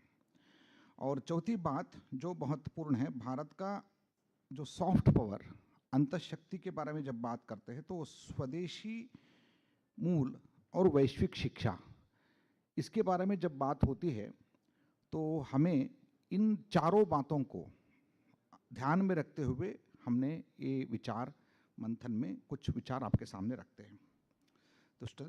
तो बेसिकली इसमें एक मैं ध्यानाकर्षित करना चाहता हूँ, भर्तृहरि के वाक्यपदीयम का एक वाक्य है, अनुमिद्धमिव ज्ञानम सर्वम शब्देन भासते। हमारे जितने भी ज्ञान है वो शब्द के साथ जुड़ा हुआ है, और language and knowledge they are inseparable entities. जब हम भारतीय ज्ञान प्रणाली के बारे में बात करेंगे तो भारतीय भाषाओं को छोड़कर भारतीय ज्ञान प्रणाली के बारे में बात ही नहीं कर सकते। They are the knowledge is embedded in these languages. तो इसलिए भारतीय भाषा परिवार और भारतीय ज्ञान प्रणाली ये दोनों साथ में ही होंगे। तो इसमें प्रेजेंट सिचुएशन में यदि हम देखेंगे तो हमारे सामने कुछ चैलेंजेस है, कुछ गैप्स है। हमने गैप्स को आइडेंटिफाई किया है। जैसे मीडियम ऑफ इंस्ट्रक्शन, जो माध्यम भाषा आज हायर एजुकेशन में अंग्रेजी है, और इसके द्वारा जो अध्ययन होता है that limits our understanding of cultural contextualisation. तो भारतीय भाषाओं को यदि देखेंगे तो एकेडमिक डिसएडवांटेजेस है, ऐसा एक प्रथा हमारे स्टूडेंट्स और फैकल्टी में है। और साथ ही फैकल्टी प्रिपेयर्डनेस एंड विलिंगनेस, ये दोनों आज हम यदि देखेंगे तो बहुत हमारे सामने बहुत चुनौतियां हैं, और इसका डिटेल्स मैं नहीं कहूँगा, तो आप सब जानते हैं। और करिकुलम इंटीग्रेशन, आज भी IKS को हम इंट्रोडक्टरी लेवल में जानते हैं। So whenever we discuss about IKS courses we just add a module और add a course in introductory level, informatory level. That would not definitely serve the purpose. तो curriculum integration ठीक से होना जरूरी है। और डॉक्टरल स्टडीज़ अंग्रेजी में होता है, उसका रिसर्च आउटपुट भी अंग्रेजी में होता है। और आज यदि देखेंगे तो less than 10% academic publications are available in Indian languages. तो इंफ्रास्ट्रक्चर यदि देखेंगे तो भारतीय भाषाओं के लिए आज डिजिटल इंफ्रास्ट्रक्चर काफ़ी अवेलेबल है, फिर भी हमारे इंस्टीट्यूशन में उसका अवेलेबिलिटी नहीं है या तो अवेयरनेस नहीं है। These are the challenges. लेकिन भारतीय ज्ञान परंपरा के बारे में जितनी प्रतिबद्धता हमारी संस्थाओं में है, इंक्लूडिंग IITs एंड IIMs, लेकिन अंग्रेजी के साथ हम जुड़े हुए हैं, IKS के बारे में बात करते हैं। तो मैं हमेशा बोलता हूँ कि पानी पात्र के बिना, पानी चाहिए लेकिन पात्र नहीं चाहिए, ऐसा हो ही नहीं सकता है। तो पानी चाहिए तो पात्र के साथ ही आएगा। तो इसलिए IKS along with Indian languages. तो मैं इसमें हमारे शास्त्र परंपरा में 4 प्रश्नों से शुरू होता है। जब भी हम शुरू करेंगे मीमांसा में, किंग कार्यम, केन कार्यम, किमर्थम कार्यम, कथं कार्यम। तो किंग कार्यम क्या हमें करना है? इस सत्र में माननीय शिक्षा मंत्री जी को मैं सादर स्वागत करता हूं। तो किंग कार्यम हमारे सामने आत्मनिर्भर भारत बनाने का एक स्वप्न है, और हम कॉलोनियल बर्डन्स के साथ जा रहे तो ये आत्मनिर्भर भारत हम अचीव नहीं कर सकते। और inclusive education and knowledge economy तभी बनेगा तो नेटिव नॉलेज को ग्लोबल टेक्नोलॉजी के साथ हम यदि जोड़ेंगे। तो ये हमारे सामने करने का कार्य है। लेकिन केन कार्यम, तो इसलिए टूल के रूप में हम हमारे मातृभाषा और रीजनल लैंग्वेजेस इनको मीडियम के रूप में हमें लाना चाहिए, और main streaming IKS across all disciplines, जितने भी साइंस एंड टेक्नोलॉजी के साथ जितने भी हमारे क्षेत्र है, अध्ययन क्षेत्र है, सभी अध्ययन क्षेत्र में केवल इंट्रोडक्टरी लेवल में नहीं अपितु उनके इंटीग्रेट करने के लेवल में IKS को लाना चाहिए। तो इसलिए multilingual research and pedagogy empowering local languages. तो इस दृष्टि से आज हमारे सामने जो भारतीय विद्याएं उपलब्ध होते हैं वो किमर्थम कार्यम, इसके विषय में ज़्यादा चर्चा करने की ज़रूरत नहीं है, लेकिन कथं कार्यम ये बहुत बड़ा प्रश्न है। तो इसको प्राचीन भारतीय विद्याओं का यदि स्ट्रक्चर यदि देखेंगे, उनमें त्रयी, वार्ता, दंडनीति, आन्वीक्षिकी, जो प्राचीन अर्थशास्त्रकार ने इसको ऐसे डिफाइन किया है, यदि हम देखेंगे आज भी वही स्कूल्स है, school of sciences, school of commerce and businesses, school of political science and social sciences, school of mathematics and technology, तो वही प्राचीन काल में यही था। उसको हम यदि मैपिंग करने जा रहे हैं तो हमारे सामने एक बहुत बड़ा चुनौती है। मैं आपको थोड़ा सा मैपिंग का एक विचार आपके सामने रखना चाहते हैं। Indian classification of knowledge disciplines यदि हम देखेंगे तो प्रमाण को केंद्र में रखते हुए हमने क्लासिफाई किया है।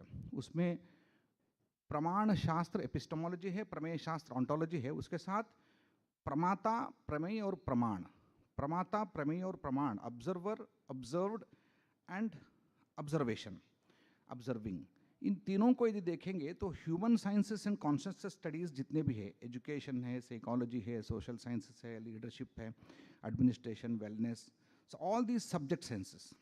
On the other hand, we have object sciences like physics, life sciences, engineering, technology.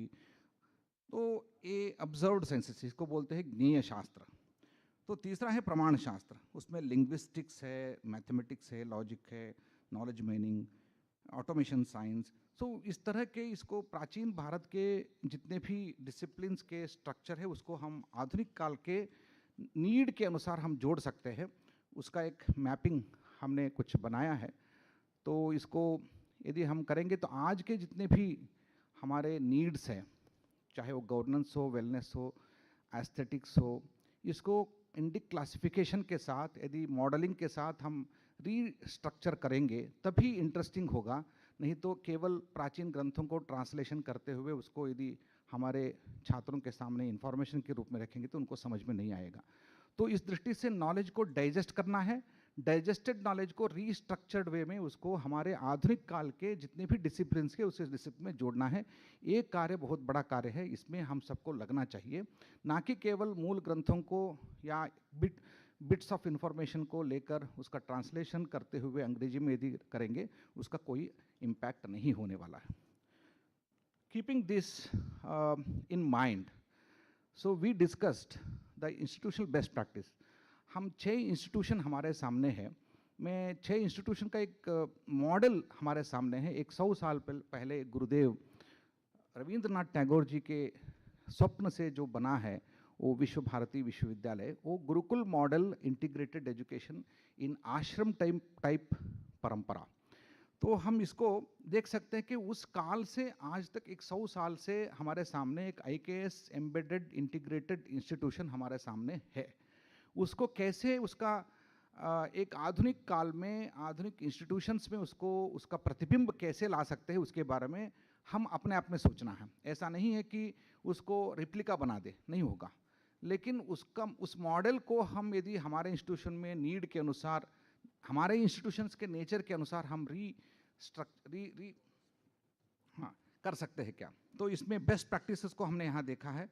तो 90% IKS integration in music and dance and fine arts, ये हम विश्व भारती को जानते हैं। और महात्मा गांधी अंतर्राष्ट्रीय हिंदी विश्वविद्यालय, ये 100% multidisciplinary education in Hindi and regional language, ये संभावित है। मतलब जब हम भारतीय भाषाओं में मल्टीडिसिप्लिनरी एजुकेशन संभावित है क्या, तो एक मॉडल हमारे सामने है। तीसरा है Nalanda university. Nalanda university is reconstructed university है। उसका best introduction is Nalanda tradition meets modern science. आधुनिक विज्ञान के साथ प्राचीन तत्वज्ञान को जोड़ेंगे तो कैसे एक विश्वविद्यालय बनेगा, वो नालंदा विश्वविद्यालय हमारे सामने मॉडल है। तो टाइम नहीं है इसलिए मैं आगे जाता हूँ। तीसरा है, हमारे सामने 3 और इंस्टीट्यूशन है जो केंद्रीय हिंदी संगठन, सेंट्रल संस्कृत यूनिवर्सिटी और नेशनल संस्कृत यूनिवर्सिटी तिरुपति, तीनों इंस्टीट्यूशन बीज रक्षा के एक आधार है। मतलब हम जितने भी IKS के बीज रक्षा बात करते हैं, तो बीज रक्षा के मूल शिला के रूप में वह संस्कृत, पाली, प्राकृत इत्यादि भाषाओं का एक मूल अध्ययन के साथ वो काम कर रहे हैं। तो उसको इंटीग्रेट करने की संभावनाएं हैं।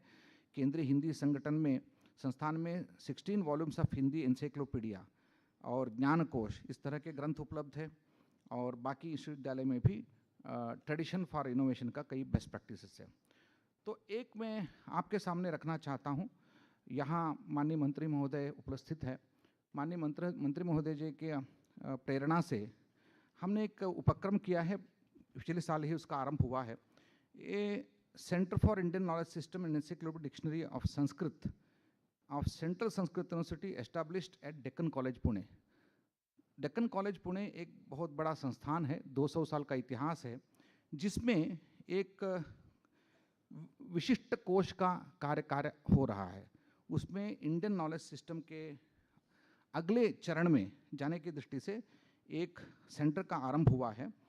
सो ये जॉइंट सेंटर है डेक्कन कॉलेज और सेंट्रल संस्कृत यूनिवर्सिटी का, initiated 1948 with the support of Government of India and formalized in 1982, covers 1500। हम इंडिविजुअली अभी IKS को ढूंढने के लिए कोई प्रयास हर एक को नहीं करना है। ऑलरेडी हमारे प्राचीन भारत के जितने भी मूल ग्रंथ है, 1500 from Rigveda to very recent work, 62 across the 62 disciplines, हमने एक सभी कॉन्सेप्ट्स का more than 1 crore tokens and headwords and concepts are available in this dictionary. This dictionary is available with 1 crore slips. बहुत बड़ा स्क्रिप्टोरियम वहाँ उपलब्ध है, उसका डिजिटाइजेशन हो चुका है। हमारे टीम अभी काम कर रहा है, already 35 volumes are published, but अभी डिजिटल वे में उसका पब्लिकेशन हो रहा है। ये आपके सामने, वहाँ एक बार आप विजिट करेंगे तो पता चलता है कितना है। तो इसमें बेस्ट क्या है, मोर देन 1500 वर्क्स का रेफरेंस मिलता है, 1012 lakh data references, 62 branches of knowledge and 150 years of project. Already इसका 75 ईयर्स हम काम कर चुके हैं। तो 36 volumes are published. Hereafter ये डिजिटल वे में उपलब्ध होगा। मैं आपको एक ये कोशिश्री का जब पब्लिक डोमेन में डिजिटल फॉर्म में पब्लिक पोर्टल में अभी खुल रहा है, इसमें यदि आप कंपैरिजन देखेंगे, ऑक्सफोर्ड डिक्शनरी 132 ईयर्स का काम था, 2,91,500 वर्ड एंट्रीज है। और आप कंपैरिजन देख सकते हैं, जर्मन डिक्शनरी पे एग्जांपल दिया है, मंगोलियन डिक्शनरी 400 साल काम हुआ है, 4,30,000 एंट्रीज है। संस्कृत डिक्शनरी का काम हुआ है, केवल 75 ईयर्स हमने काम किया है। A word, a concept, how it is journey through the history, 1 crore 20 lakhs entries है, 1 crore 12 lakhs रेफरेंसेस है। तो you can imagine the work, volume of the work. तो ये पब्लिकली अवेलेबल होगा, ये कंट्रीब्यूशन आपको मिलेगा।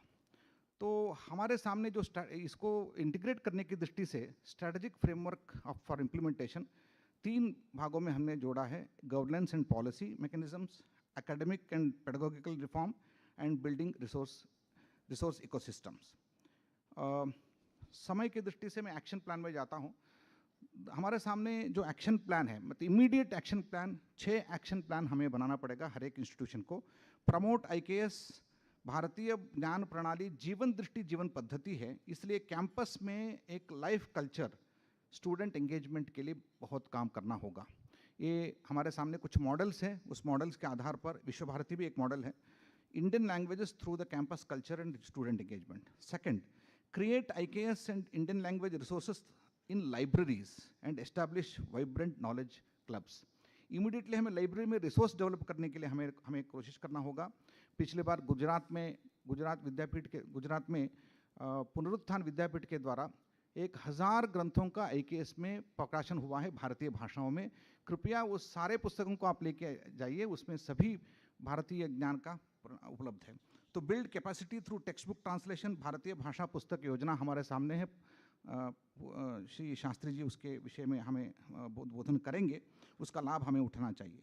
और establish IKS and Indian knowledge labs, incubation centres for innovation and practice.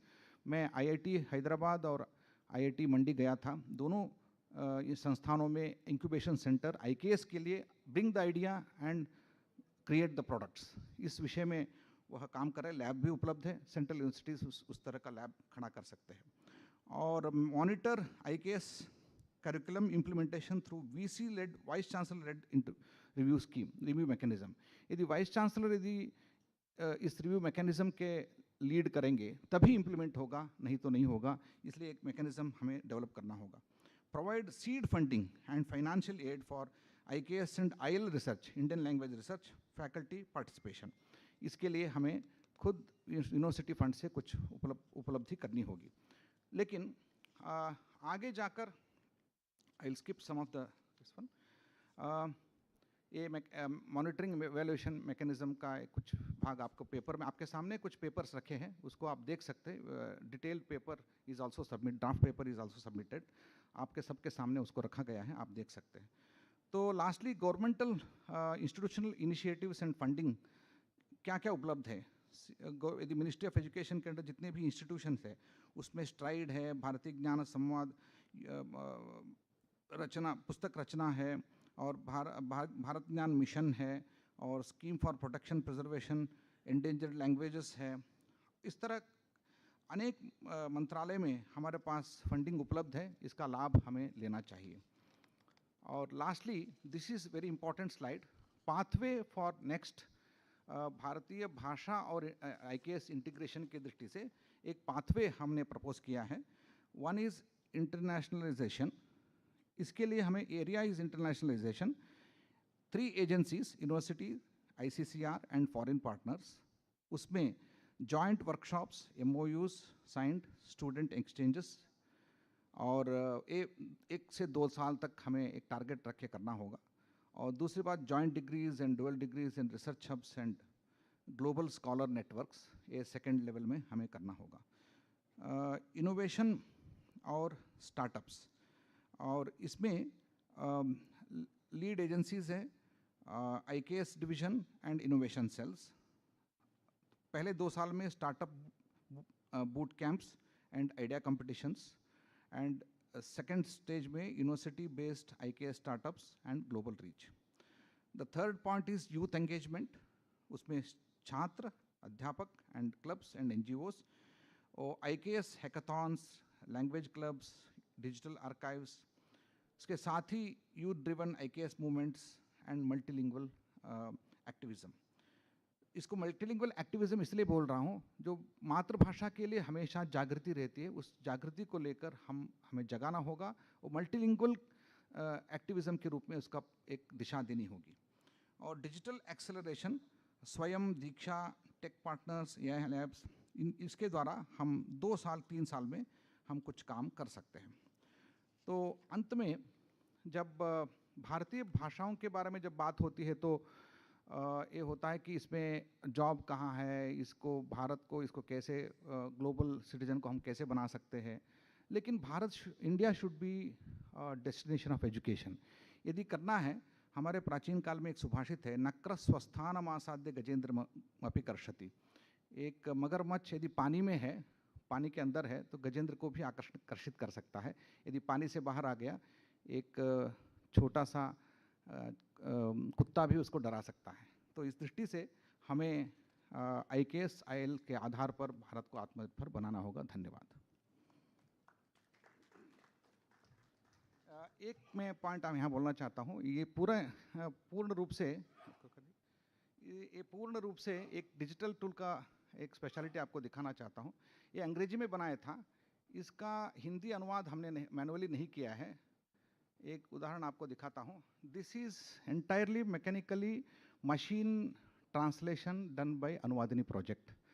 हमने यहाँ जितने भी हमारे, ये आप देख सकते हैं, ये जो अंग्रेजी में बनाया था, टेक्स्ट अंग्रेजी में था, और जितने भी हमारे फॉर्मेट थे, ग्राफिक्स थे, उसके साथ यथावत अनुवादिनी के द्वारा ये हमारे सामने ये पीपीटी अवेलेबल है। तो आप इस तरह का प्रयोग कर सकते हैं, जहां अंग्रेजी के सामग्री है उसको हिंदी में बनाने के लिए, अन्य भाषाओं में बनाने के लिए अनुवादिनी का प्रयोग किया जा सकता है। हमारा फॉर्मेट परिवर्तन नहीं होगा, हमारे कोई भी कंटेंट परिवर्तन, केवल कंटेंट दूसरी भाषा में जाएगा। ये इसका एक सामर्थ्य है। तो डिजिटल टूल्स हमारे लिए उपलब्ध है, थैंक्स टू अनुवादिनी।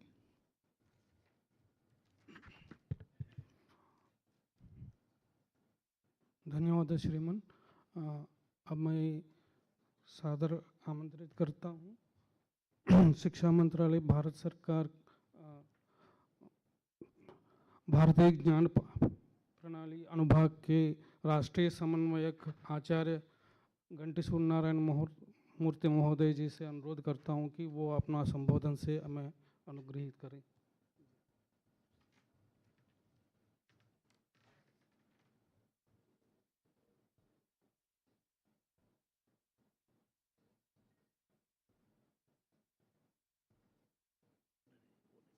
यही है ना sir?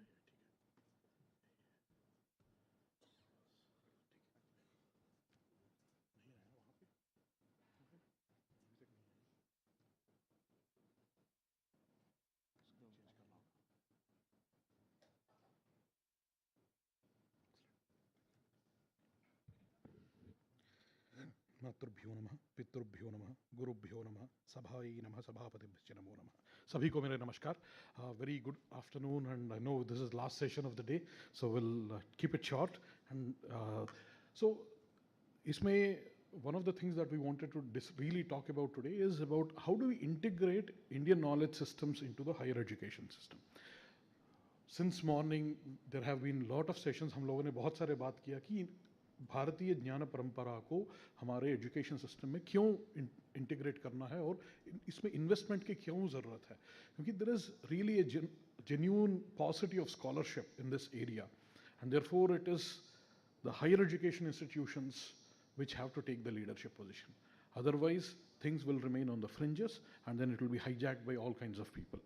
And therefore, to do that, we need to, what kind of strategies do we need to do and things like that, we'll just talk about it. And then NEP talks about this in great detail and talks about multidisciplinary, multilinguistic learning, even on technical subjects as well. तो जब भारतीय ज्ञान परंपरा की बात करते हैं तो we talk a lot about the things, but then what is at the core of this Indian knowledge systems if we look at it, अगर हम देखते हैं तो एक ट्रायड हमको दिखता है। वो ट्रायड है विज्ञान, ज्ञान और जीवन दर्शन।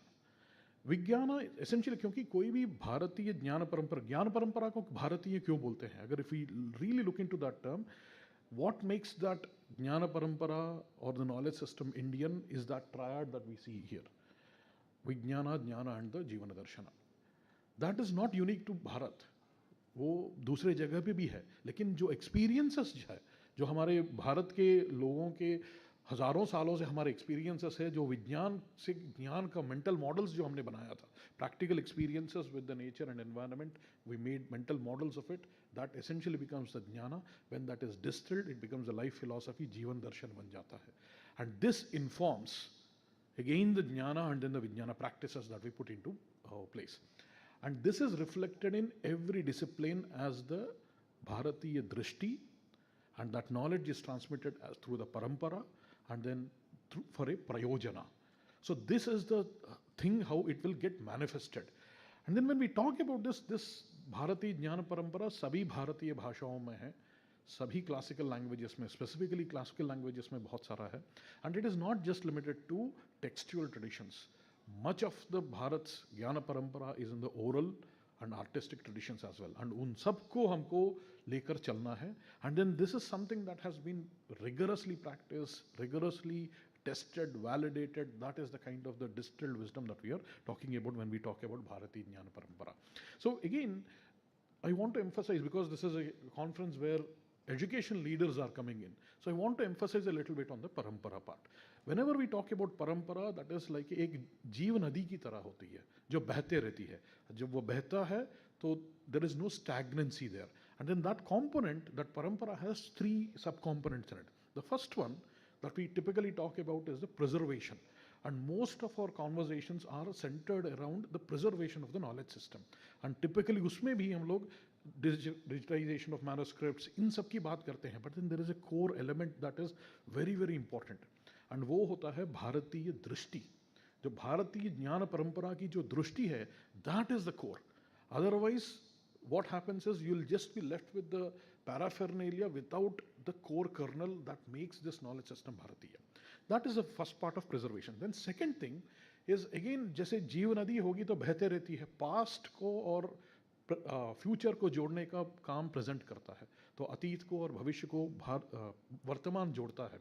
तो उस जोड़ने का जो काम है वो हम लोग एजुकेशन सिस्टम के थ्रू करते हैं.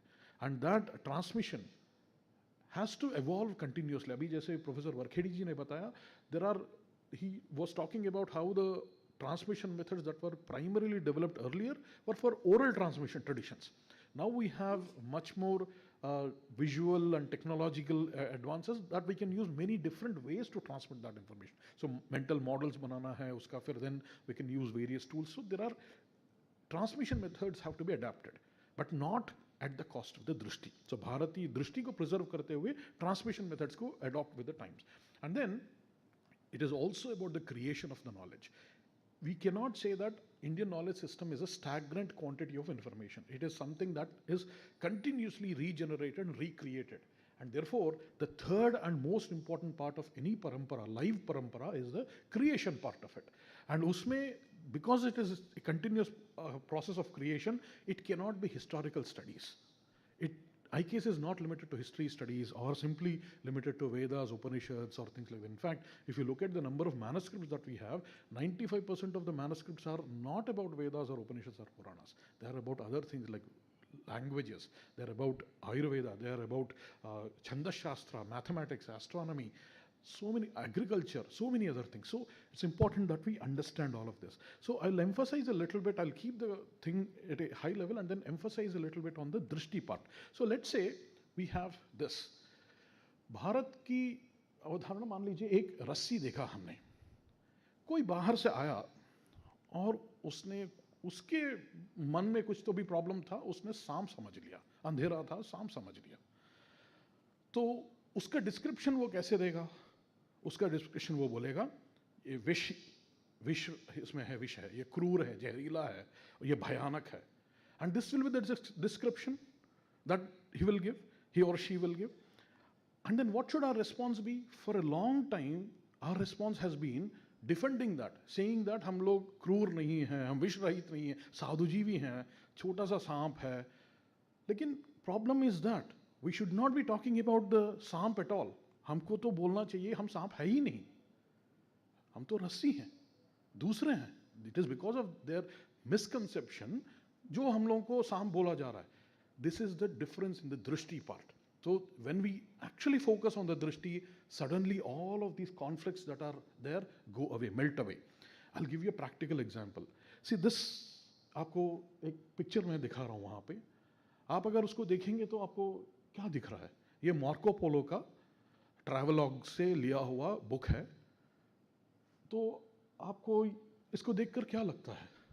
कुछ चर्च के नन्स या कुछ इस तरह का वेशभूषा है, उस तरह से लगता है. लेकिन क्या ये आपको मालूम है ये एक मंदिर का डिस्क्रिप्शन है? क्यों ये ऐसा हुआ था?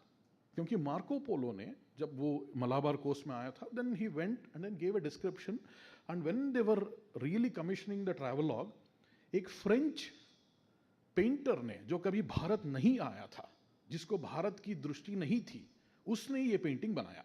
क्योंकि उसके एक्सपीरियंसेस में एक चर्च है, एक वहाँ का डिनोमिनेशन है नन्स का, उनका देखकर उसने कुछ बनाया. Then you can see all of that.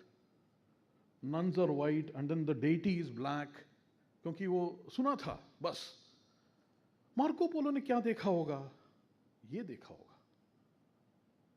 अब आप सोचिए, अगर हम भारत को अपनी दृष्टि से नहीं देखेंगे, we will remain a caricature. And it is very important to understand India on Bharat's terms. And इसीलिए वो दृष्टि को preserve करने की जरूरत है. And this is not a theoretical concern. This person is James Mill. James Stuart Mill. He wrote 6 volumes of a text called History of British India. And I checked today, unfortunately, this is still taught as a history textbook in our country.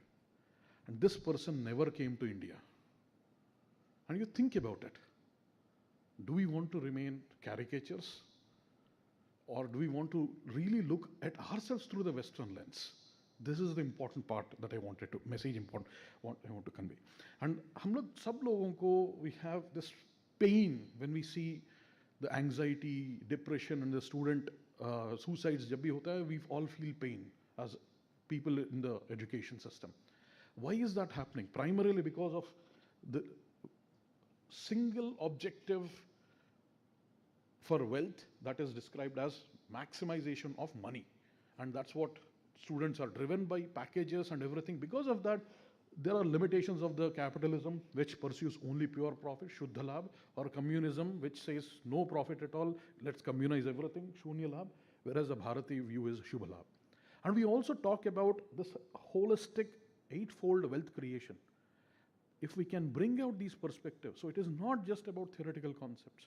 ये दृष्टि को लेकर आने की बात है. जब हम सिर्फ धनलक्ष्मी को ही नहीं, विद्या लक्ष्मी को, विजय लक्ष्मी को, संतान लक्ष्मी को, धैर्य लक्ष्मी को, धान्य लक्ष्मी को सबकी उपासना करना सिखाएंगे. ये भारत की दृष्टि अगर बच्चों में होगा, so they will learn how to balance their lives. And they will actually have a fulfilling lives, and then they will pursue things that will take it forward. Therefore, when we want to integrate IKS, we should be very, very careful about whom we are integrating it for. अभी सुबह मंत्री जी ने बताया था 90 करोड़ लोग हैं, अभी इनको हमको जो शिक्षित करना होगा, upskill करना होगा. These are aspirational. There are aspirations of these youth. We have to make sure that IKS is aspirational. It is not about past, it is about future. उनका problems कैसे solve करेंगे, उनका जीवन कैसे अच्छे करेंगे. And for this, आज तो गुरु पूर्णिमा भी है, और it's very important to nurture faculty capacity. And as education leaders in the education system, you can facilitate that. We have to create learning resources, all of these things. But finally, we have to focus on the holistic development that we are talking about. One-dimensional development matrices or metrics or pursuit of only one part of the entire human side of development is going to lead to disasters. Therefore, that समग्र विकास जो बोलते हैं, हमको वो करना होगा. And for this, Ministry of Education has developed this kind of a comprehensive plan where we are intervening at every part of the education system. Because for a country like ours, the education system is so large, you cannot have drastic changes. We have to bring in changes in a slow way, gradual way, and such that the entire system changes. And for this, we have another 10 years. 1835 में Macaulay ने अपना minute बनाया था to basically colonize essential Indian education system. We have 10 years to decolonize it. Why is that date important? Of course, 200 years हो जाते हैं. दूसरा, अगर हम लोग 2047 तक विकसित भारत चाहते हैं, तो हमको अपना एजुकेशन सिस्टम भारतीय बनाना होगा, जिससे कि 12 साल बाद जो बच्चा फर्स्ट क्लास में एंट्री करेगा 2035 में, वो 2047 तक 12वीं पास कर जाएगा विद ए भारतीय drishti. And then, how should we integrate? So currently, there are practices where we are creating standalone IKS departments or master's programs in IKS or some low-hanging fruits in IKS, like courses in some management and things like that. Perhaps we should go away from it. We should really do the strong, lay the strong foundations, do the hard work. And that means we have to make sure that the faculty are trained in their own domains. Chemistry ka professor agar Bharatiya Rasayan Shastra janega, so they will have a better appreciation. Similarly, mathematics professor will have a better appreciation for mathematics courses. This is not just about languages also. It is important that we should know the language, but we should also know the technical content in this. So therefore, interdisciplinary courses that span multiple disciplines must be developed. And because we have to make this aspirational, we should think about creating IKS minors where students can take one course a semester, and by the end of their 4-year undergrad degree, they will have a additional minor in a subdomain of the Bharatiya Jnana Parampara along with their major degree. This way, their employability and employment will also be brighter. And then encourage and support genuine scholars, work with genuine scholars, and please do encourage STEM education also in Bharatiya Bhashas. And you'll be very happy to know that in collaboration with UGC. UGC has already come up with the guidelines for teacher training, and there is a rule that 5% of the total credits must be related to Bharatiya Jnana Parampara. And then faculty training, we're very happy to let you know that we are collaborating with UGC to we have already trained about 1,000 people last year. This year we are going to train another 10,000 people. In addition to that, the protection of intellectual properties is a big deal. So we are working with CSIR's TKDL, Traditional Knowledge Digital Library, and trained more than 3,500 faculty to sensitize them into all these traditional practices, healing practices. Because हमारे लिए वो एक छोटा सा knowledge हो सकता है जो एक पेपर में आ जाएगा, लेकिन उसके लिए पूरा जीवन है. So we have to be very careful about it. And we'll be very happy, you'll all be very happy to know that we are going to introduce 14 specialized minors in various sub-disciplines of IKS, and we'll put that on Swayam platform. So this is in addition to any foundational courses that you can all teach. These are special risk courses. So we are planning to do that by end of this academic year. Therefore, that will be something that all our students can take. It will also meet our NEP guidelines that 40% of the courses should be taken up online. We are planning to create high quality textbooks in various disciplines of IKS. In addition to that, we are encouraging students. We already, ministry has funded 6,500 person months of student internships. So student आता है lecture में सुनता है, and then they will have a question and then say, इसके बाद मुझे क्या करना है? We fund them and then take them, give them internships where they can go and learn from some of the best experts. Similarly, we are creating that entire pipeline of PhDs, postdoctoral scholars, and we are also thinking of a faculty exchange program, sabbaticals and things like that. We are doing that in school curriculum, doing some outreach, participating in some of the largest Olympiads, science Olympiads, and then promoting several languages. In fact, we are very proud to say that Ministry of Education's IKS division is perhaps only one of those divisions where you can write research proposals, scientific research proposals in your Bharatiya Bhashas. And we have to date received proposals in more than 13 Bharatiya Bhashas. And we enable high quality research. More things are going on in this direction. And in the schemes that are coming out, IKS centers, we are planning to open many more IKS centers in addition to the 51 that we have opened. The call is open. July 31st is a deadline, and then textbook and course material writing is also something that call is open till the end of the month. Request you and your faculty members to take a lead in all of this. And there are many, many schemes. You'll find all of this information in IKS division's website. We'll be very happy to send that to you later so that you don't have to go through all of these things. And then in terms of when you engage with the IKS division, we'll provide all of these resources to you. There are more than 250 pages worth of lecture notes created from faculty development programs, videos that will last over a month. That is the level of videos that are available to you for free. Anybody who wants to get started, they can get started in these things. And then all the slides from the FDP are also presented, put up there. Similarly, we have many online interaction sessions. We organize talks by experts periodically. Discipline-specific FDPs are conducted by the IKS division, all of these things, and then we also try to promote the networking thing because Kalavu Sangha Shakti. So, and then you're all institutional heads. So I wanted to, we recently, I was asked by somebody who said, how do I contribute to IKS if I want to? Then that led a thought process and then said, we create a document and then said, if I'm a PhD student, if I'm a bachelor student, if I'm a faculty member, if I'm a dean, if I'm an institution head, what are the things I can do? So here are 8 things that you can do as an institution head. The very first thing that you can do is perhaps recruit some dedicated faculty to teach those foundational courses in IKS. Then ensure proper faculty training. So please give permissions to your faculty members who want to attend these UGC courses. And introduce that mandatory 5% of the courses. Will help you. We've already put up 43 courses on our website with syllabus and all the information with references. And incentivize faculty. Because young faculty, one of the things that they always worry about is their APIs and career progression. If you can please incentivize that research, even with small grants or even just saying that your promotion mein tumhara kaam aa jayega, that will lead to a lot of assurance from a leader like you will really help. Then think of making your institution a center of excellence in a particular domain. Just like you cannot have center of excellence in IKS. You can have a center of excellence in Bharatiya Ganita or similar sub-disciplines. Perhaps we should really think about that. And also incentivize transdisciplinary research. Perhaps spend 5% of your research funds for this kind of research in IKS. And support organization of IKS competitions and workshops in your institution. And create knowledge repositories. There's a wealth of knowledge, oral traditions, artistic traditions, all of these things are real living libraries. We need to bring them to the laboratories. Let's do that. And these are the things that you can very, very easily create. I listed all of these because they don't really require crores of money. They require will to work, and you're all really capable of doing this. And at a personal level, how can you contribute?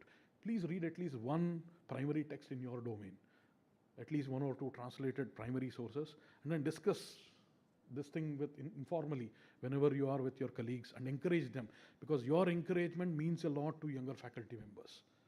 And life is not all about serious things. Play at least 2 Bharatiya board games and in the next 1 month. Because for us to become acharyas, today is Guru Purnima too. It says in Apastamba Dharma Sutra that Achinote Shastrardhans Acharaya Sthapayatyapi Swayam Acharate Yasmad Acharyas Tena Cha Uchyate. One who takes all of this knowledge, collects all of it, and embodies that knowledge is called Acharya. And you're all Acharyas. So the mission of IKS division is to create Acharyas out of Shikshakas. And then this is one of the game that I was talking about. As you see this, you may have seen resemblance to Snakes and Ladders. That is a deracinated, that is a caricature of the original version. This is the original which we got from a 14th century manuscript in Odisha. And you can see this is available in 8 Bharatiya Bhashas. And I'll ensure you that you'll get a physical copy of this in next few weeks from our division, so that you can play these games. And with that, again, today morning, basically we were discussing about the karma theory. So the Nishkama karma and Swadharma will, for the Loka Sangraha, will lead to the Chaturtha Purushartha as well. With those few words, namaste, and thank you so much for giving me this opportunity. Namaste. धन्यवाद महोदय। मैं अभी श्रद्धापूर्वक माननीय सम्माननीय आज पद्मश्री चमो कृष्ण शास्त्री महोदय से अनुरोध करता हूं जैसे कि वो हमें अपने उद्बोधन से अनुग्रहित करें।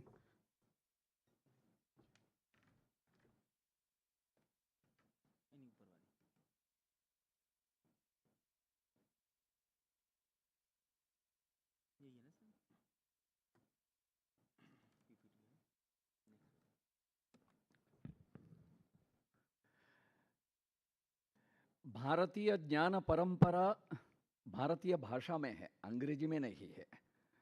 हम जानते हैं अंग्रेजी में तो सेकेंडरी सोर्सेस, अब हम सेकेंडरी सोर्स से ही भारतीय ज्ञान को प्राप्त कर रहे हैं। इस संदर्भ में भारतीय भाषा और भारतीय ज्ञान परंपरा, इस संदर्भ में दोनों वक्ताओं ने बहुत अद्भुत प्रस्तुति किया। मेरा इतना इस प्रकार का नहीं होगा, फिर भी मैं दूसरे संदर्भ में अब प्रस्तुति करने जा रहा हूं। अब ये जो माननीय प्रधानमंत्री जी तो बार बार बोलते हैं कि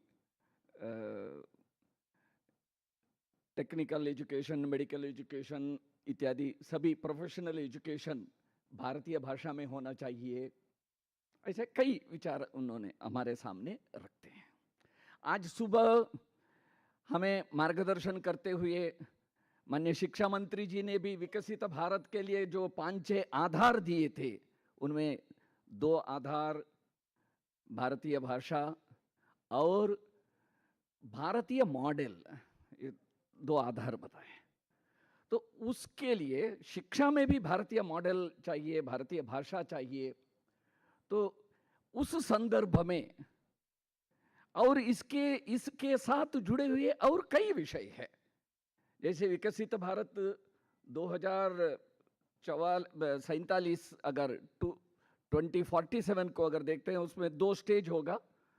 पहला 2035 जहाँ मेकाले एजुकेशन सिस्टम का 200 ईयर्स होगा, उससे पहले डिकोलोनाइजेशन काम पूरा करना चाहिए, ऐसी अपेक्षा है। तो फिर 2047 तक। अभी ये जो यहाँ सेंट्रल यूनिवर्सिटी के सीयू के वाइस चांसलर्स के सामने इस विषय विशेष रूप से रखने के लिए मेरा प्रस्ताव ये है कि देखिए, जो INIs हैं, ऑल इंडिया नेचर के इंस्टीट्यूशंस हैं, वहाँ अंग्रेजी माध्यम अनिवार्य है। ये एक टेकन फॉर ग्रांटेड एक विचार है, तत्व है, क्योंकि छात्र पूरे देश से आते हैं, प्राध्यापक पूरे देश से आते हैं, इसलिए एक भारतीय भाषा हो ही नहीं सकता, ये विचार चल रहा है। सभी सेंट्रल यूनिवर्सिटीज में 12 भाषा के छात्र हैं, 12 भाषाओं के प्राध्यापक हैं, तो कैसे होगा भारतीय भाषा में? नहीं हो सकता। नहीं, भगवान जब समस्या निर्माण करते हैं तो ताल निर्माण करते समय कुंची के बिना ताल निर्माण नहीं होता है। हर एक समस्या का ताल के साथ कुंची भी निर्माण भगवान किया है। ये यहाँ इसलिए भी हम स्टेप बाय स्टेप करना कर सकते हैं। तो अंग्रेजी माध्यम शिक्षा रहेगा, जिनको अंग्रेजी माध्यम शिक्षा चाहिए वो अंग्रेजी माध्यम में पढ़े, नो इश्यू। लेकिन उसके साथ साथ भारतीय भाषा माध्यम की शिक्षा की व्यवस्था भी होना चाहिए, ये हमारा संकल्प है। स्कूल शिक्षा से उच्च शिक्षा तक भारतीय विकल्प भी देना चाहिए। और उसके लिए last year a policy decision was taken. It has been decided that the textbooks and study material of every course being offered in India at all levels of education will be made available to students in local language also, any of the 8 scheduled languages, along with the existing study material through digital platform by the universities, INIs and other HIIs within the next 3 years. This is the policy decision. अब इसका ये पहला सोपान है, ये last चरण नहीं है, पहला फर्स्ट स्टेप। लेकिन इससे एक स्टेप से क्या क्या फायदा होगा मैं बाद में बताता हूं। इसका क्रियान्वयन के लिए कुछ एक्शन प्लान चाहिए ना। इस बार बजट अनाउंसमेंट हुआ, वो ये है कि we propose to implement a Bharatiya Bhasha Pustak scheme to provide digital form Indian language books for school and higher education. This aims to help students understand their subjects better. This, aims to help students understand their subject better. हमारे में ही बहुत लोग ये होंगे कि 11th, 10th, 11th, 12th तक भारतीय भाषा माध्यम से पढ़े, बाद में अंग्रेजी माध्यम में पढ़ाई शुरू किया। तब एकदम अंग्रेजी माध्यम से पढ़ते समय कठिनाई होती थी। बहुत लोग मार्केट जाके उसी का हिंदी या मातृभाषा माध्यम पुस्तक लाके, स्कूल में अंग्रेजी माध्यम रहता था, घर में भारतीय भाषा पुस्तक पढ़ के विषय समझते थे। विषय समझने के लिए माध्यम भाषा कोई भी हो तो छात्रों को हमें उनकी भाषा में ये देना चाहिए। तो ये पुस्तक परियोजना में हम 3 लाख पुस्तक, हाई क्वालिटी पुस्तक भारतीय भाषा में, अंग्रेजी में जिस क्वालिटी का पुस्तक है उसी क्वालिटी का पुस्तक हमें भारतीय भाषा में भी देना चाहिए। So high quality digital books in 22 scheduled languages of all the courses offered in school and higher education at every level to be made available through dedicated portal already developed by Inflibinet and mobile app. ये योजना है।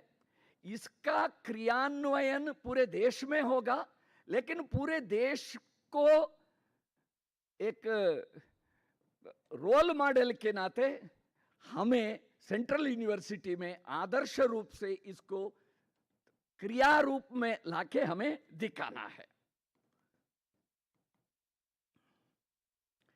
इसके कुछ 10 मुख्य बातें मैं रखता हूं, शेष आगे आपको बताया जाएगा या प्रश्नोत्तर में।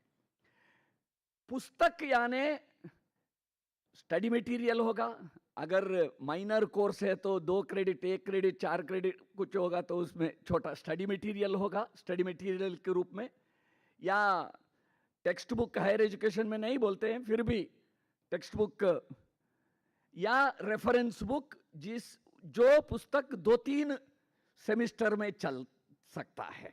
तो इस प्रकार के 3 प्रकार के पुस्तकें होंगी। पुस्तक निर्माण करने के लिए 2 अप्रोचेस होंगे। ओरिजिनल राइटिंग होगा विच इज प्रिफर्ड, हम वही चाहते हैं, उद्देश्य भी है इसमें। ट्रांसलेशन भी होगा। उसका ये कारण भी है, 12 भाषाओं में विपुल मात्रा में पूरे देश में विश्वविद्यालय में पाठ्यक्रम, 12 भाषा क्षेत्र में, 12 भाषा क्षेत्र में विपुल मात्रा में विश्वविद्यालय हैं। 90% of the students are from 12 language linguistic areas. बाकी 10 भाषाएं जो हैं, जैसे कोंकणी, सिंधी, डोगरी, कश्मीरी, संस्कृत, संताली, मणिपुरी, नेपाली इत्यादि 10 भाषाओं में, बोडो इत्यादि इत्यादि 10 भाषाओं में छात्र संख्या भी कम है और इंस्टीट्यूशंस भी कम है, इसलिए वो लेखक भी वहाँ कम होंगे।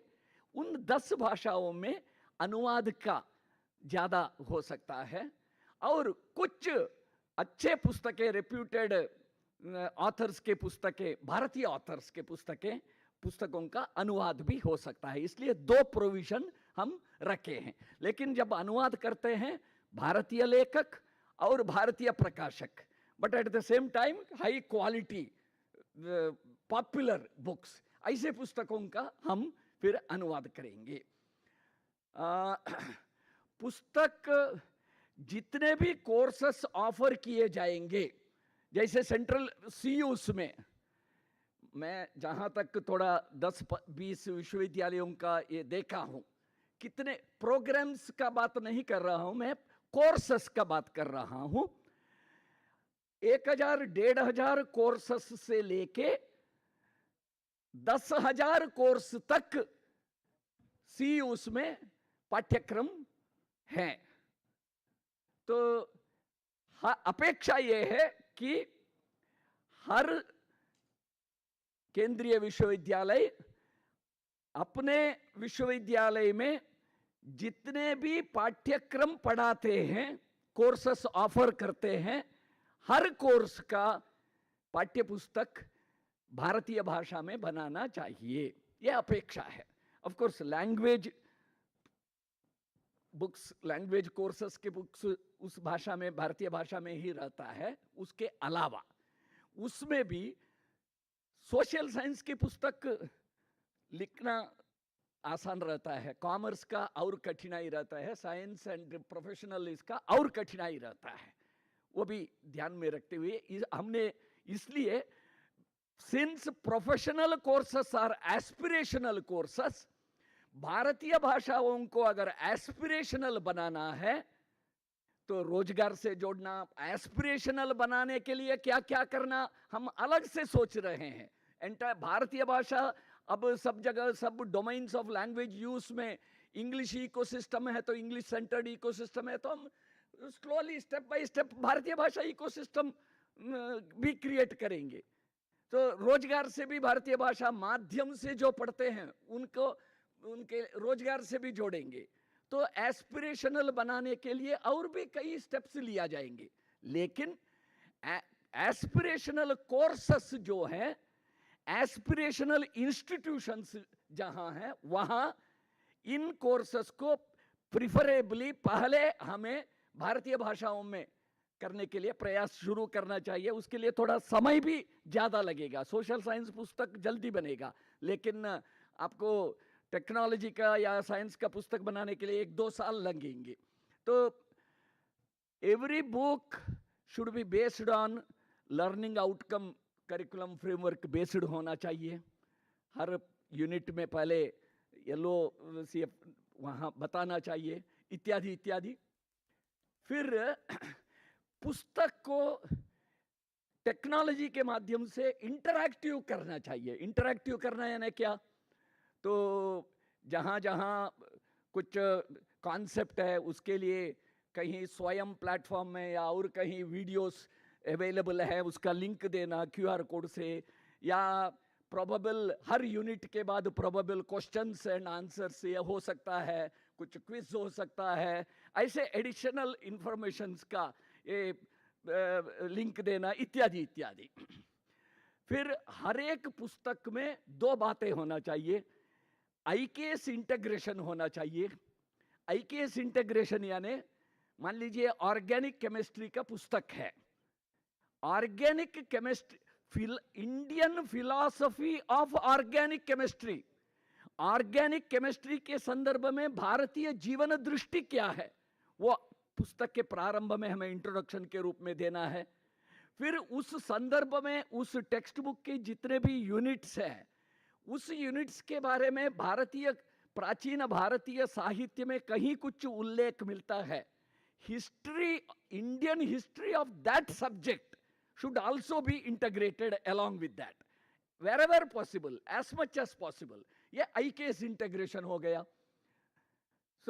ये जो नए पुस्तकें लिखे जाएंगे इसका यूनिक फीचर वही है, एलओसीएफ आधारित है एनईपी के, फिर आईकेएस इंटीग्रेशन है।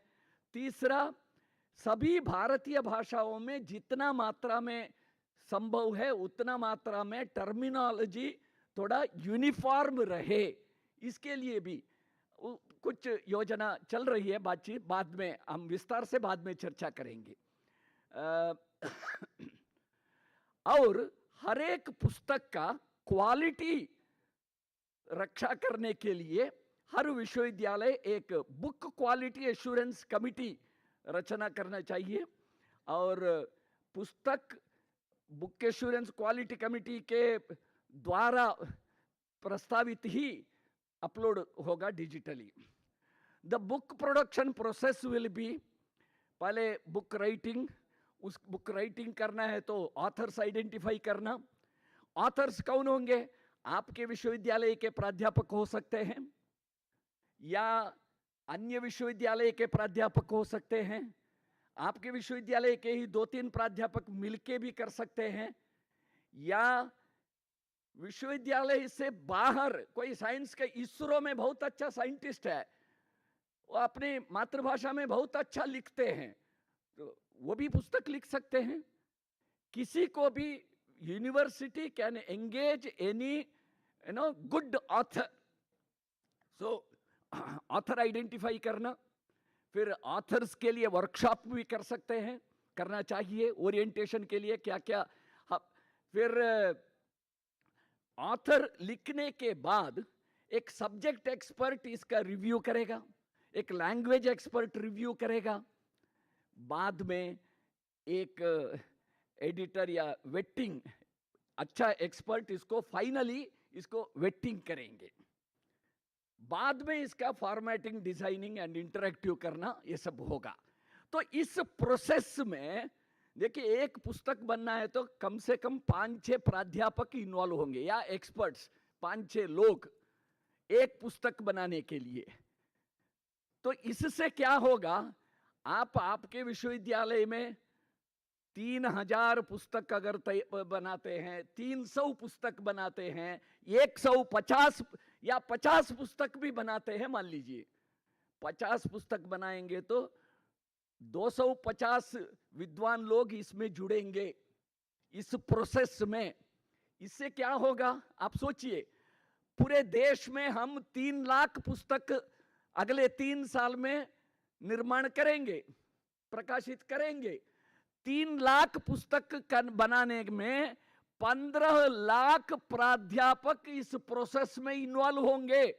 इसका मतलब है 15 लाख प्राध्यापक भारतीय भाषा में अपस्किलिंग होगा उनका, भारतीय भाषा में भविष्य में पढ़ाने के लिए भी वो तैयार हो जाएंगे, और पूरे देश में सभी के बीच में इसके बारे में बहुत चर्चा होगी। भाषा के बारे में, विषय के बारे में, शब्दों के बारे में बहुत बड़ा एकेडमिक चर्निंग होगा, समुद्र मंथन होगा। भारत में शैक्षिक समुद्र मंथन होगा और इसके वस्तुतः इसके द्वारा एक ट्रांसफॉर्मेशन आएगा, एकेडमिक ट्रांसफॉर्मेशन आएगा पूरे देश में। शिक्षा क्षेत्र में फिर से चैतन्य निर्माण होगा। ऐसा ये एक केवल देखने के लिए 3 लाख पुस्तक प्रोडक्शन, बट एक्चुअली परिणामतः ये पूरा ट्रांसफॉर्मेटिव स्कीम है। ये पूरा शिक्षा में परिवर्तन लाने का एनईपी का पूर्णतः क्रियान्वयन की ये योजना है। फिर इस प्रकार इन्फ्लिबिनेट इसमें अपलोडिंग होगा और इन्फ्लिबिनेट में ऑलरेडी ये ऑथर्स के letter of expression of intention के इससे शुरुआत करके अंतिम उसको थोड़ा जो फाइनेंशियल मैटर्स है वहाँ तक पूरा डैशबोर्ड तैयार हुआ है। एंटायर इसका मैनेजमेंट, मॉनिटरिंग, एवरीथिंग इन्फ्लिबिनेट के द्वारा होगा। इंसेंटिवाइजेशन भी सोचा है, कैश में लेखक को ये मिलेगा और इंस्टीट्यूशन नैक एक्रेडिशन में मैच्योरिटी लेवल पे इसको कंसिडर किया जाएगा। इसके साथ साथ हर एक पुस्तक के लिए कुछ ग्रांट की अभी चल रही है, फाइनेंस मिनिस्ट्री में है। लेखक को 1 लाख प्लस कुछ बजट का, फिर जो रिव्यू करेंगे उनके लिए भी कुछ मानधन होगा, वेटिंग करने वालों को मानधन होगा, फॉर्मेटिंग डिजाइनिंग उसके लिए कुछ धनराशि होगी, और साइंस टेक्स्ट बुक्स में कॉपीराइटेड इमेजेस परचेस करना होगा, उसके लिए कुछ फाइनेंस की व्यवस्था है। और यूनिवर्सिटी को इसको चलाने के लिए कोऑर्डिनेशन के लिए कुछ एडमिनिस्ट्रेटिव कॉस्ट होगा, उसके लिए भी है। और इंटरैक्टिव करने के लिए भी कुछ धनराशि चाहिए, उसकी भी व्यवस्था। ये सारे चीजें अभी हो रहा है। जैसे ही 1-2 महीने के अंदर ये अनुमति मिलेगी तब आपको बताया जाएगा। तो इसके क्रियान्वयन के लिए हर एक केंद्रीय विश्वविद्यालय अपना कार्य योजना तुरंत शुरू कर सकते हैं। प्रिपरेटरी वर्क अब से अगर हम सोचते हैं तब जैसे ही फाइनेंस मिनिस्ट्री से हमें अप्रूवल मिलेगा वैसे ही तुरंत हम प्रोजेक्ट को लॉन्च कर सकते हैं। अब एक प्रश्न आपके मन में उठेगा। पंजाब विश्वविद्यालय के वीसी से मैं पूछा था, उदाहरण के लिए मैं बता रहा हूं, कितनी भाषा के छात्र हैं? 12 भाषाओं के छात्र हैं। अध्यापक कितने भाषा क्षेत्र से आए हैं? प्राध्यापक भी 12 क्षेत्र से आए हैं। तो आप किस भाषा में पाठ्यपुस्तक बनाएंगे? ये प्रश्न आपके मन में होगा। एक तो उस प्रांत के प्रांतीय भाषा में, क्योंकि छात्र संख्या ज्यादा उस प्रांत के होंगे, उस प्रांत के भाषा में करना है। एक तो हिंदी में करना है। उसके अलावा जितनी भाषाओं में आप करा सकते हैं उतनी भाषाओं में कराना। 12 भाषाओं में कराने के आपकी सामर्थ्य है, 12 भाषाओं में भी कराइए। लेकिन हर एक प्रोग्राम का पूर्ण सभी, एक प्रोग्राम के लिए अगर 20, एक प्रोग्राम में 20 कोर्सेस हैं या 30 कोर्सेस हैं, 30 कोर्स के लिए 20 पुस्तक चाहिए, तो जिस भाषा में कराएंगे उस भाषा में 20 पुस्तकें भी कराना चाहिए। तो इस प्रकार आप कितने प्रोग्राम्स को लेंगे, कितनी भाषाओं में कराएंगे, इसका अगर प्लानिंग करते हैं और हम तुरंत काम शुरू कर सकते हैं। जैसे मैंने कहा, अंत में एक ही निवेदन करना चाहता हूं। यह एक ये भारतीय भाषा पुस्तक परियोजना ये जो है, ये केवल भारतीय भाषाओं में पुस्तक तैयार करने की योजना नहीं, इस पुस्तक निर्माण के द्वारा भविष्य भारत का हमें निर्माण चाहिए, करना चाहिए। भविष्य भारत में जो भव्य भारत का, विकसित भारत का हम संकल्पना करते हैं, वो भारतीय भाषाओं के आधार पे होगा, भारतीय ज्ञान परंपरा के आधार पे होगा, भारतीयता के आधार पर होगा, भारतीय मॉडल के आधार पर होगा, तो उसके लिए भारतीय भाषा में शिक्षित लोग चाहिए हमें।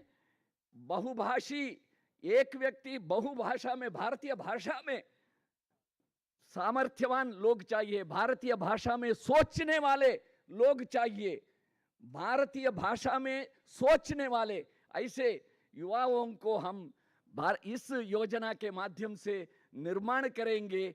ऐसे एक श्रेष्ठ विकसित भारत का, नव भारत का पुनर्निर्माण करेंगे। इस निवेदन के साथ मैं विराम लेता हूं। धन्यवाद श्रीमान। अभी प्रश्नोत्तर काल है। कृपया आप अपना परिचय के साथ विद्वानों के समक्ष अपना प्रश्न प्रस्तुत करें।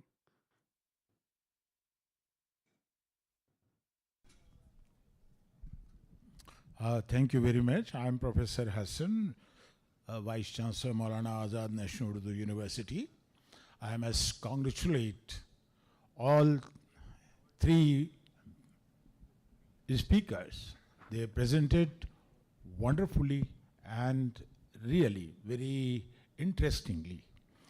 Now, let me tell you that in Maulana Azad National University, we have already created a center for Bharatiya Bhasha Samiti.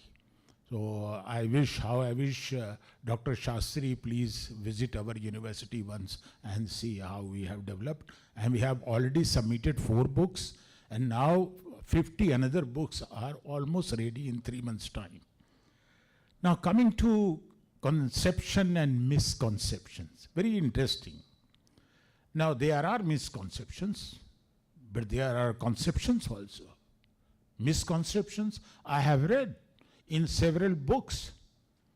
Foreigners have written, land India, it is land of snake charmers. Is it true? India is the land of snake charmers? No, not at all. In museums also we have seen, you see, this snake is brought from India. So that's how you see the foreigners have created wrong impression about India. This is the time to correct it, and for correction there are certain mechanisms also. You know, you presented about Ludo, you say that this was created during ancient time in India. But chess was also created. It was Chaturang, not Shatranj. The Arabs made it Shatranj. And then when it went to Europe, they called it chess. Well, it was created in India only. Similarly, Indian diaspora, if you go to whether Europe or Central Asia or America, you will find plenty of Indian diaspora. Do we have this intention to create a hub of diasporic studies? Because I have seen beneath, after Hiroshima and Nagasaki, beneath the statue of Einstein, who was really perturbed with the idea of bombing Hiroshima and Nagasaki. He was dead against it. And then when he died, he wrote something. And then finally, beneath the statue of Einstein in New Jersey, in Princeton University, you go and see, I have seen all Sanskrit shlokas are written for peacemaking and for considering value of human life. These lessons are taken from India. None other place but India. So therefore, the need of our is that please, if you have not included, please include diasporic studies also, because India has a large number of diaspora. And नई बस्तियों में जो हिंदी जा रही है, उसके बारे में आपने नहीं सोचा है. उन बस्तियों को भी involve करना पड़ेगा. If you think, well, this is the need of the hour, then of course, please, my proposal is such that you please include this diasporic studies. Thank you very much. धन्यवाद श्रीमान। मैं professor Nilima Gupta, कुलगुरु doctor Hari Singh गौर केंद्रीय विश्वविद्यालय सागर मध्य प्रदेश। सबसे पहले तो मैं अपने तीनों स्पीकर्स जिन्होंने आज अपना वक्तव्य दिया, वरखेड़ी जी, मूर्ति जी और चमू कृष्ण शास्त्री जी, उन सभी को बहुत बधाई देती हूँ कि आपने एक जोश हम सभी में लेकर आए कि हमें कैसे भारतीय भाषाओं को प्रमोट करना है। इसी के साथ जो जिन विश्वविद्यालयों का उदाहरण दिया गया था, जैसे विश्व भारती विश्वविद्यालय, महात्मा गांधी अंतर्राष्ट्रीय हिंदी विश्वविद्यालय, नालंदा विश्वविद्यालय, केंद्रीय हिंदी संस्थान, central Sanskrit university, national Sanskrit university, मुझे लगता है ये तो सच्ची में बहुत अच्छा काम कर रही हैं। लेकिन सवाल ये उठता है कि बाकी की जो विश्वविद्यालय हैं जो बेसिकली लैंग्वेज पर केंद्रित नहीं हैं, वो भाषाओं को कैसे प्रमोट करें। तो डॉक्टर हरि सिंह गौर विश्वविद्यालय में इस समय 25 राज्यों के, आप राज्यों की बात कर रहे थे, 25 राज्यों के छात्र छात्राएं पढ़ रहे हैं और 20 राज्यों के शिक्षक पढ़ा रहे हैं। ये स्टैटिस्टिक्स है। हमने जब ये निकाला तो हमने सोचा कि हम इनके लैंग्वेज क्लब्स बनाएं। तो इस समय विश्वविद्यालय में 15 लैंग्वेज क्लब्स बने हुए हैं और इन लैंग्वेज क्लब्स में एक एक टीचर उसी लैंग्वेज का उसका नेतृत्व करते हैं और बाकी के छात्र उसमें आते हैं और एक दूसरे से और भाषाएं भी सीखने का वो लोग प्रयास करते हैं। हमारा प्रयास रहता है कि एक छात्र जो 2 या 3 भाषा सीख कर आता है, वो 5 या 6 कम से कम भाषाएं वहाँ से सीख कर निकले। इसको नंबर से कोई मतलब नहीं है, कोई हम डिग्री नहीं देते हैं, ये एक प्रयोग किया गया है। तो अब भाषाओं को हमें प्रमोट करने के लिए जो पुस्तकों की बात आपने कही, तो पुस्तक जब फॉर्मर चेयरमैन यूजीसी के यहाँ बैठे हुए हैं, जब ये एनईपी शुरू हुई थी उसके बाद 100 पुस्तकें माननीय प्रधानमंत्री जी ने रिलीज़ की थी। उस समय हमने बार बार बैठक करके अपने शिक्षकों को प्रेरित किया और जैसा आपने कहा कि हम लैंग्वेज में तो पुस्तक लिख सकते हैं या लैंग्वेज में हम उसके बारे में ट्रांसलेट कर सकते हैं, लेकिन जो विषय है हमें चाहिए भाषा और विषय का कैसे ज्ञान आएगा। तो हमने ये जो प्रयोग किया, 12 जो पुस्तकें दी जो जिस विषय के शिक्षक थे उन्हीं से हमने ट्रांसलेट कराई और बहुत सुंदर पुस्तकें मुझसे निकल कर आई। तो इसीलिए हमारे यहाँ जो भी शिक्षक हैं अलग अलग भाषाओं के, यदि उन्हें हम प्रोत्साहित करें कि आप अपनी भाषा में अपने ही विषय का लिखिए, तो मुझे लगता है कि हमें रिजल्ट्स ज़्यादा अच्छे मिलेंगे। हम सभी ये करने में हम सक्षम हैं।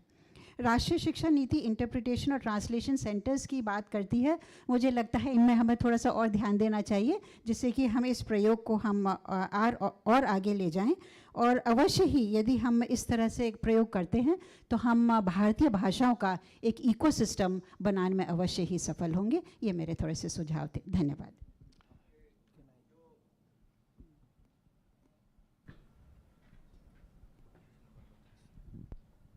ये जो 22 भाषा के छात्र हैं वो अलग अलग क्लास आप करा रहे हैं, उसमें एक अंश जोड़िए।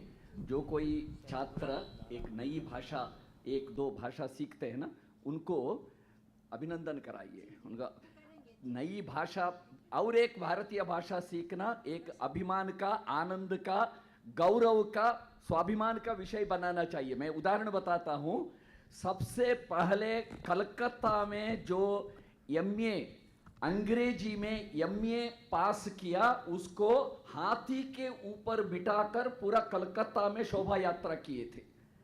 नागपुर में सबसे पहले जो अंग्रेजी में BA किया था, उसको पब्लिक फंक्शन में सम्मान किए थे। ऐसी परंपरा से वो अंग्रेजी प्रेस्टीज का विषय बना।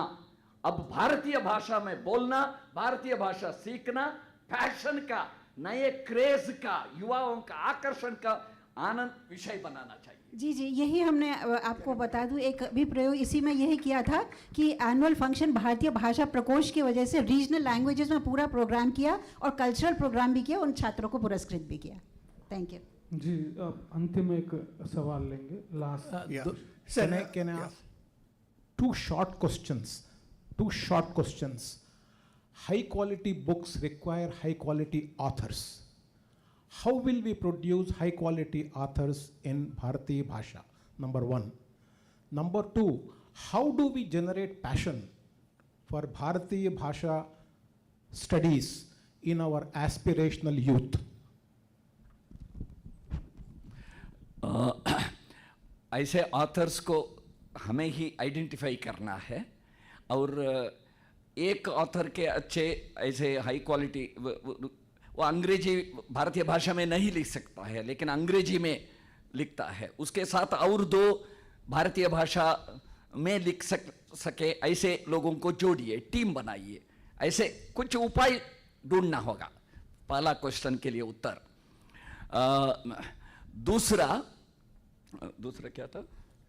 एस्पिरेशनल यूथ में हाँ, भारतीय भाषा के प्रति अभी इसके लिए एक वातावरण बनाना है। भाषा को एस्पिरेशनल बनाना कैसे, वो आगे और विषय आएगा, वो तो उसके लिए। लेकिन अभी ऑथर्स कब लिखते हैं? एक पूरे देश में एक वायुमंडल अगर बनता है, भारतीय भाषा में पाठ्यपुस्तक लिखना चाहिए, इस स्कीम को, भारतीय भाषा पुस्तक स्कीम को अगर हम बहुत बड़ा प्रचार देते हैं, इसका लॉन्चिंग उसके बाद बनेगा, तब उस वायुमंडल में सभी पुस्तक लिखेंगे। जिस प्रकार स्वातंत्र संग्राम के समय एक आजादी के लिए काम करने का एक वातावरण था, उसी प्रकार का ये शैक्षिक सांस्कृतिक पुनरुत्थान का एक वातावरण अगर हम बनाएंगे देश में, अवश्य लाखों प्राध्यापक इस काम में जुड़ेंगे। Sir, this is Y.L. Srinivas sir from Sammaka Saraka Central Tribal University. Can I? Yeah. Congratulate all of you for making wonderful, very eloquent presentations. Just add one point to whatever you said. In addition to the 22 languages that we are talking about, the Indian languages, wherever possible, we can translate these texts into tribal languages. Wherever possible. That also, bring in 2 things. One, inclusivity, and also empower the tribals, to pursue education in their own language. Thank you, sir.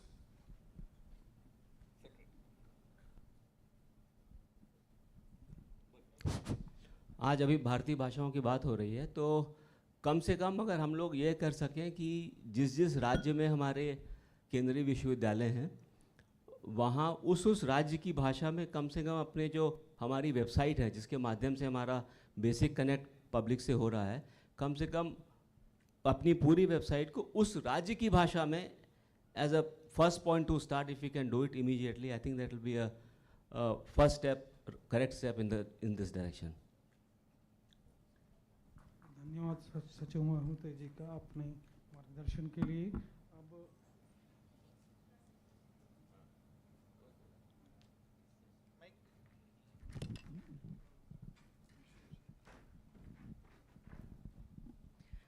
नमस्कार। इस session ने बहुत उत्साह भर दिया है भारतीय भाषाओं को लेकर सबके मन में।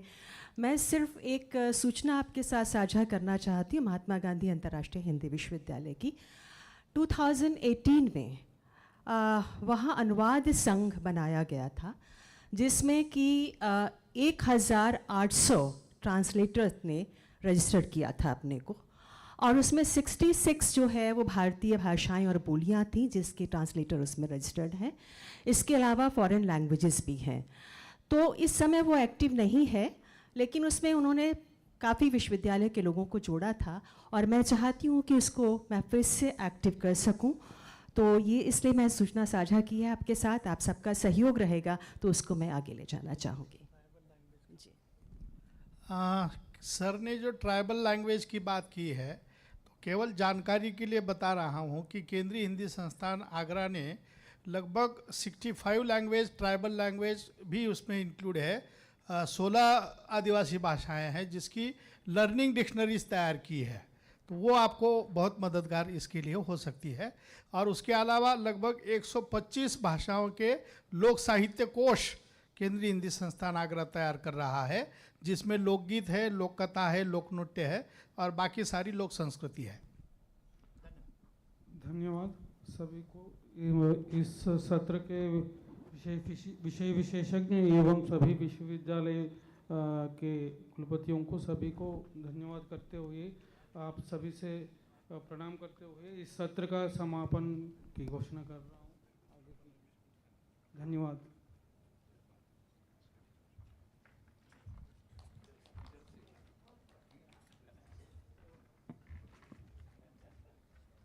We are extremely thankful to Professor Gantiya Smurti ji, Professor Chammu Krishna ji, professor Srinivas Varakhedi ji, professor GSR Krishnamurthy ji, professor Kumud Sharma ji,